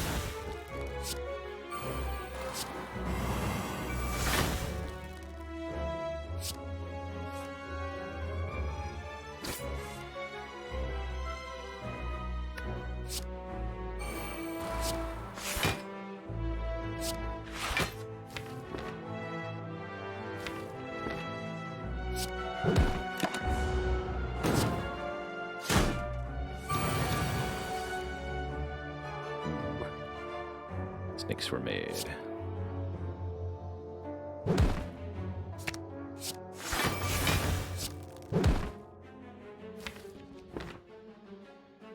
This is fun.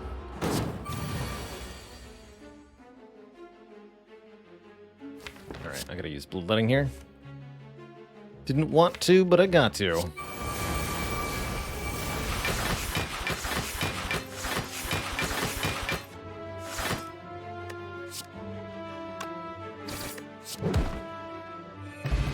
There's calipers. At the end of our turn, lose 15 block rather than all of it. That means we can get our block started without needing the barricade, which is huge as well. So now an acceptable turn is just impervious, entrench, entrench. That's good news.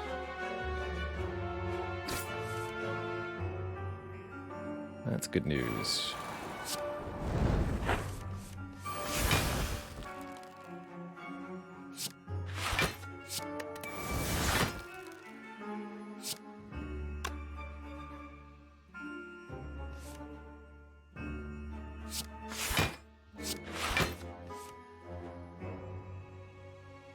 This is fine to start.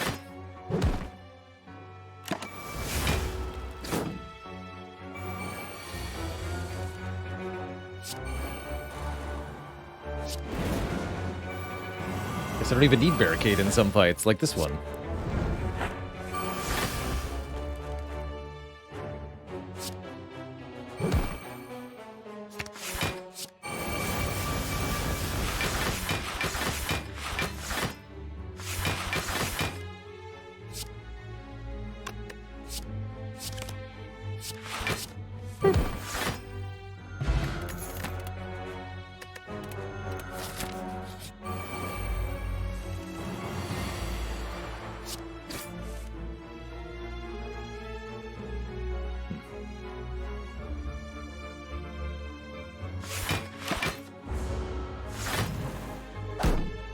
I can do this one without taking any damage.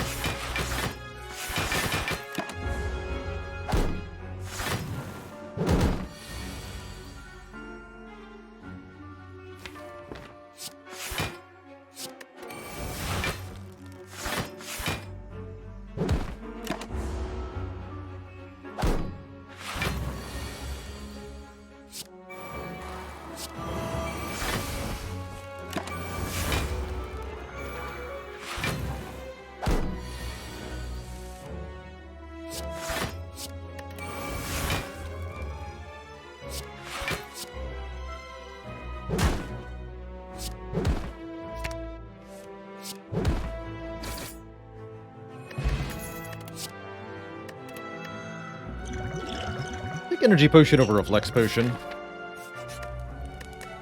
And probably upgrade the Feel No Pain or one of the bloodlettings.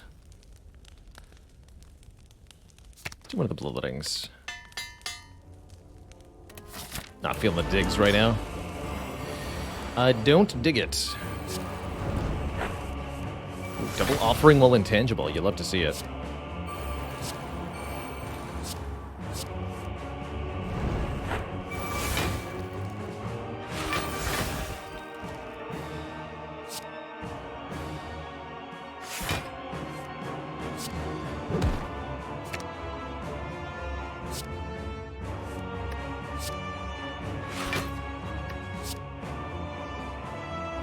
Bonk.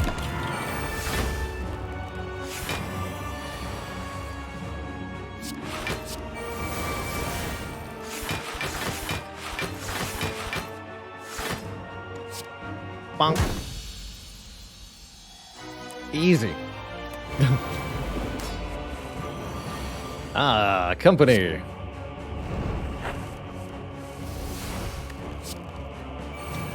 You love to see it.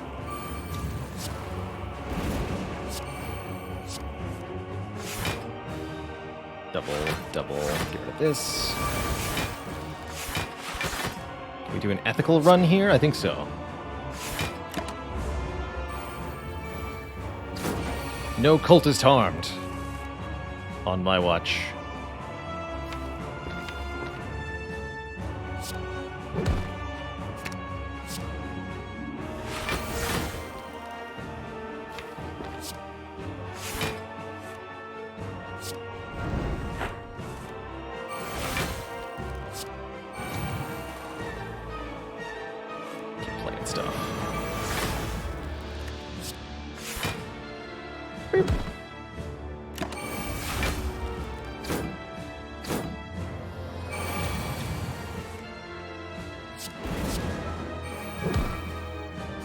And got incense on 4, which is ideal here.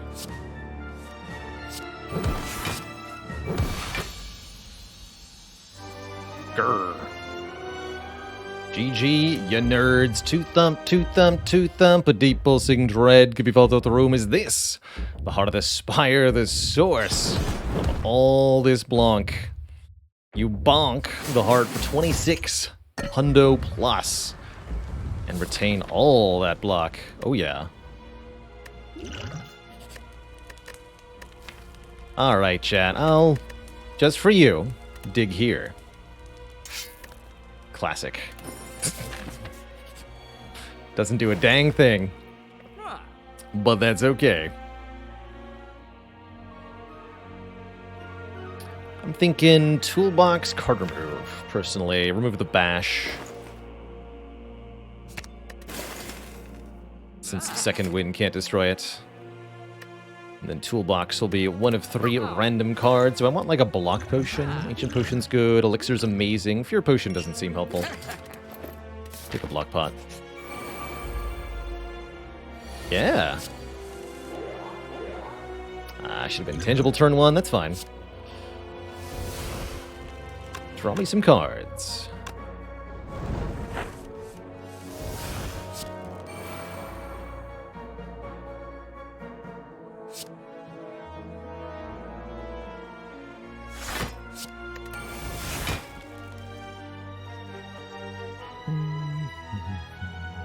I do need to use this, huh? Very well.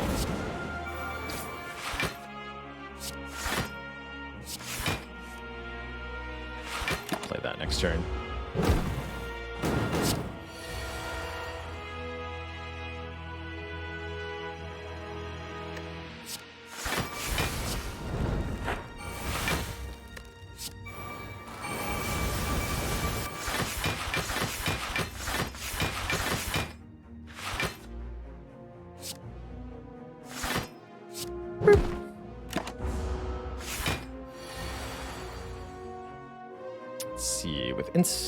With the Ancient Potion, I'd rather get later intangibility than early intangibility. So I'm going to set Instance Burner to 2 here, I think. No, not 2. 0, 1. 1. Okay, set it to now. Kill this thing right now.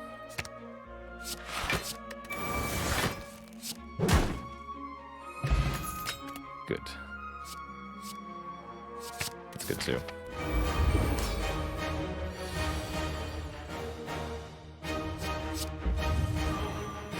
Turn 1 Dark Embrace is nice. Just draw a lot of cards here. I can just put the barricade in play. Not much cost to that.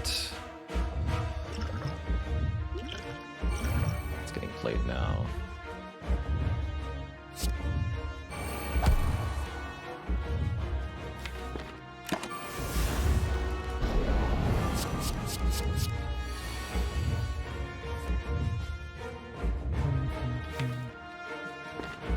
Actually, maybe early intangible was better.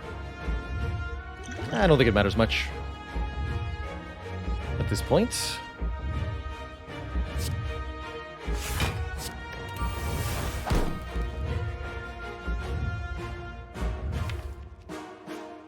Just one attack the draw pile.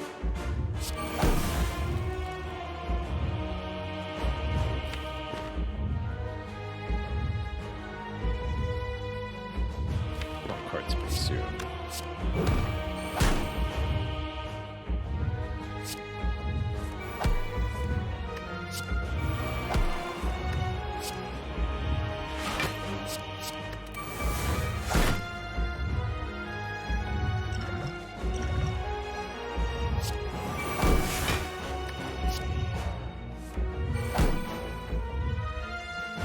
I would have appreciated being intangible here. Oh well. This might be time for the elixir, too. Get rid of all this basic junk. Let's do it. 2, 3, 4, 5.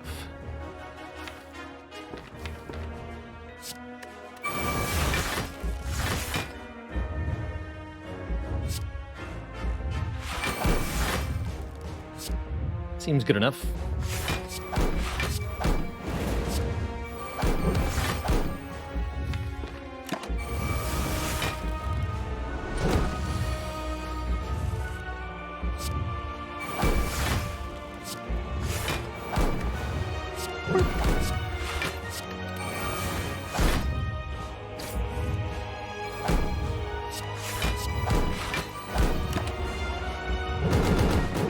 I'm blocking.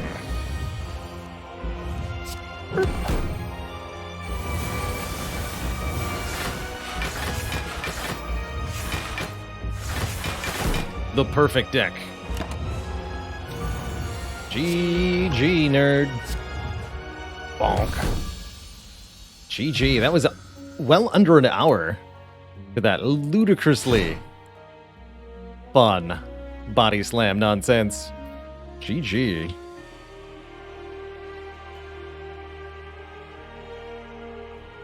GG. That was good. Truly absurdly powerful. Thanks to the magic that was Entrench, Barricade, Impervious, Body Slam, easily assembled with Runic Pyramid. Very, very degenerate run. GG. GG.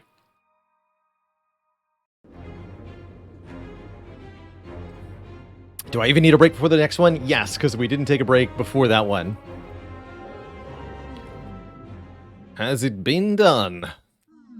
The Spire sleeps, and so shall I.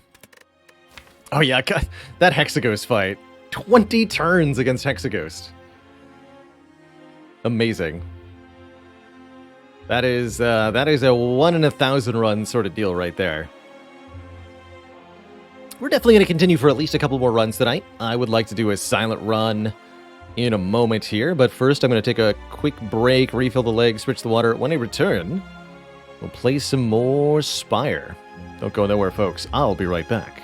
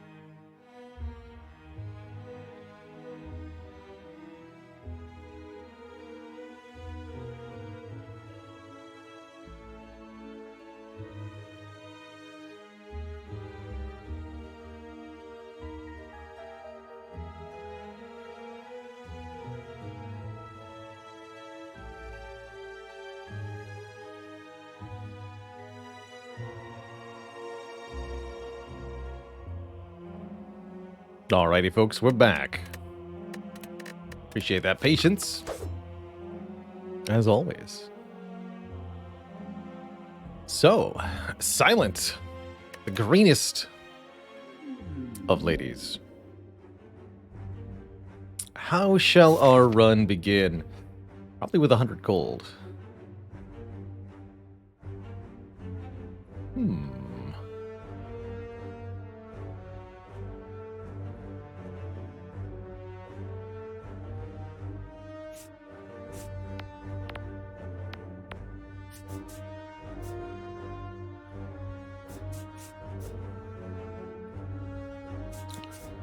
Option A, it's 2 stores, which I don't really like. Option B, it's a lot of upgrades. Only 1 elite for the whole act, though. We'll be able to make a more detailed evaluation once we get to that first rest site and upgrade. Could maybe be convinced to transform a strike. That would exclude going to the early shop. We'd do something like this path instead. Need the money, though. Early shop relic for Silent can be a big difference maker in how your run goes. Silent is definitely hurting for damage at the beginning of the run, with the lowest starting damage of any character is her deck. Stinky slime.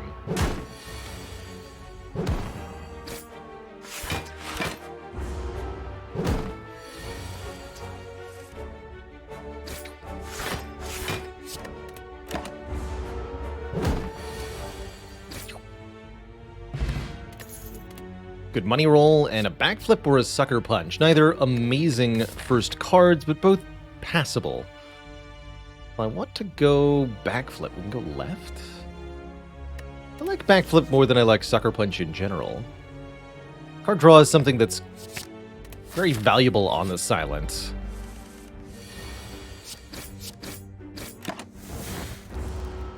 Because of her higher number of starting cards.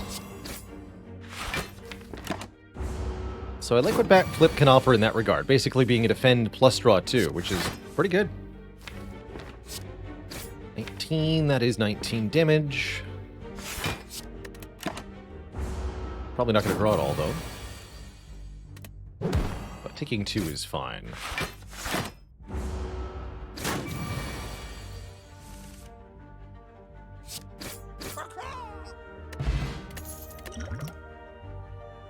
Predator's pretty good. 15 upfront damage and more card draw, except it's next turn card draw. In either case, it's pretty efficient damage, and yet more card draw sounds pretty good to me. So now we have some incentive to pick up free cards or something similar here. Metamorphosis is free cards. Trip can be pretty good. 0 cost applies vulnerable, and that can make Silent's attacks do a lot more damage. If I was going to remove a card here, I'd probably remove a defend first, since we added that backflip. Leg sweep and eviscerate are both interesting options too. I particularly like eviscerate as a damage option for Silent. It does need discard effects, but the more draw you have, the better it'll become ultimately.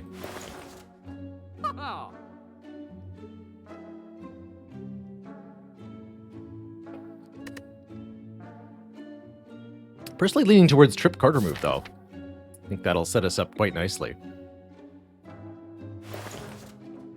It's no terror. Although with the upgrade, it does apply to multiple enemies, which can be kind of cool, actually. I rarely bother upgrading trip, that is. But could be. Could be good.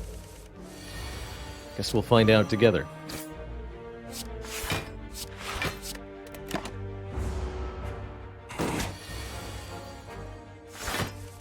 Yeah.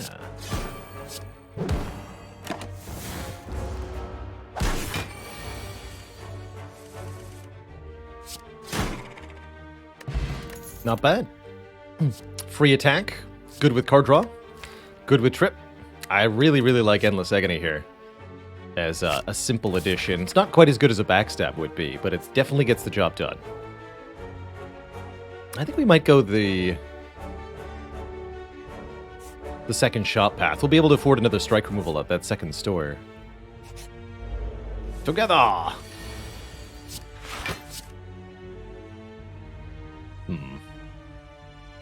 Don't think it's worth it to take the damage. I'm gonna go for the slime first here.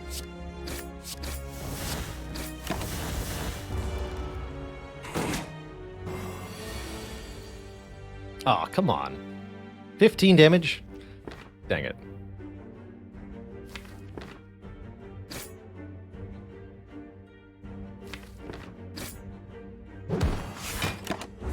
Or wait. No, that wasn't right.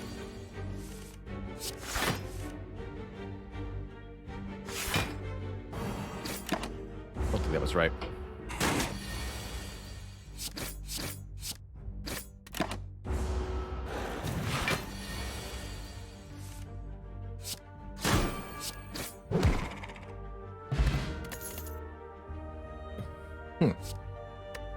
Now an Eviscerate offered for free. Dagger Throw is also pretty decent. Man, if we find a prepared or something, Eviscerate's gonna really slap. Let's take the Eviscerate. And we'll upgrade, I think, the Predator for the +5 on that. Eviscerate upgrades for +6, which is pretty spicy. But until we get a bit of draw and discard, it's gonna be unreliable to play. Alright, who's first? It's the Knob. Not a particularly good Knob turn. Definitely happy we have Predator here. Time for math. How much damage do we do? If I play Trip, Strike, Agony, Agony, we would deal 9, plus 6, 6, 21. Next turn, 39. 21 plus 39 is a clean 60, which means we don't kill next turn, even if I do use the Liquid Bronze. Which means we're going to go to very low health. Guess I was meant to go this way, huh? Well, that's really very unfortunate.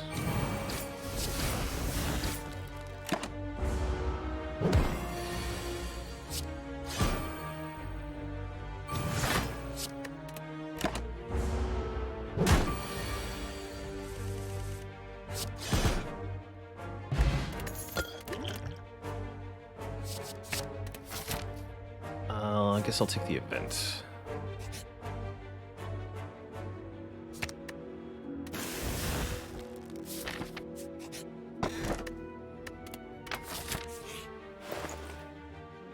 There's a terror. Huh. Funny. So, either Sentries or Legavulin. Sentries is blatant suicide. Dang.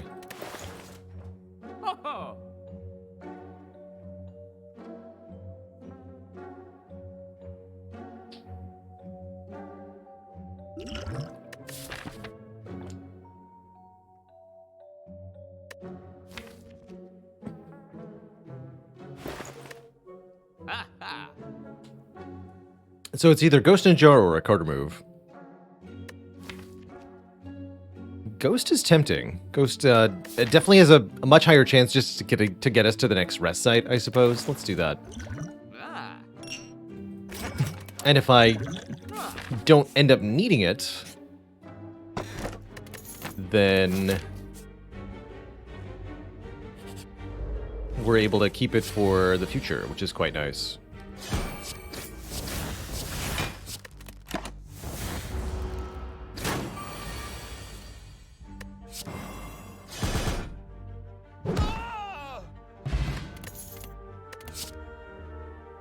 Snecko Whale. Actually pretty good with this against the slime boss in particular. Cool. Do I want an escape plan? Yes. Yes, I do.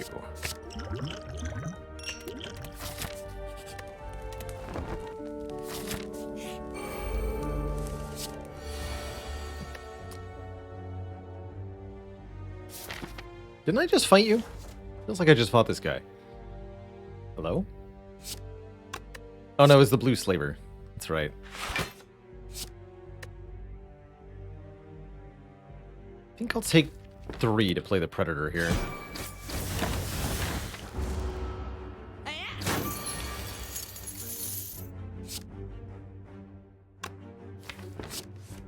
Yeah. You get to have Nunchaku on 9. Fruit juice.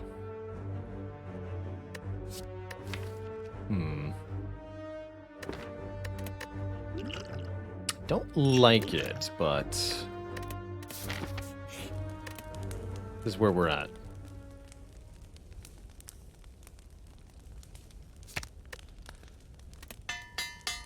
Thinking with the ghost, we don't need to rest here. We just want to make sure we do as much damage as silently possible. Whatever that ends up meaning for us. Looks like we'll probably just split on this turn.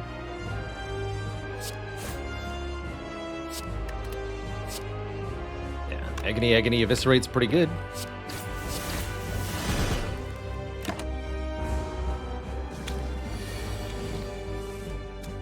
Lucky turn as well.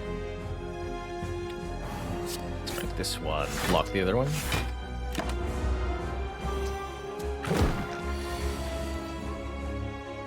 Excellent. Ooh, I even get an energy back here. Let's see. So this is a kill. Let's Dagger Throw here.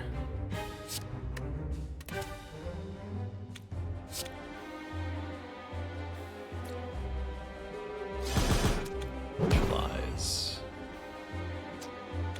Live either way probably means we should strike.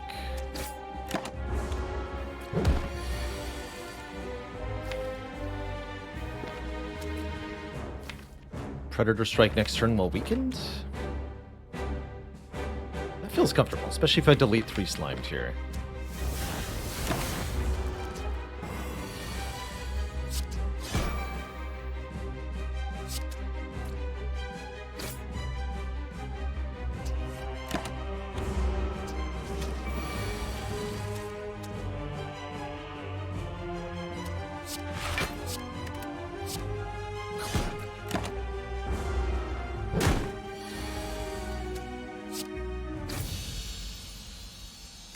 Cool. We get to keep our ghost. This is not the time to take an Alchemize when you have a ghost in a jar. I can actually see bullet time being okay here. Voice of Moses, thanks for 26 months of support. I think we're going to skip this entirely. Oh, we do get a Snecko-Eye. Coulda, shoulda, woulda taken a bullet time. If only I'd known. I think I learned my lesson about Busted Crown today. Not going to be taking that again. Pretty hard for this deck to beat Elite's next act without some assistance, but I'm really liking what Snecko-Eye does for the deck, with Predator and Eviscerate in particular, also for drawing the Sundial, or activating the Sundial more. The Endless Agony will be a problem. We'll actually have to remove the Endless Agony almost immediately.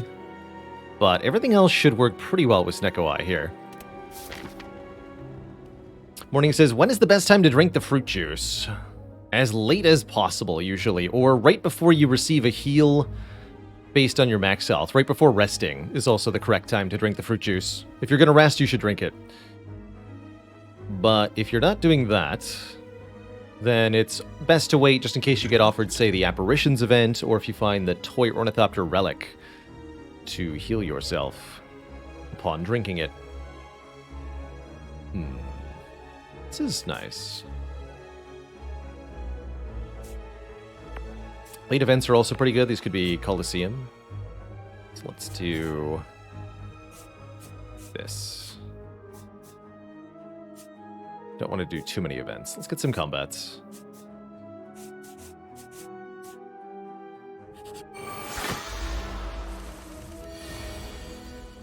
So, all of our cards are random cost, equal probability of 0, 1, 2, or 3.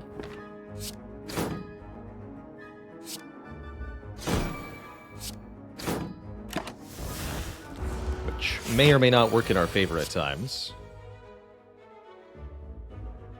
Get a lot of energy this turn. Sundial, go!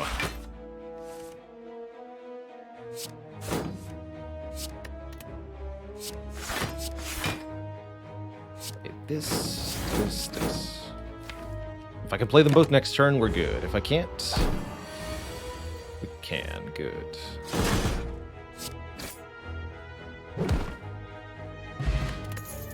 Excellent fight. Pretty happy with the Piercing Well. It's a very, very, very good defensive card. Reducing enemy strength for 1 turn.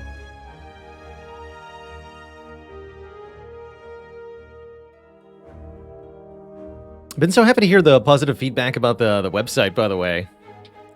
For those who haven't caught it in chat, our new website, balalord.tv, is live as of today, where you can see stats of my Slay the Spire runs, or other information about the broadcast live.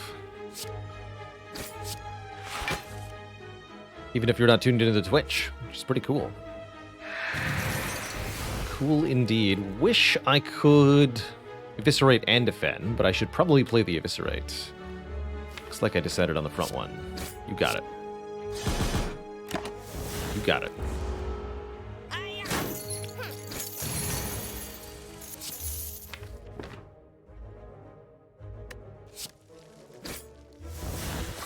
Blah. Escape plan may or may not draw something good.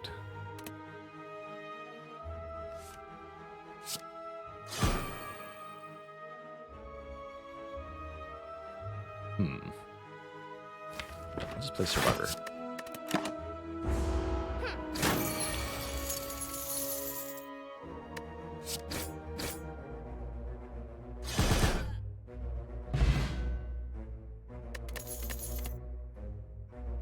I would have loved to see this in a world where I didn't take the Snecko Eye.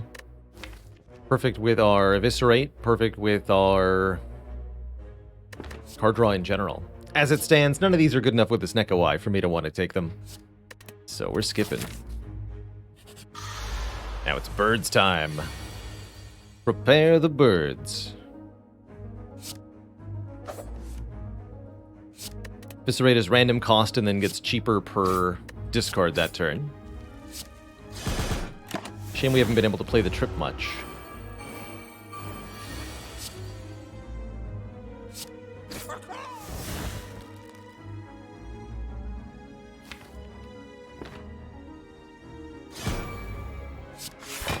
Block. Take a little bit. But Sundial's here. This has really been cranking out the energy for us in a way that's been exceedingly helpful.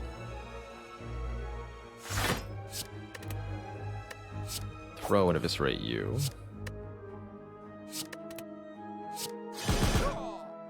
Predator you.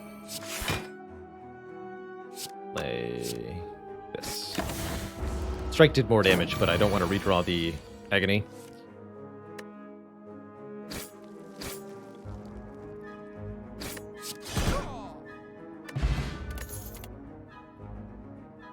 Sneaky Strike can be an energy generator with the Snecko Eye, as long as you've discarded a card on your turn, which we have not that many ways to do currently.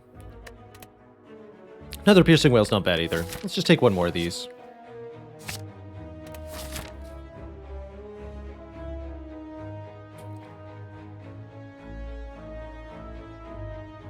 One, 2 elites, 1, 2, 3 fires.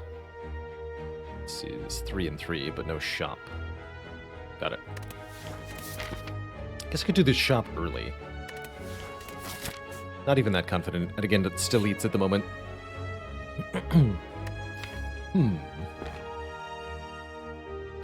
Transforming card's always good with Snecko Eye. I'm also considering Mutagenic Strength here. Gives us 3 more strength on turn 1, causing all of our attacks to do more damage on our best turn when we've got a 9-card draw. I have to say, Mutagenic Strength seems pretty decent, quite frankly. And there could be ways to keep the strength. Let's do it. Let's do it. Could have also transformed our Endless Agony, and that might have been useful to get rid of that immediately.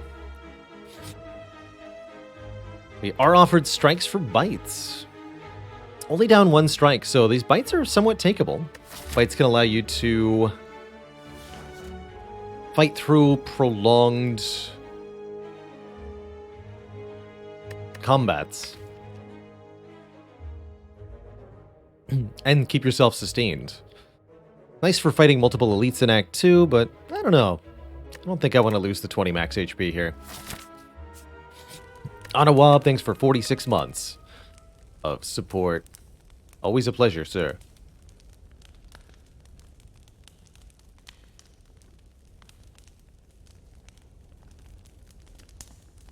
Can't believe it's almost been 4 years. Thinking about the trip upgrade for these elites so that I can apply vulnerable to multiple enemies, maybe. But only maybe. Let's do it.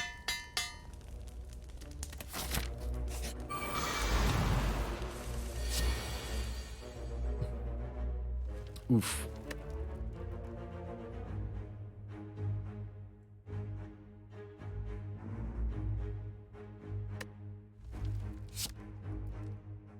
Energy.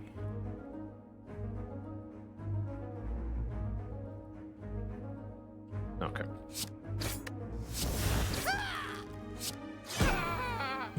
Pretty sad turn 1 there.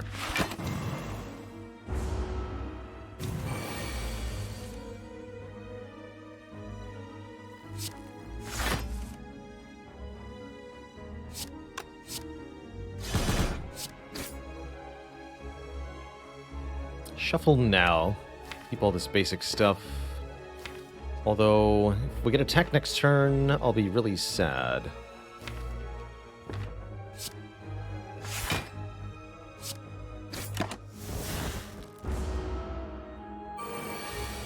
Good.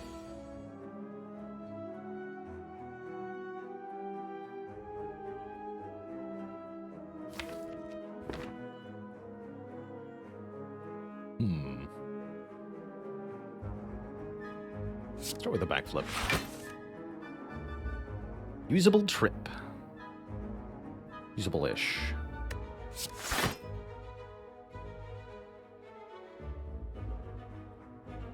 But then I can't follow up with an attack. Still, I think that's worth it.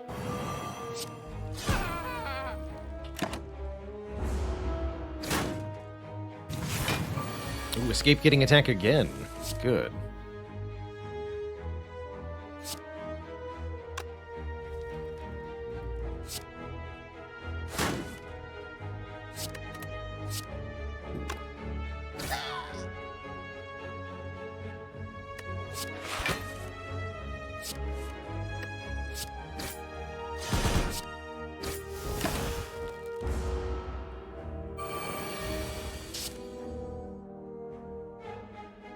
Bummer.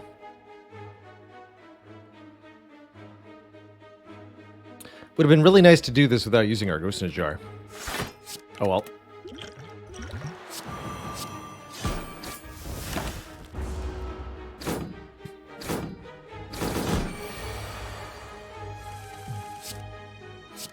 Hello and welcome, Sofa King Bad. How you doing? Ooh, top definitely makes me regret our boss relic pick. A little bit. Not going to take a Caltrops or an Unload. Definitely not going to take a Deflect with Snecko Eye. But all things considered, I suppose we're doing okay. Kind of okay. Spheric Guardian. Let's kill the sentry first.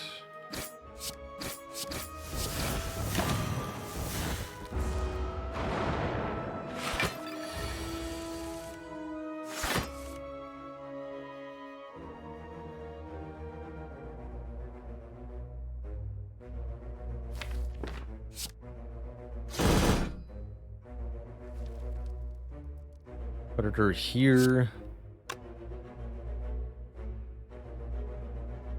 Dagger throw?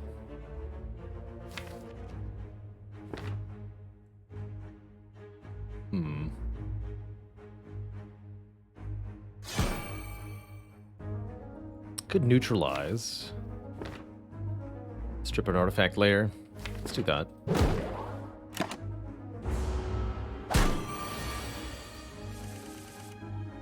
Oof. Looks like gonna be a painful turn. Yeah. Can't apply trip here. Probably better to go survivor.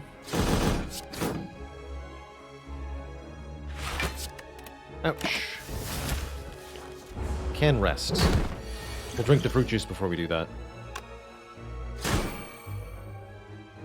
Oh, jeez.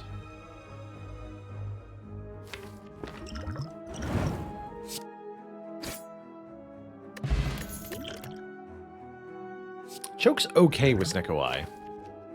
I think we need a bit more damage, so I'm going to take it. Deals 12 damage, and it applies a status effect, so Choke removes artifact layers from enemies, which can be rather important. Centennial Puzzle feels pretty good too, actually.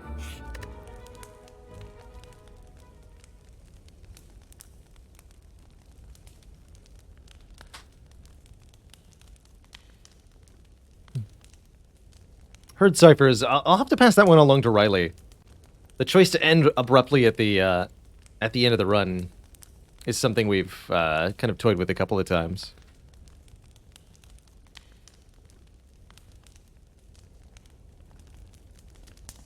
There's reasons for and against. How do I deal with toxic people in the chat? Well, I think that positivity is contagious.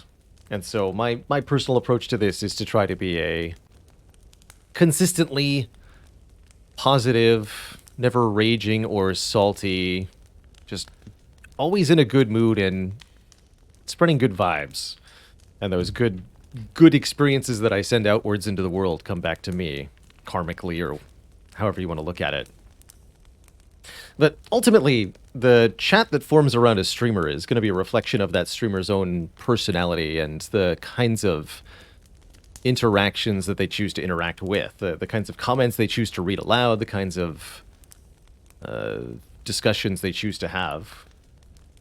So I try to be rather deliberate with how I engage with chat, not just reading and addressing every single thing that is in chat, because it's no longer really possible to do that with the channel at this size, but intentionally picking and choosing the comments that resonate with me the most to reinforce a community of positivity.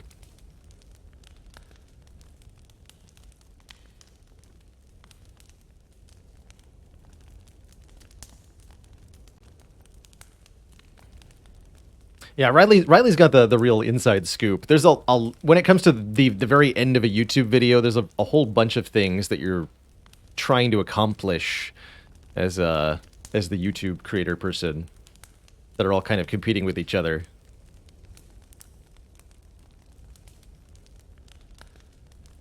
It can be tough to pick an optimized one.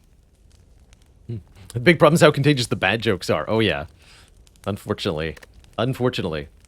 Community of punsitivity. Heck yeah.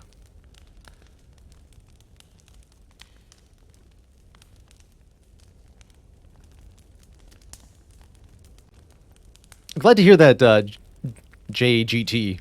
I can only personally laugh when things don't go my way, and sometimes Spire is really, really obvious about it. For example, this clip. Sometimes everything that can go wrong will go wrong in this arbitrary, randomly decided video game. And since the game certainly has no ability to be compassionate or considerate in how it hands out results, I can only laugh when they get out of control.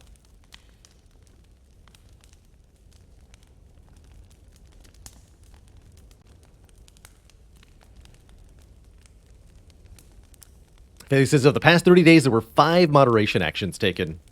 It's crazy how rarely, for a channel of this size, that I have to time out or ban anyone at all. Basically never happens. How bad do I need an upgrade? Choke upgrade is pretty mediocre. Let's just have a heal. And that means we want to drink the fruit juice now, so that we get more health by resting.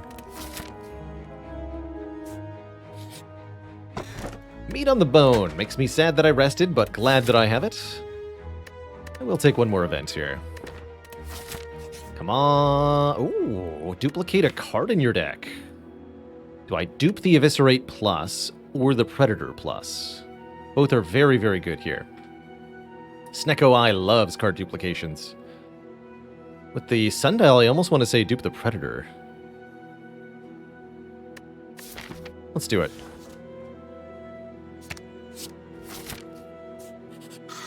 Alright, nerds.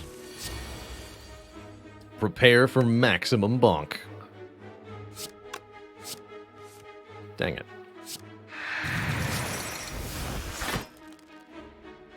Can't Eviscerate and Predator, sadly. Probably just Fire Potion to kill the back one here, then.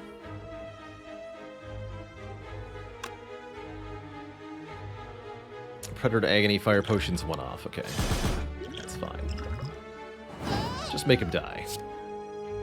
Don't care about the wounds much, with so much draw.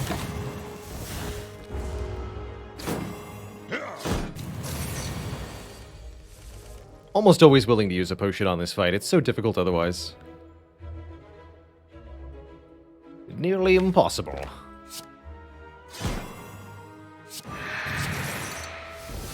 Take a little bit, draw a lot.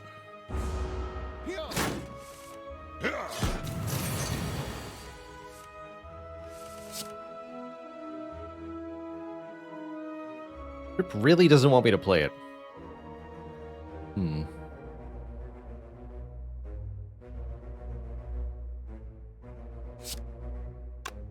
Alright. I'm gonna play it anyway, though.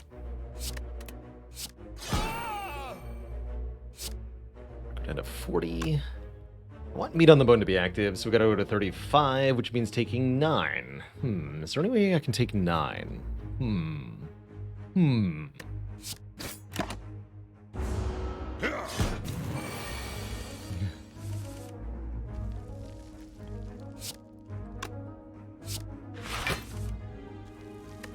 Is it common to remove Neutralize with Snecko?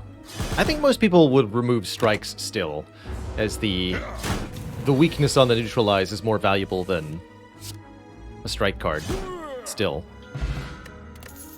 Alright, a Potion Belt with no potions in it. Well, one potion in it. That's not too bad. Reflex interesting with Snecko Eye. It's unplayable, so cost randomization is ineffectual. Don't have a lot of discard still, though.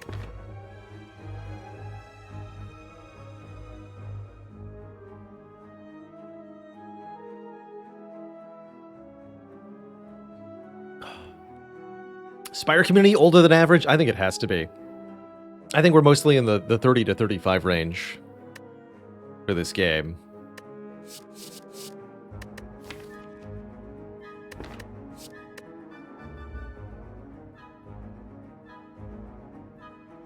Which is not to say there aren't younger viewers here.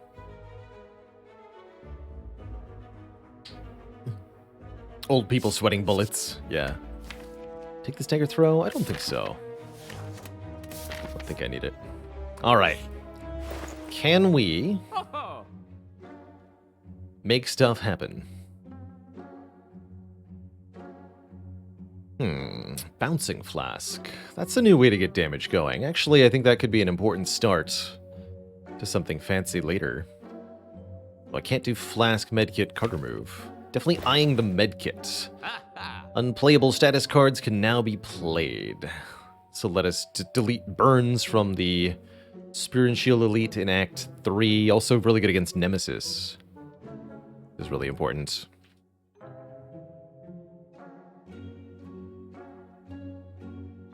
The Elder Millennials.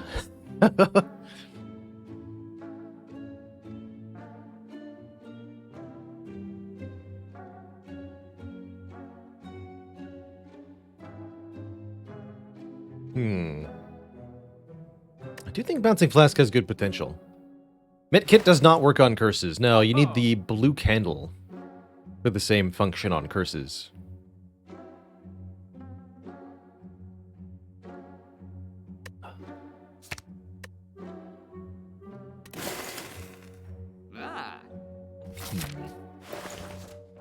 Alright, I'll take the medkit. I don't know if that's correct. Wondering if Bouncing Flask was correct. And... Upgrade Backflip? Upgrade Choke? Deeply unclear. Let's try Choke. Oh, yeah, I was supposed to remove Agony there. It's definitely... Had a brain fart.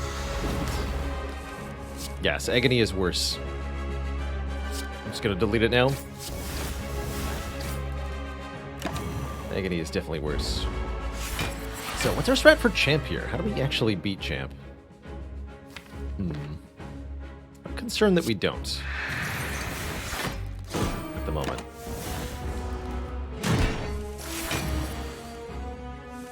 We need to get some decent rolls if we want it to happen. That's pretty good.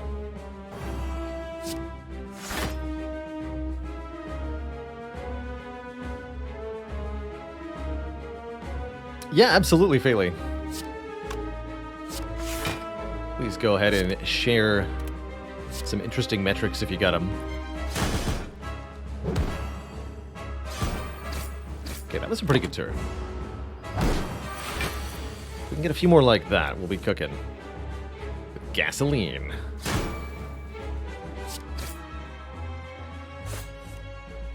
So, goal 1, get Champ to pretty close to half HP here. Try not to lose all of our health at the same time. Well, that part has failed. We're definitely losing all of our health. Very little I can do about it, too. Awkward.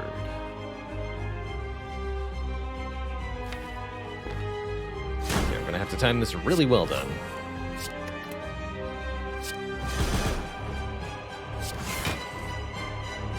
Okay, I'll play this now. Brings him below half. I'm gonna die.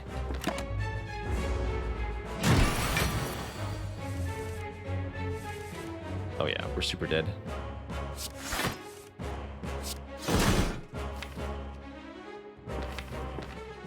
Nice knowing you, Twitch chat.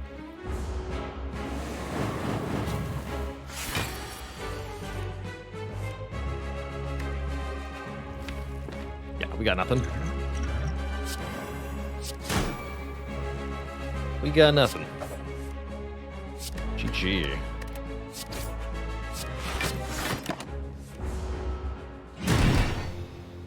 GG. Ultimately, didn't find any sort of high-value stuff in Act 2 here to work with. Just picking up a couple Piercing Whales, Choke, and a Predator. No useful relics, neither. We got empty Potion Belt, Meat on the Bone. I spent money on a medical kit that I really ought not to have. I do think we needed to buy either potions or the Bouncing Flask, but looking at how this champ fight went, honestly, don't even know if that would have been enough. We were really, really far away from having a successful run here. Flask alone wouldn't have been enough. How much do I think the Snecko Eye hurt me there? Slightly. Slightly. I'm actually not sure what combination of cards would have been able to beat Champ with what we saw, though. Like I said, the bullet time would have helped, but it wouldn't have made the difference against Champ. We were way short on that fight. Let's try one more time.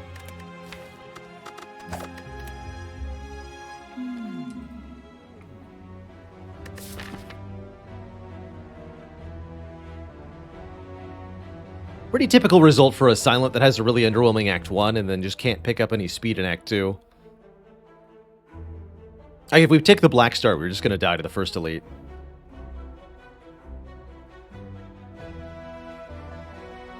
Maybe the second Elite.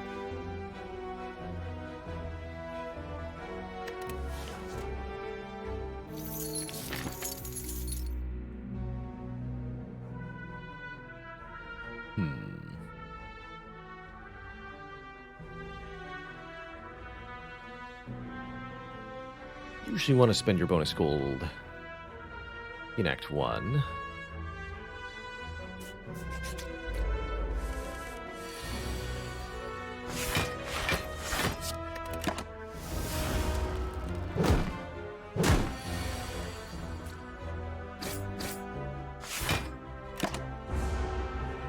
Let any luck be a landlord lately? I have not. Kind of patiently awaiting the full release of that game. Doesn't seem like there's been a whole lot in terms of content patches for it anyway.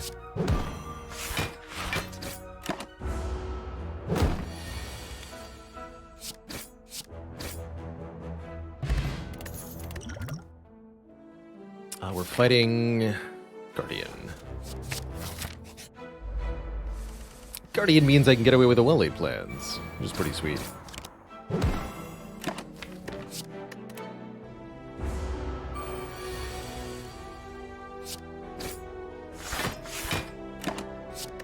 Retaining one card each turn can help you be a lot more efficient with what cards show up on what turns. Definitely ain't nothing wrong with that. We are way behind on damage, though. Keep the strike. 3 strikes and neutralize would kill. Otherwise, 3 defends and neutralize will block.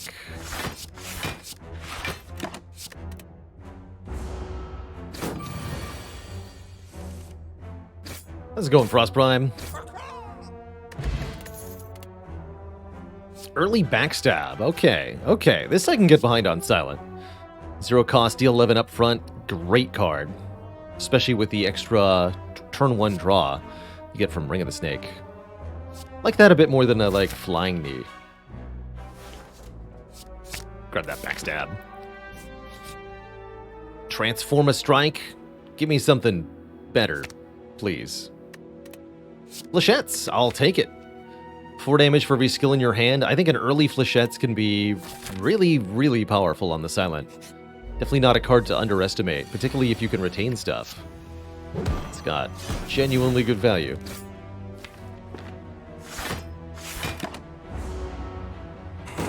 Could have dealt 6 more if I'd been willing to take 1, but I was not willing to take 1.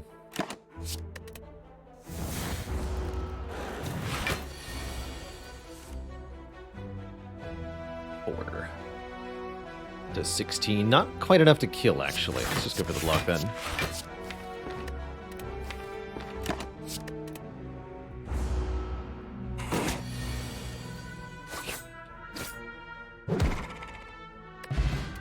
Flex Potion, particularly good with the Flechettes. And I think a backflip to get more cards into our hand is going to be the ideal pairing. We'll want to make sure we upgrade the Flechettes quickly so that we can get the most out of its damage. But I think that's a really lucky find overall. Am I committed to going to that shop? That might mean this elite. Either way, yes, I'll take a backflip.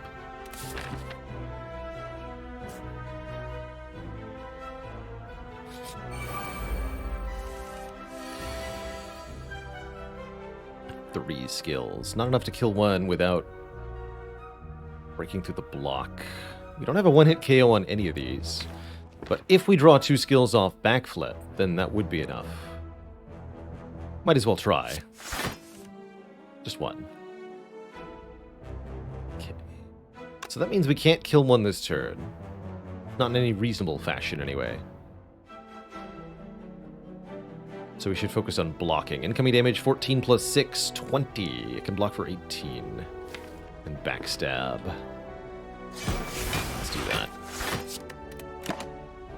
Not worth using a potion here.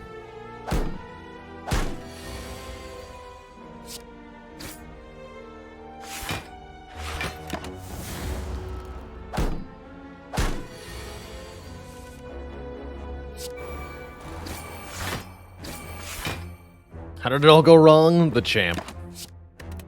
The champ. That stinky champ.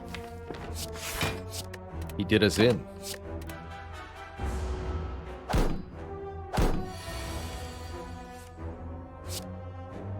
Love that we've got a last run command, though, so you can see directly the run history. It's really cool.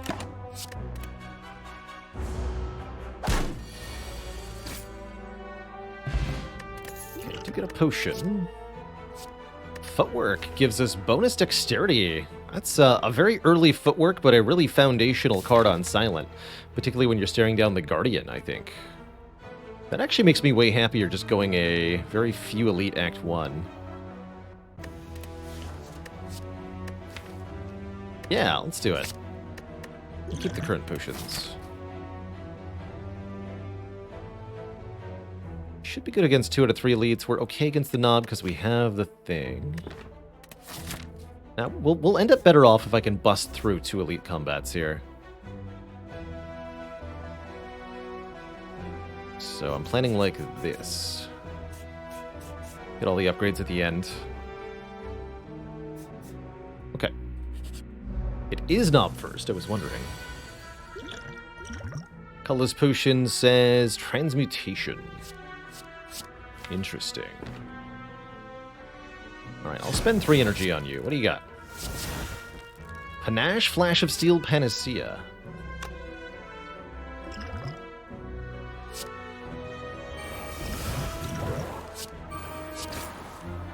Now, I'm the strong one.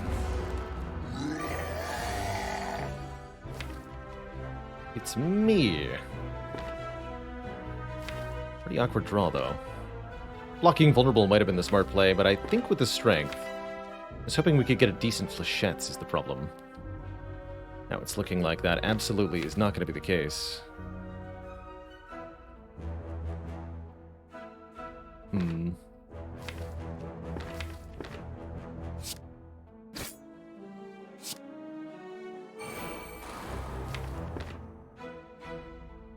think I don't even play anything. We just take the hit, keep the backflow.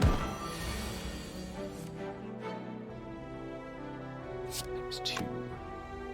It's definitely not going to be enough, so we should draw.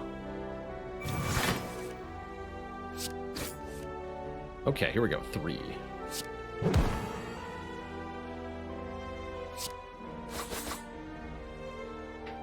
And Panache.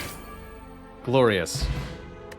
We managed to just barely squeak through that Gremlin Op fight with both of our potions used. Flechette's carrying at the end there. Get ourselves a gambling chip, one of, if not the best rare relic on Silent, letting us discard any of our opening 7 cards to draw new ones. Reflex to go with it. Very interesting. Oh man, Reflex Flechettes. And I'm not fighting any more Gremlin Knobs. Tempting to take all-out attack here. I'm taking a Reflex.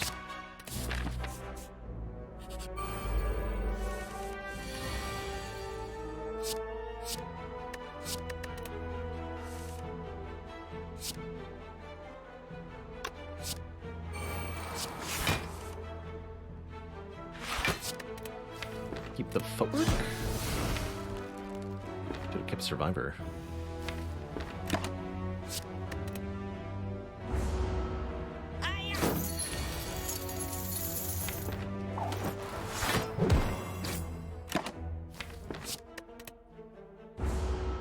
Think you won't get away with my money?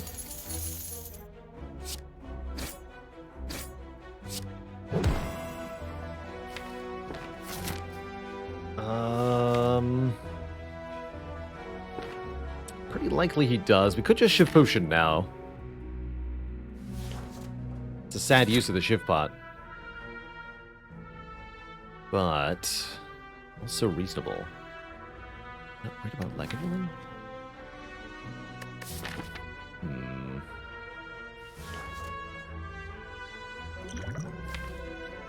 Is there a draw that gets me out of this? Not really.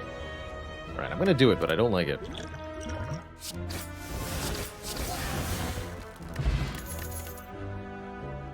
Alchemize or a Dash. Both are very good here. Dash should make me a lot better against the Elite. I think I'd better take that. Much as I like Alchemize in the long run here, I think I need this Dash. Second Backstab, kind of tempting, but not as good. Oh, we do get a random merchant. Well, the good news is there's a membership card, giving us a 50% discount on all products. That means our initial money, well invested here, can go really far. What makes Dash better than Iron Wave? you're getting twice as much card in only one card. Compare Dash, 2 energy, 1 card, 10 block, 10 damage. Iron Wave, 2 energy, 2 cards, 10 block, 10 damage. The 1-2 card difference is very important, and is ultimately what makes the Dash a lot more viable. Other thing that is good on Dash is that it's just more block than almost any other silent card, which helps a lot too. What is the triple fear potion? I'm going to buy one of those because I am scared of Lagavulin. That's funny. How do I feel about poison right now?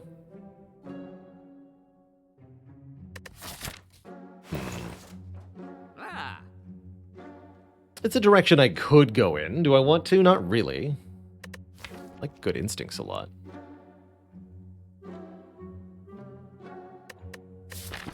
I like good instincts a lot. With footwork. So I'm going to buy good instincts. Card I think... Oh yeah, here we go. Card I think that is seriously underrated on this character. Good instincts is free block. Which is always welcome. 4 times 6 damage, anybody? Anybody at all?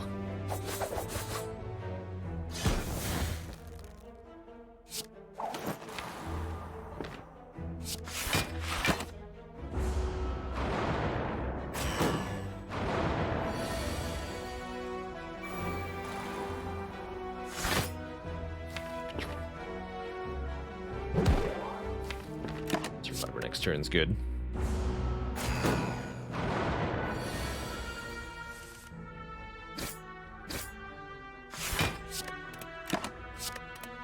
Probably should have played 2 defense, kept the survivor.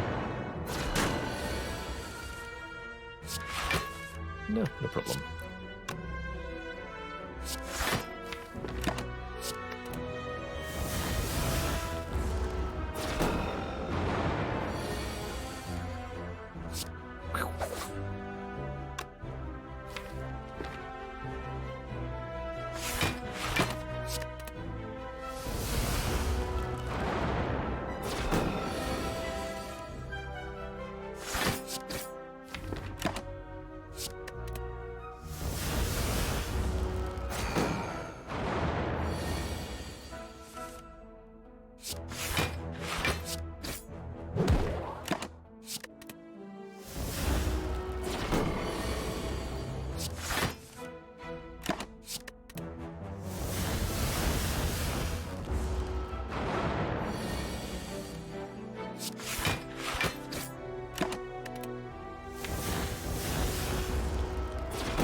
I think our first upgrade needs to be the well-laid plans.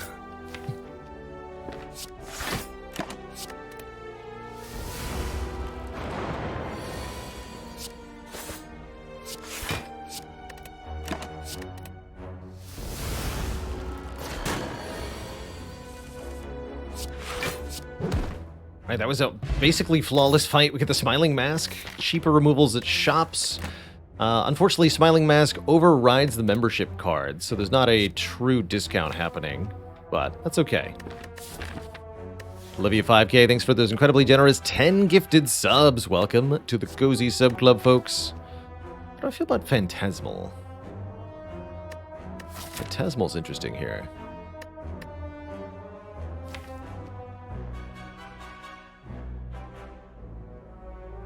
I like it. This is really setup heavy, but I like it. Let's try it. Upgrade well laid. Upgrade Phantasmal. Keep removing... Oh, and we do get Terror. Okay, well, I'll take Terror over a Striker move, because we need Terror. Another Ghost in a Jar.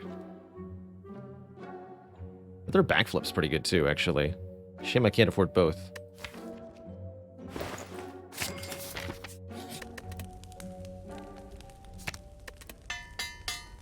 Maybe backflip next? Deeply unclear.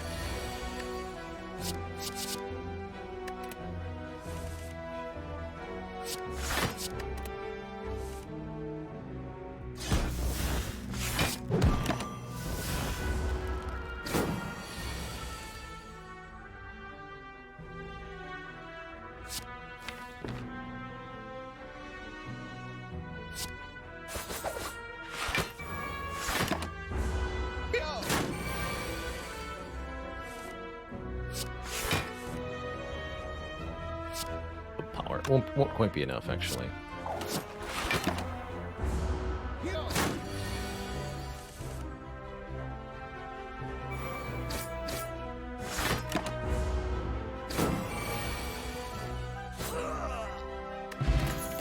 Fifth potion's good. Acrobatics even better. Draw and discard when we've already got a reflex in the deck. Oh yeah, I like where this silent run is headed, and I like it a lot. Need to get the flechettes upgraded next, as that's our main source of damage at this time.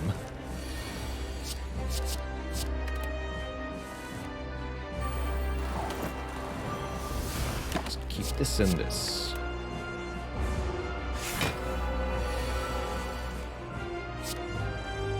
Nine times 4. Spicy.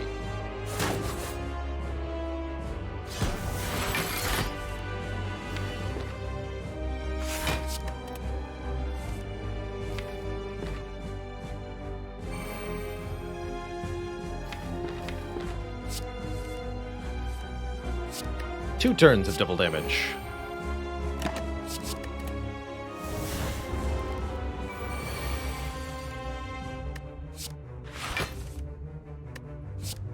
$18 times 5. 90 damage flechettes.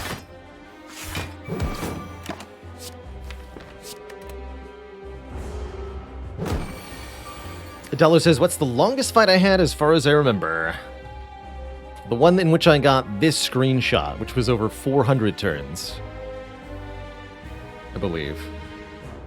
That's the longest I've ever spent in one fight. Didn't take 400 turns for the heart to get to that much strength. It just did, it took that many turns for my intangibility to wear off.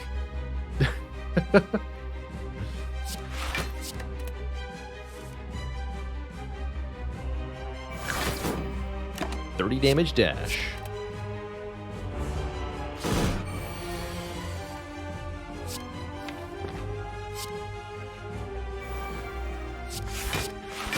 Alright, let's do the Ultra Flechettes.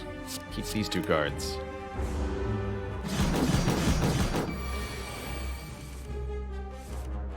Ultimate Flechettes. 18 times 6. GG, nerd. GG. Now we can take Alchemize and feel good about it. Don't think I want Unload or Envenom. Actually, wait, Envenom. Envenom's not too bad with Flechettes. I'll take an Alchemize, happily. And I'll definitely happily take a Gambler's Brew. No longer need the fear potion that we bought because we got the terror. Somebody was saying Pogamid. How about Pyrrhopogomid? This is a really good Runic Pyramid deck. Really good Runic Pyramid deck, even though we have a well-laid plans. Dang it. We have a well-laid plans. Still very good. Guess I could also maybe consider a Philosopher's Stone. Pyramid's going to let us set up really, really ridiculous flechettes, keeping it for after the Phantasmal is in play. 3 energy, not going to be as much of a deal as you might expect, thanks to 0 cost Phantasmal, 0 cost Good Instincts, Art of War, and energy upgrades on Terror and Alchemize. I'm not going Crown again, that's for sure. No, I think we're going to be able to flechettes for over 200 damage by the end of this run. That's what I think. Probably sooner rather than later, even. We go to one of these two shops. We need to keep removing strikes. I'd actually rather remove strike than the well-laid plans. I know that seems crazy, but Art of War says do it.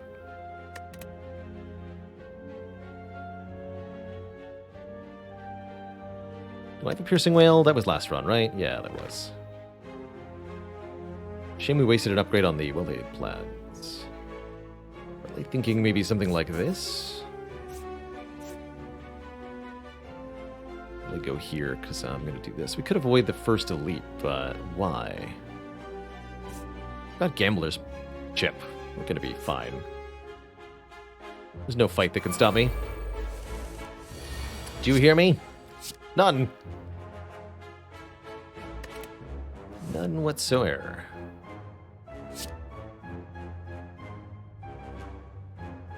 This does sting a little.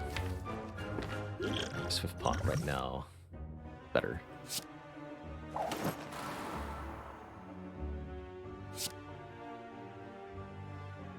I've learned my lesson. I gotta go for the back one first in these fights.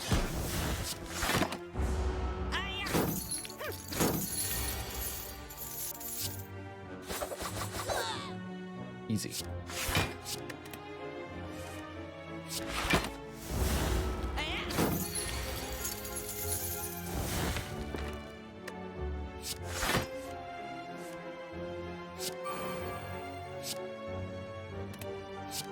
Maybe 18 each. That's not going to be enough. Force active. Okay.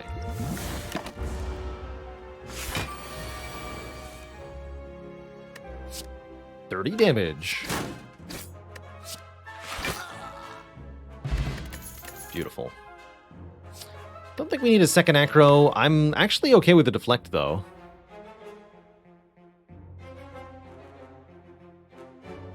Given the abundance of card draw and such. One upgraded one, though. Ritual Dagger is amazing in this deck. Not only are we retaining, we can triple the damage of the Ritual Dagger. Every time Ritual Dagger kills a foe, it permanently gets stronger. Although we were offered money right before the shop with membership card. I think that super-powered Ritual Dagger is going to be mighty fine. Calculated Gamble on this deck is huge, letting us discard our entire hand and drawing that many cards again. Cycle through looking for the important stuff. Could take another Footwork, maybe. I'm thinking Gamble, card removal. Bandage Up's also not bad.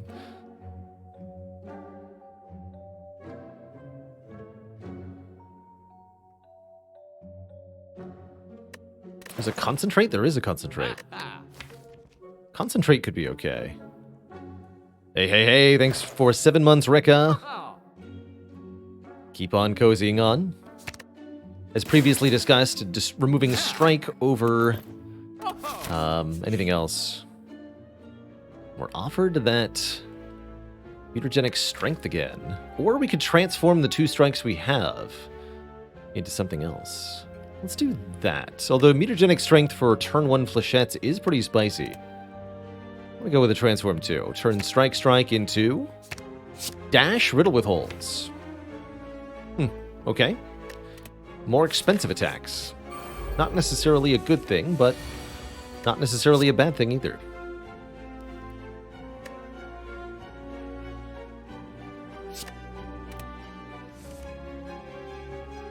Four, huh?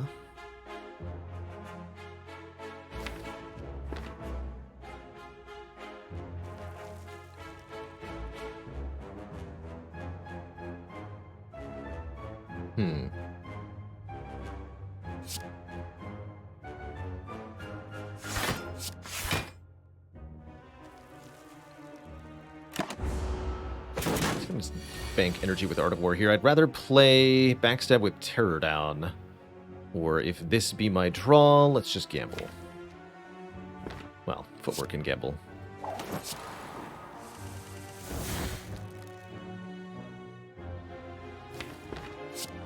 Okay, we need to use the Art of War this turn, so let's go Terror and Backflip. And Phantasmal. Don't play the Neutralize, though. It's a trap. I'm not coding the website myself. That's being helped with by Faley there in chat, our chief moderator / community manager. Faley helps with a number of aspects of the stream behind the scenes. So you have Faley to thank for many of our features currently. Many features. Dang it. Pretty good damage, though.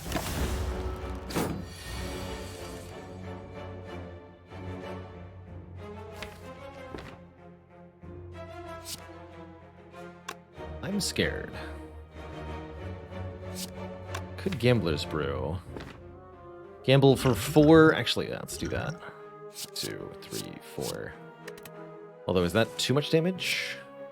Yes. Can I lower the damage? Yes. Need this to be 9 times 4. So you can kill with a dagger.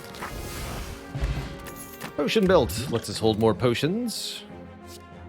Fumes with a plus on it's kind of interesting, but we're really not doing direct attack damage. So I'm really not that interested. I'm going to try to upgrade the dagger first here. Increase its scaling with each kill. 26 health might not seem like a lot for the next elite fight, but I think we'll do just fine.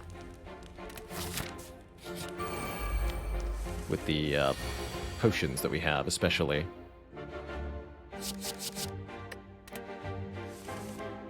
Perfect.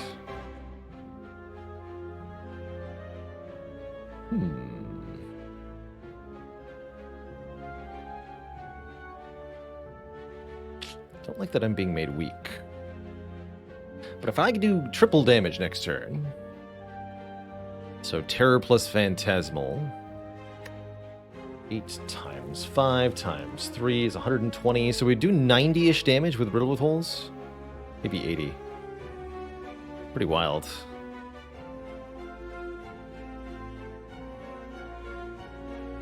So I'm thinking... Terror, Alchemize, Defend, Phantasmal Killer. Keep the attacks to play on the leader next turn with the Flex Potion. And we try to end this on turn 2 here. Liquid Memories? Oh yeah, we got it. Liquid Memories on the Riddle with Holes will kill. We are weakened. But thankfully it's enough damage. With the Flex Pod. 18 times 5. 51. Perfect. Don't even need to use the Liquid Memories. Obliterated. Another Will-A Plans. Not what we're looking for. However, I do like it prepared. Just draw 1, discard 1. Lets us make room in hand. Lets us turn the reflex into card draw. Lets me make Flechette stronger. And I'll definitely take that. Play 3 attacks in 1 turn to gain dex. Gotta love the kunai. Alright, let's upgrade our Alchemize. Need these energy upgrades now. Will I remove Well-Aid at the next shop? No, I'll probably remove the Riddle with Holes, actually. Go figure.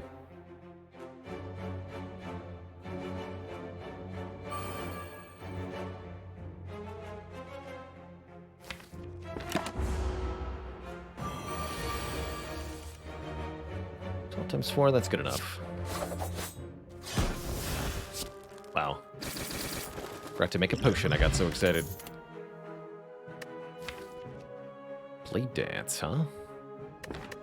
Blade Dance Kunai is okay. Backflip definitely looking appealing here. I want a backflip.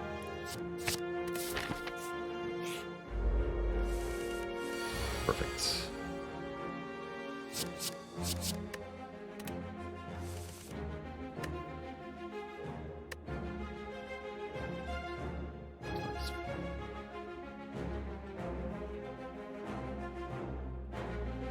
Also just Liquid Memories it. This.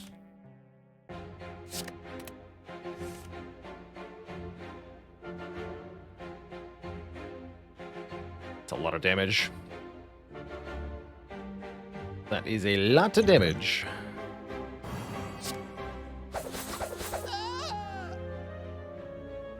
Pretty sweet.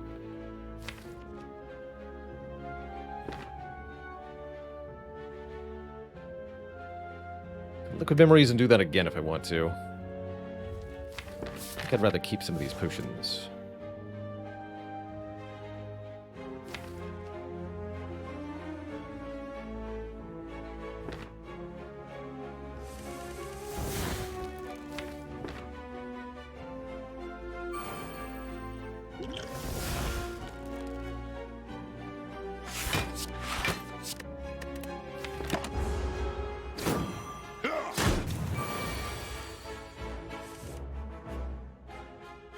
15 plus 34, so close. But not correct. Dang.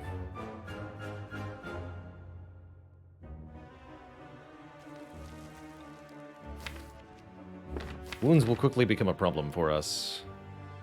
Alright, I'll just kill you with the fire pot then. Gonna be annoying about it.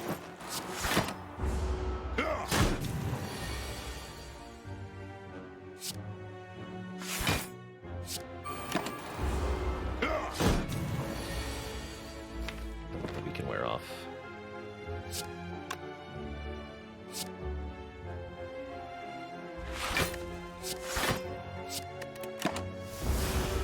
Flechettes will kill him. Eventually.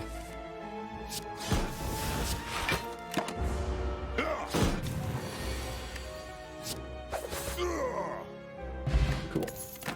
Snecko Skull makes me wish I'd taken some kind of poison. I guess a Bouncing Flask Plus ain't too late when it applies 16 poison.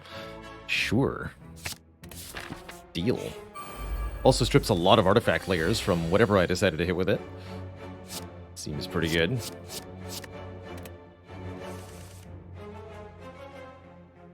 It's definitely not what I'm looking for.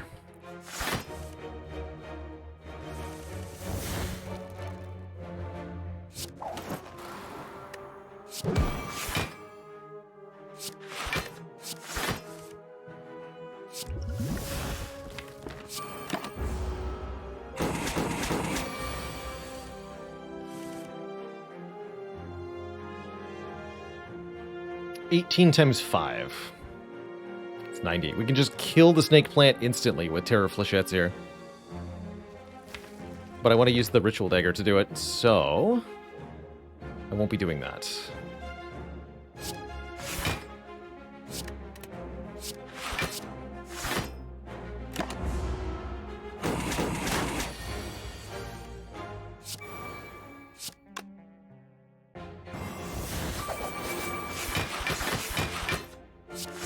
So much damage.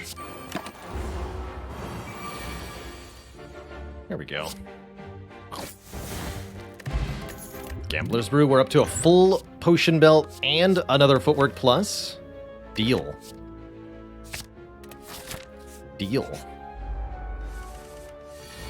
Absolutely deal.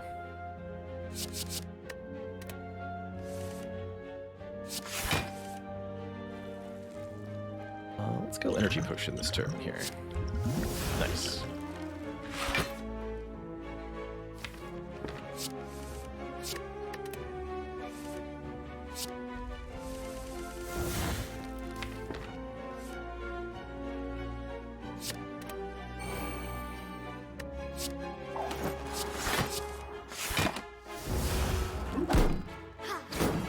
Pretty much saw the whole deck on turn one. That's a good sign. Kill him.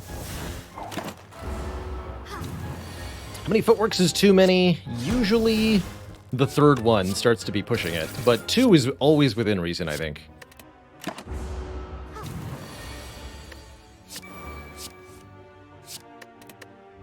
Yeah, let's get her. Beautiful stuff. Caltrops Plus also pretty good if you've got a defense-heavy silent deck. Now that we have a kunai and a second footwork, I'm going to go ahead and take another zero-cost block card here, another deflect. And I think I'll skip... Actually, no, I'll leave the power potion on the ground. I think we're going to be just fine in this bronze automaton fight. Before we jump into this fight, I'm going to take a really quick bathroom break, stretch the legs, refill my water really quickly. When I return, we'll do this boss battle. Be right back.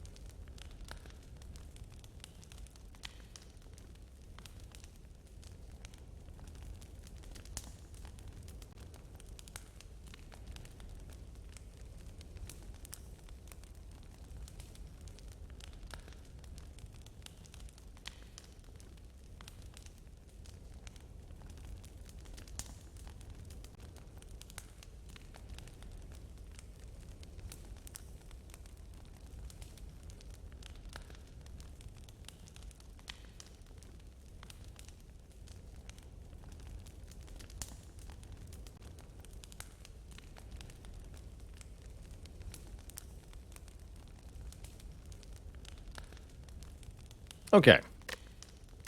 I can think now. So, of the upgrades we have, I'm really eyeing the calculated gambles, reusability, or the free terror energy upgrade. I could also think of upgrading our other footwork, although with our kunai, doesn't feel like investing in one more dexterity is going to make that much of a difference. Let's upgrade the gamble.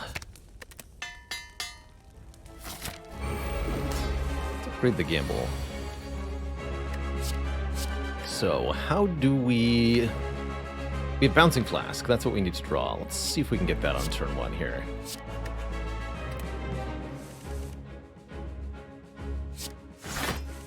Yes. Great. Good. That lets us apply Terror to the Bronze Tomato here. Let's Phantasmal Killer this Flechettes next turn for a really spicy hit. 12 times 5. So we can instantly kill one of the orbs if we want to.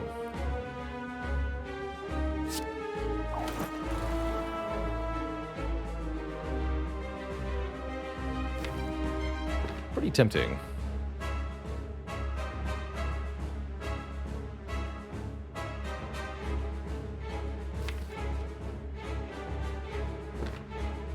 Remember, he's on backflip.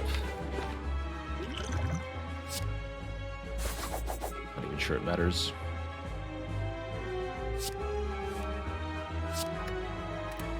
It's fine.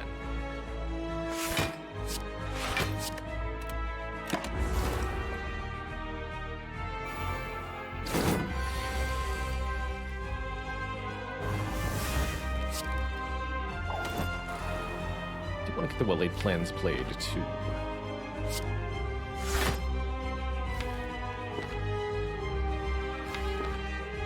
Away though.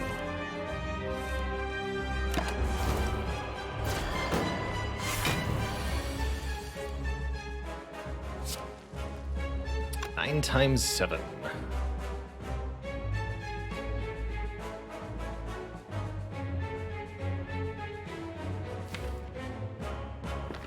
Let's kill the other minion.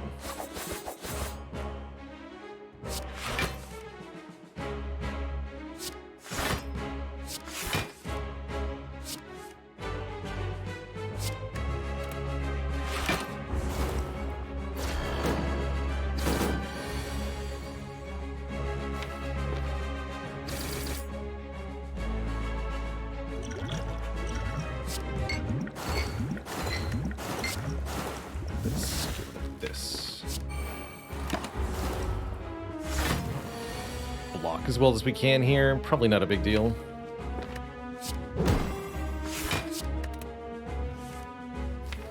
No good instincts, huh?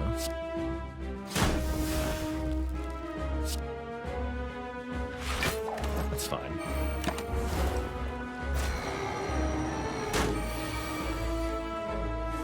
I've got health to spare after all.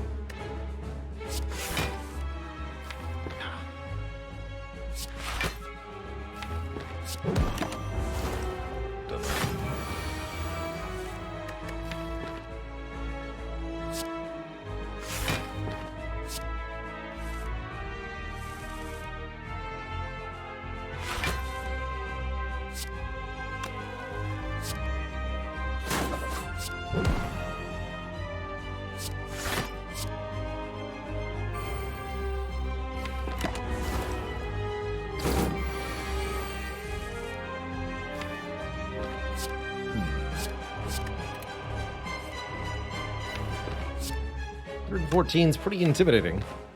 I think what we need is to get back to the Flechettes, though.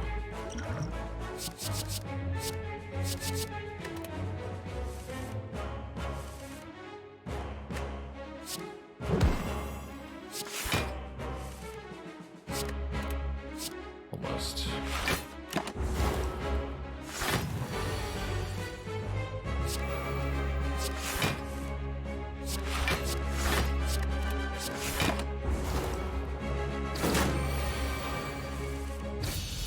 GG.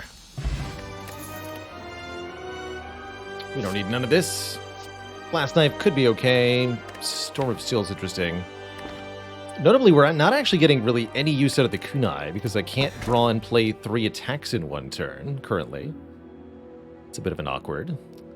However, more energy will definitely help. Pretty happy with Cursed Key, given that we have Omomori here.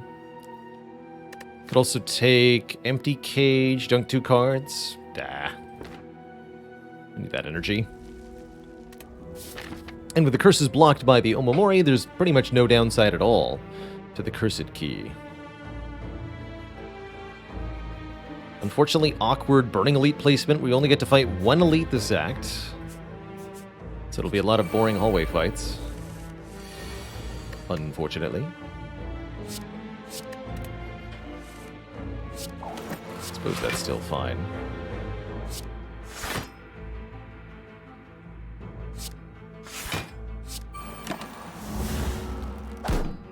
This is potentially a Mark of the Bloom deck.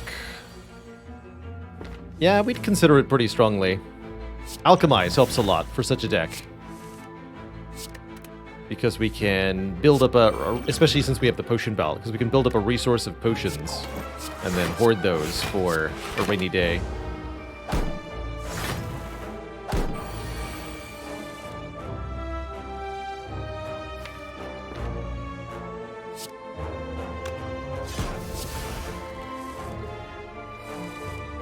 We have 4 skills.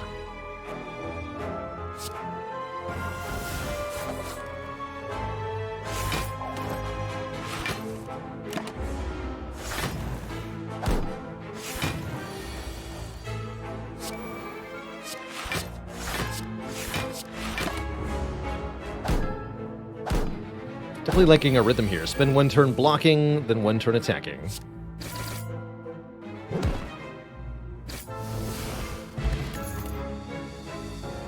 Eviscerate Plus. Now, there's an attack card I can get behind. Huge damage, deals less, cost less for each card we've discarded on our turn. Pretty spicy, especially with turn 1s like this.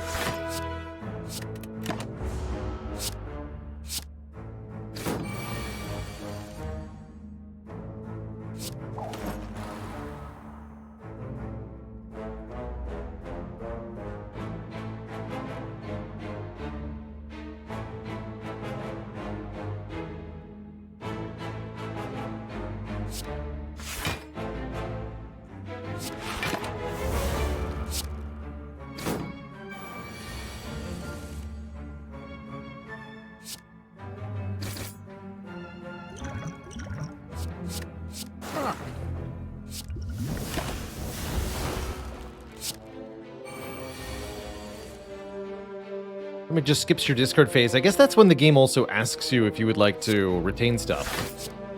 Just during that phase. Is it 48? Good.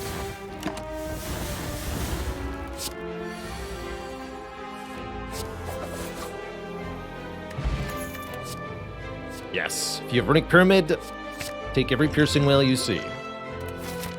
Age-old advice that still holds up today. Another reflex. Interesting. It's a lot of card draw. I like it. Smooth Stone for Mordax is interesting. Blur could be good. Prismatic Shard could be intriguing. Purity could be good.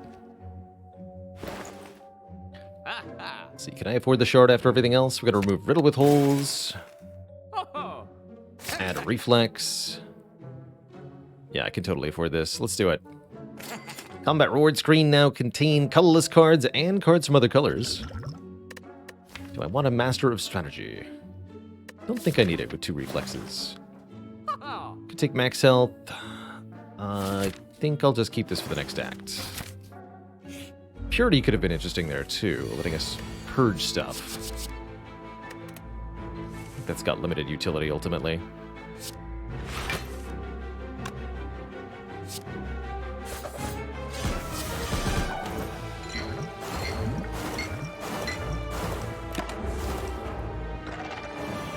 Calipers would be good here.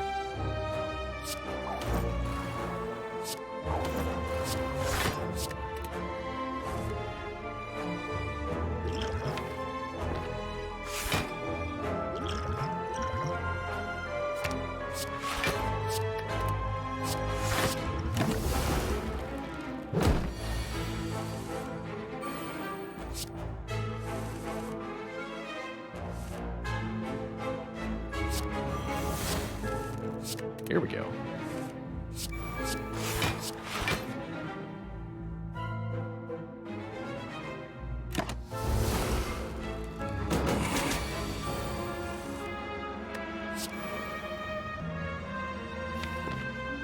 $119 damage. It's pretty good.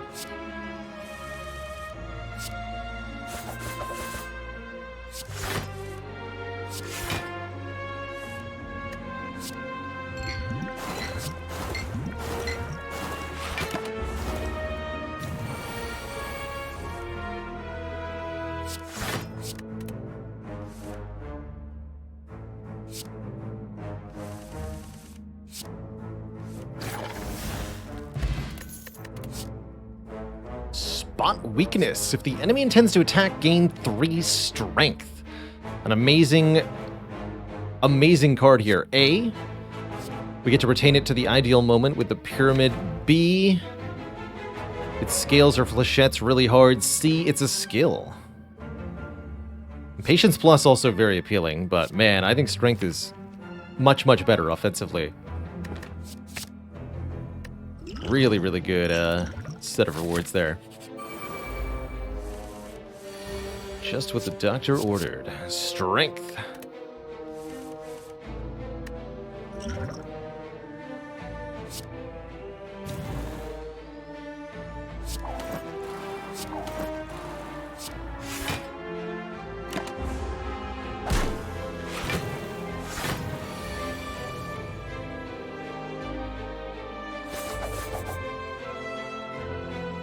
Easy.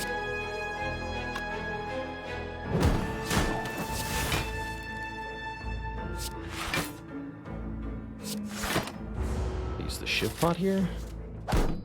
Not sure which of my potions are the worst.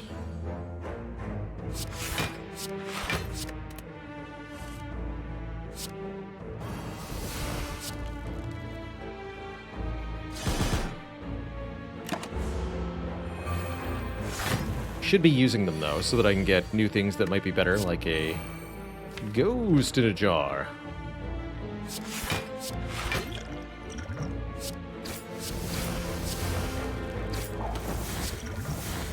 Or a regen potion. Hyper Beam. Deal 26 damage to all enemies, lose some focus. Okay. Don't mind if I do. Oh no, my focus.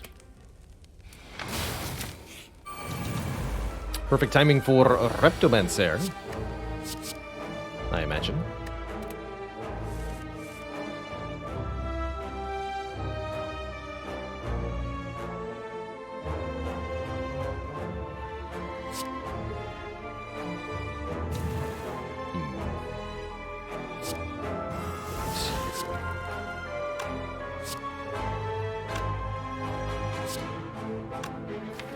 Just do this?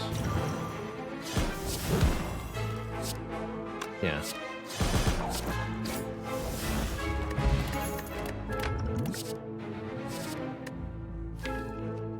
Bottled Hyper Beam. You got it. In fights where I don't want to draw the Hyper Beam on turn 1, I'll just discard it with the gambling chip. In fights where I do, I'll keep it.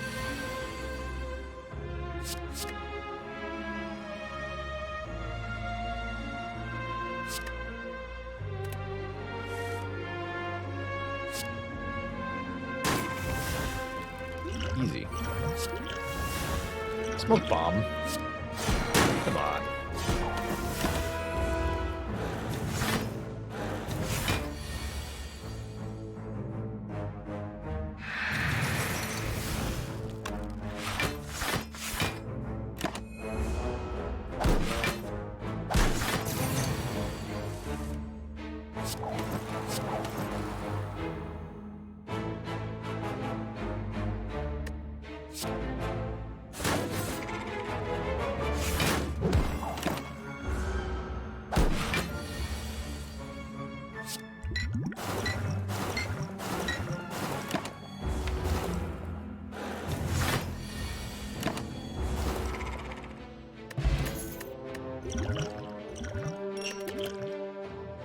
Darkness plus. Huh. It could be vaguely useful if I felt like I had a need for a slightly better defend. I definitely don't. You know, it's food for thought. Upgrades. Upgrades definitely matter. Okay. Maybe spot weakness first. It's looking tough. Gotta block 7.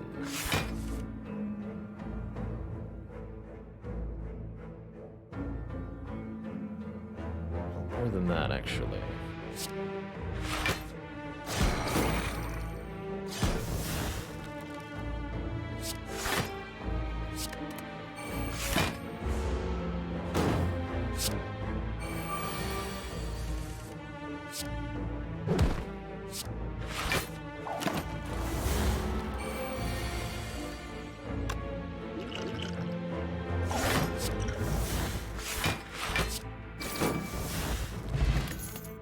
It's a mighty powerful dagger.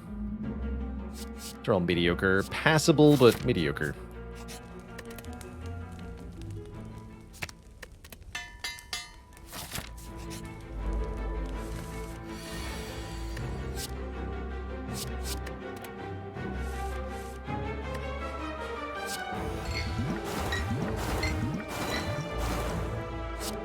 Let's do this.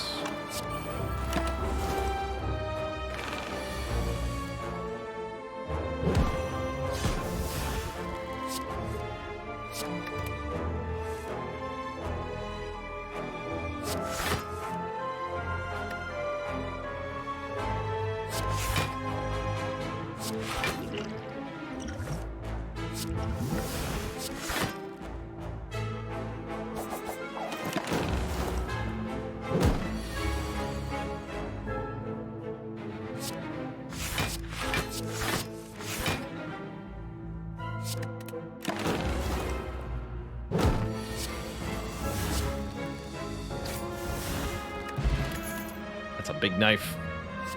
Swift Strike Plus, not bad with the kunai. Nice free attack. Scales well with our dexterity, too. Actually, I'll take it. I'll take it. Force Field was interesting. Cheaper with every power I play. 1, 2... Just 3. Okay, if we could get it down to 0 cost, I'd be kind of interested, actually. But, if I can't, well... Good story, then.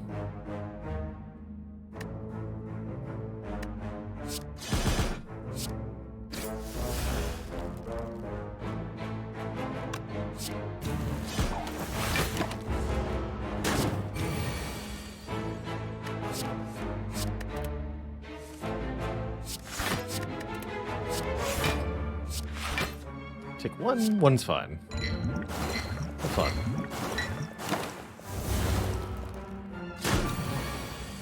Very generous reward for how easy it is.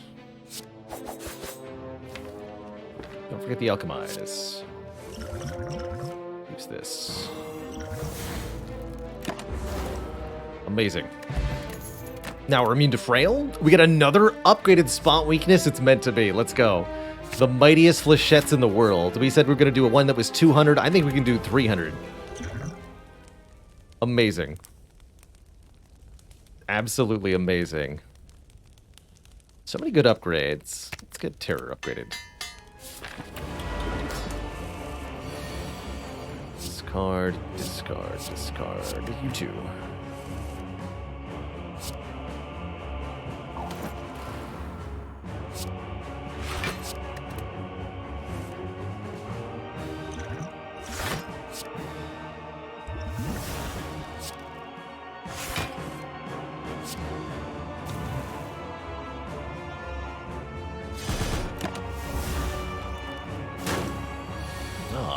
Company.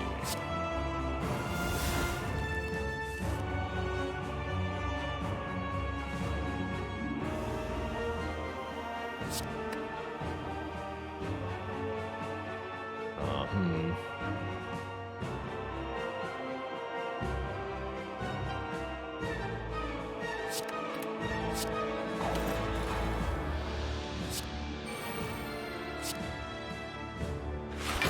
This way, but I don't like it.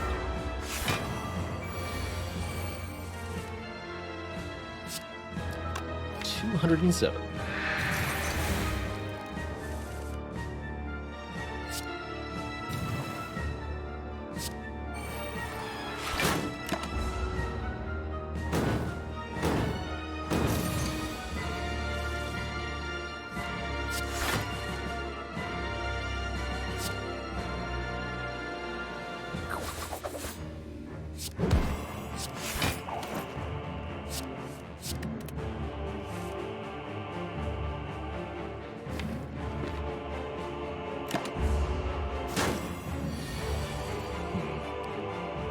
To myself.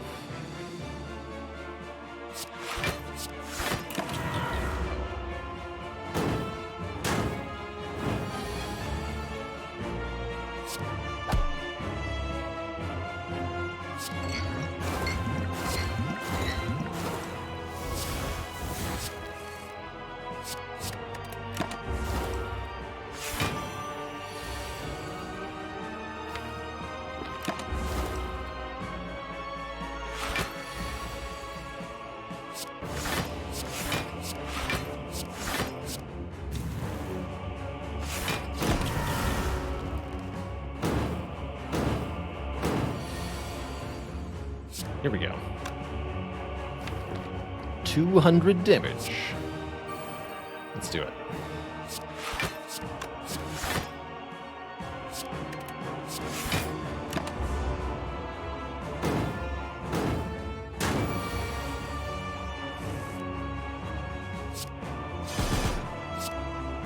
Ow. The base damage on that dagger is now 93. That's one of the biggest rituals we've had in recent memory. Holy moly. That's a big knife.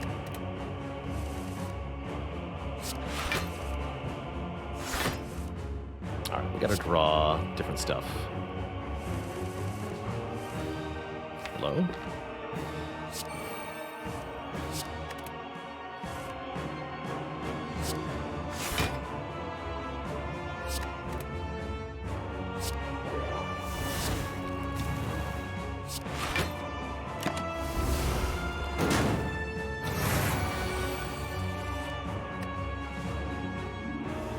D times 5. 28 times 4. I like it.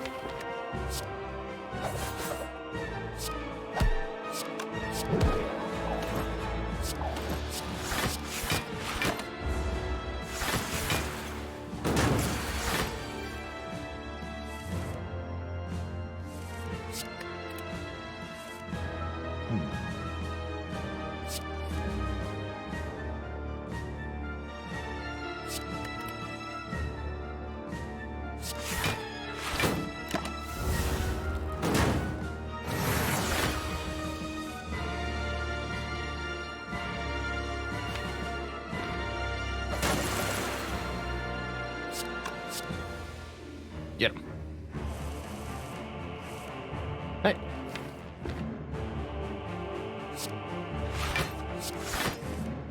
There we are. Let's use this.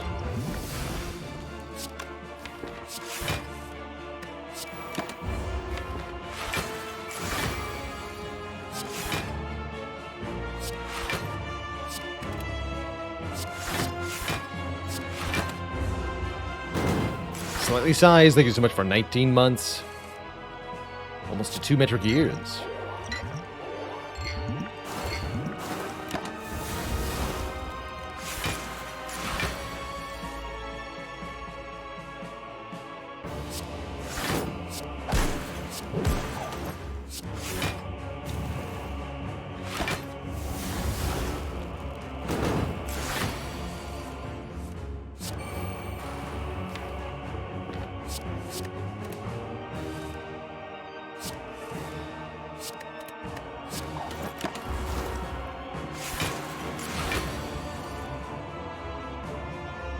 Wonderful.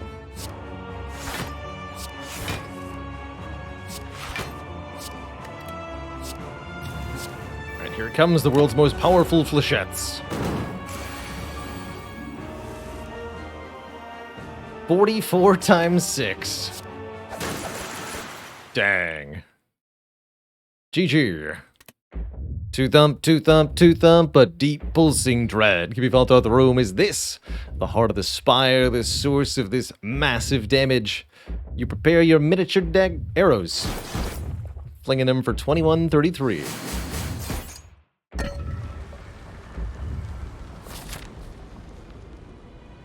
Glorious. Alright, any upgrade that's better than 8 health? Probably. Could upgrade a draw or scaling card. Or neutralize, actually. We never did get another source of weaken, so actually the neutralize upgrade feels pretty important to me. Make sure we can repeatedly weaken heart. Malaise helps a lot to that effect. Pretty dang good.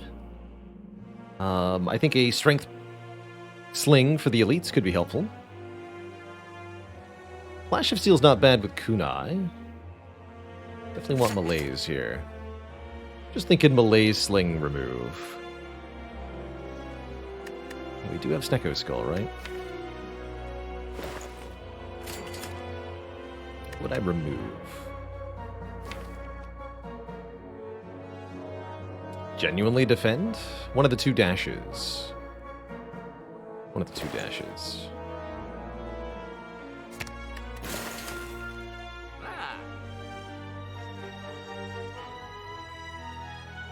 Or the Will-Aid plans.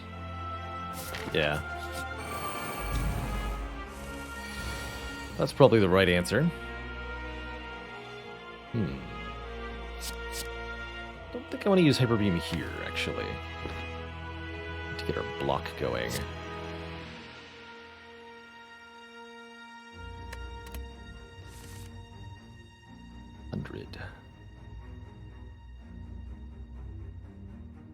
These are 8 times 3. So, Cunning Potion, Ritual Dagger is 1 short of a kill. Dang it.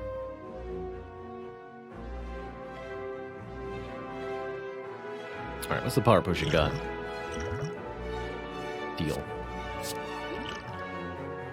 Deal.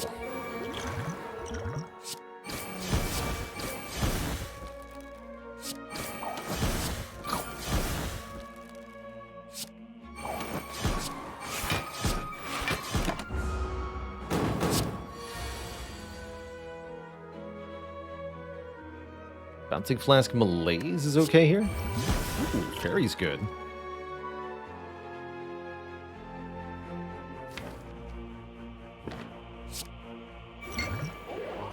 Could try to get Piercing Wail, but I think just relying on the Malaise is going to be smart here. Yeah. My face!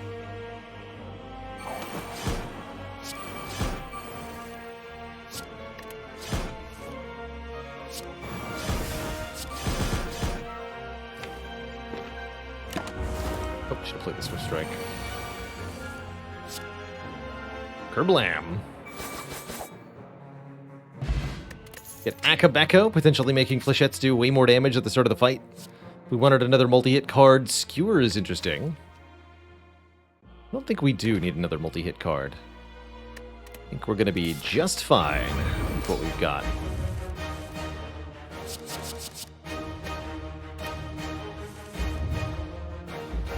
There it is. Only hits twice, though.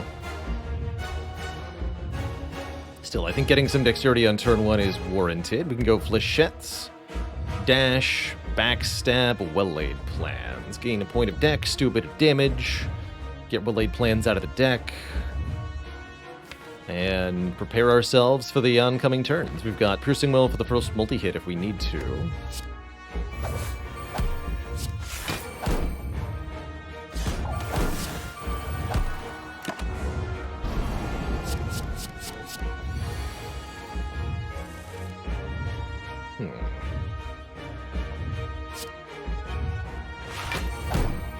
Let's get Malaise. So it's a question of, do I want to Wail then Malaise, or the other way around?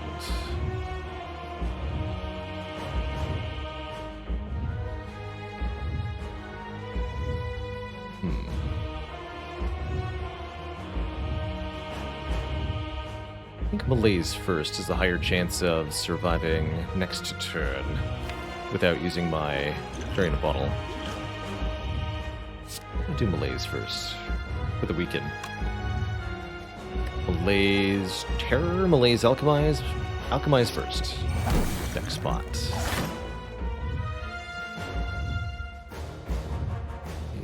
And Terror, take 2.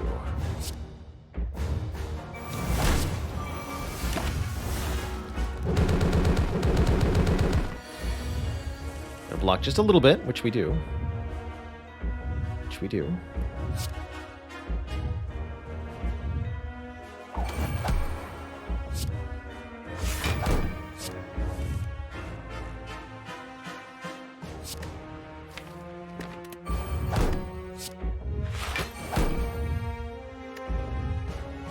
Okay, living sounds decent here. I want a Phantasmal this turn. Gambler's Brew looking decent next turn. Yeah, let's Phantasmal. Maybe we can donk with the dagger or something. Keep this in hand.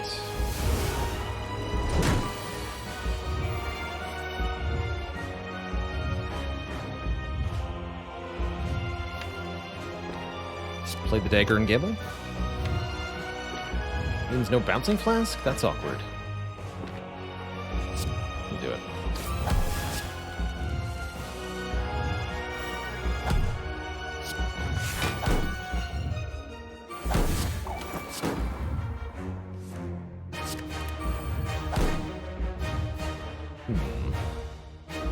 Okay. Ha! Easy.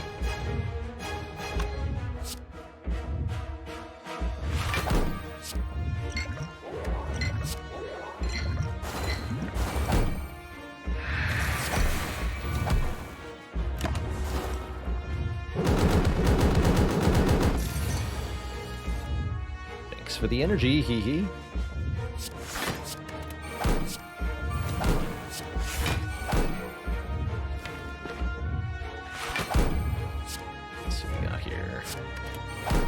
Okay, next turn's gonna do big damage.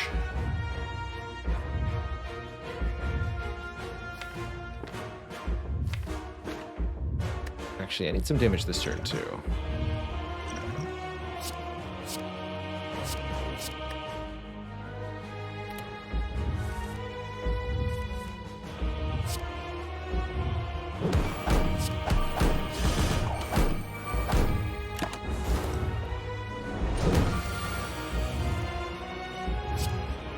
(42 times 8). More damage than I've ever seen flechettes do. Full 200 easy.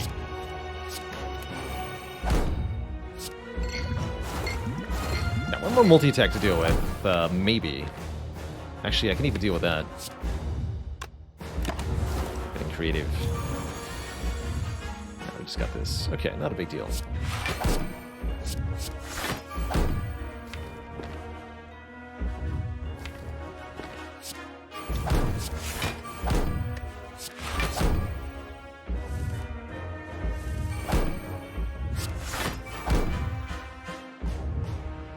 Play this and I win next turn, easy. Even though I take a bit of damage. Be free, my fairy friends. What a GG this was.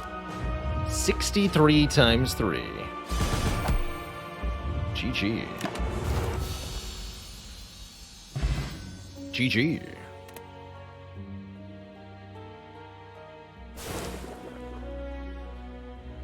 That was a sweet run. Really impressed with flechettes there, in particular. GG, folks. GG. Be free, my distilled chaos friend.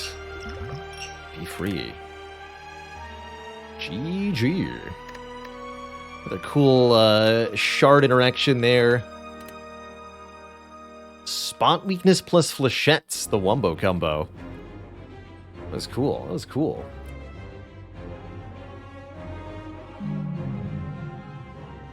Now what has it been done? The Spire sleepeth, and so shall I. GG. GG.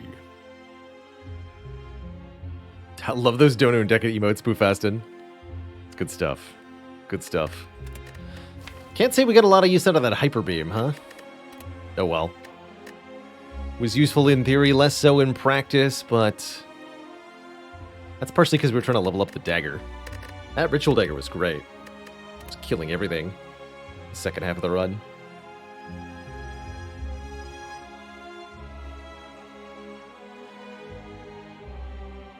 GG.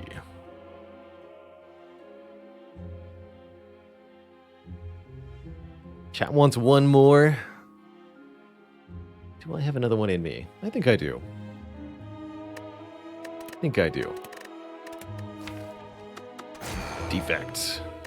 One more. Though it's going to be a weird defect, I warn you.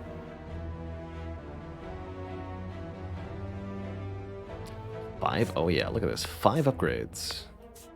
Definitely want to transform 2 then.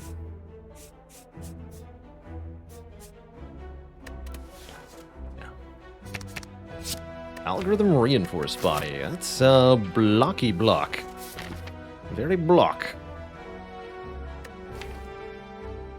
Too much block. Perhaps. Okay, I'm gonna try something here. Whether it works or not, deeply unclear to me. Stranger Danger, thanks for the Prime sub. Welcome to the Cozy Sub Club.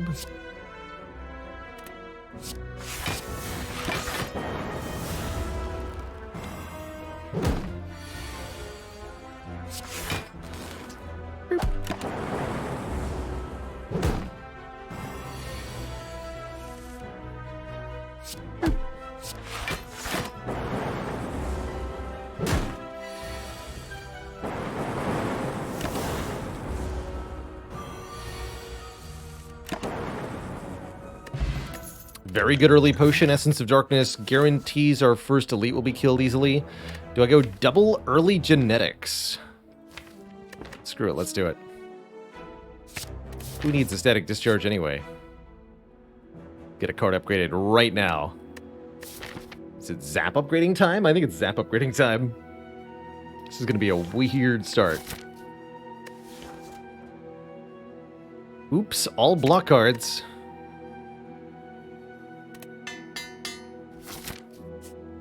Move a defend, because we have too many block cards. Or buy a Core Surge. Let's do that. Core Surge, pretty good upfront damage, combos really well with a myriad of defect cards later on, too. No Darkstone Periapt.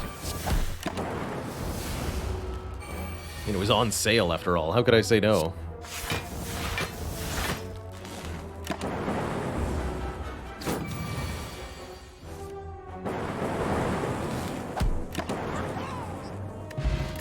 No, I'm waiting for calipers to appear. Reprogram.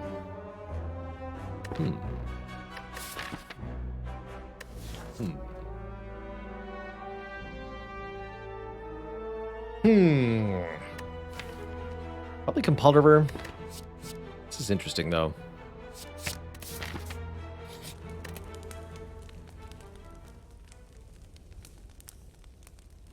Do I upgrade the driver?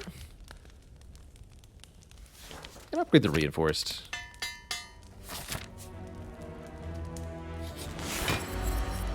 Okay, that's easy enough. Don't think we need the essence here.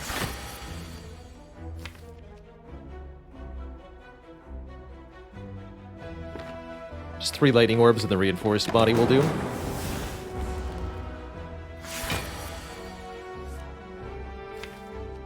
Though not with the strong ones.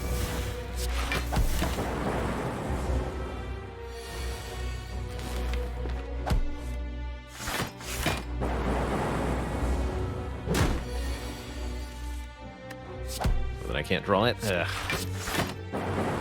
Awkward. Really bad. Oh, no. Oh, come on. Son of a gun. Oh, there we go. Okay. That's not too bad.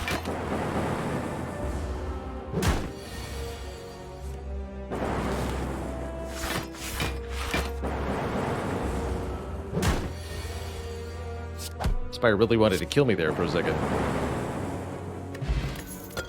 Early Molten Egg means all attacks are upgraded, including this beam cell, but what about an electrodynamics? To make our lightning orbs hit all enemies and channel 2 up front. That's a pretty spicy orb card. If ever I've seen one. Give me that. I'll even make it 3 lightning.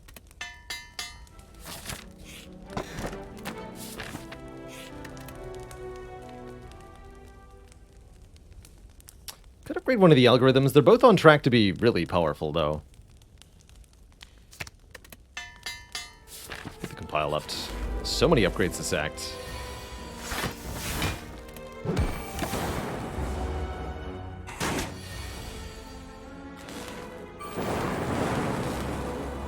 Close.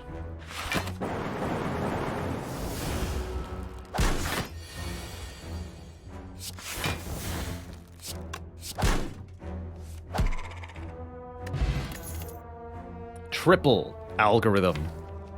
That's spicy. Too spicy. I'll take a barrage instead. 6 damage per channeled orb. With the Electro Plus, we can get the barrage to hit for full damage with relative ease. Good.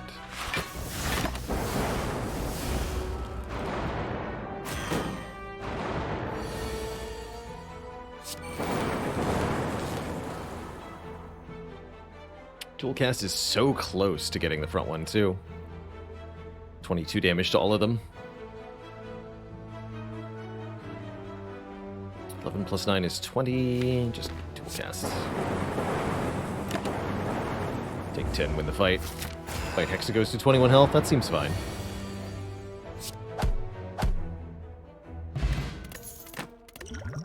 Turn 1 vulnerable and a fruit juice for 5 max health. Pretty sweet. Rebound plus also a decent damage addition here. Actually like Static Discharge a lot more now that we have Electrodynamics, but a lot less with the block cards. Grab this rebound. So many good upgrades. Guess I'll upgrade the algorithms. Heck it. Get them both upped. You heard me. Make it so.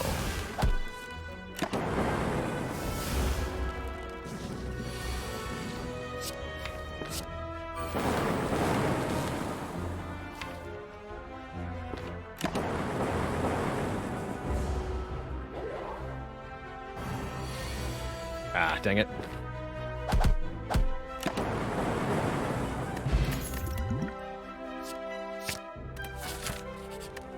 Pretty happy with the Snap Plus.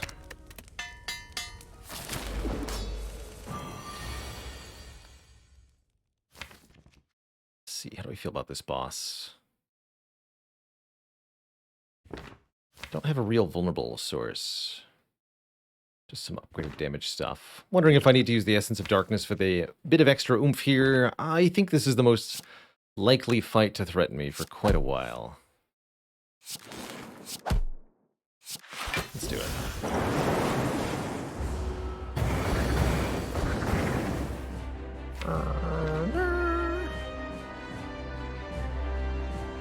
Cold Snap Reinforced Barrage? They'll be evoking these with Electros soon.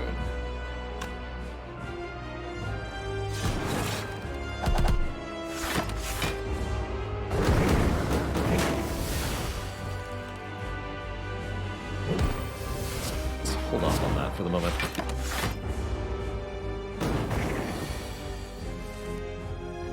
Now we can use it.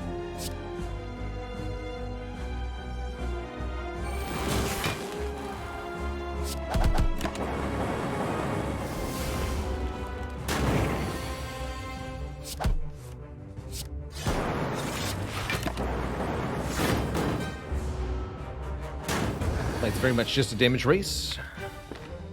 One we might lose. I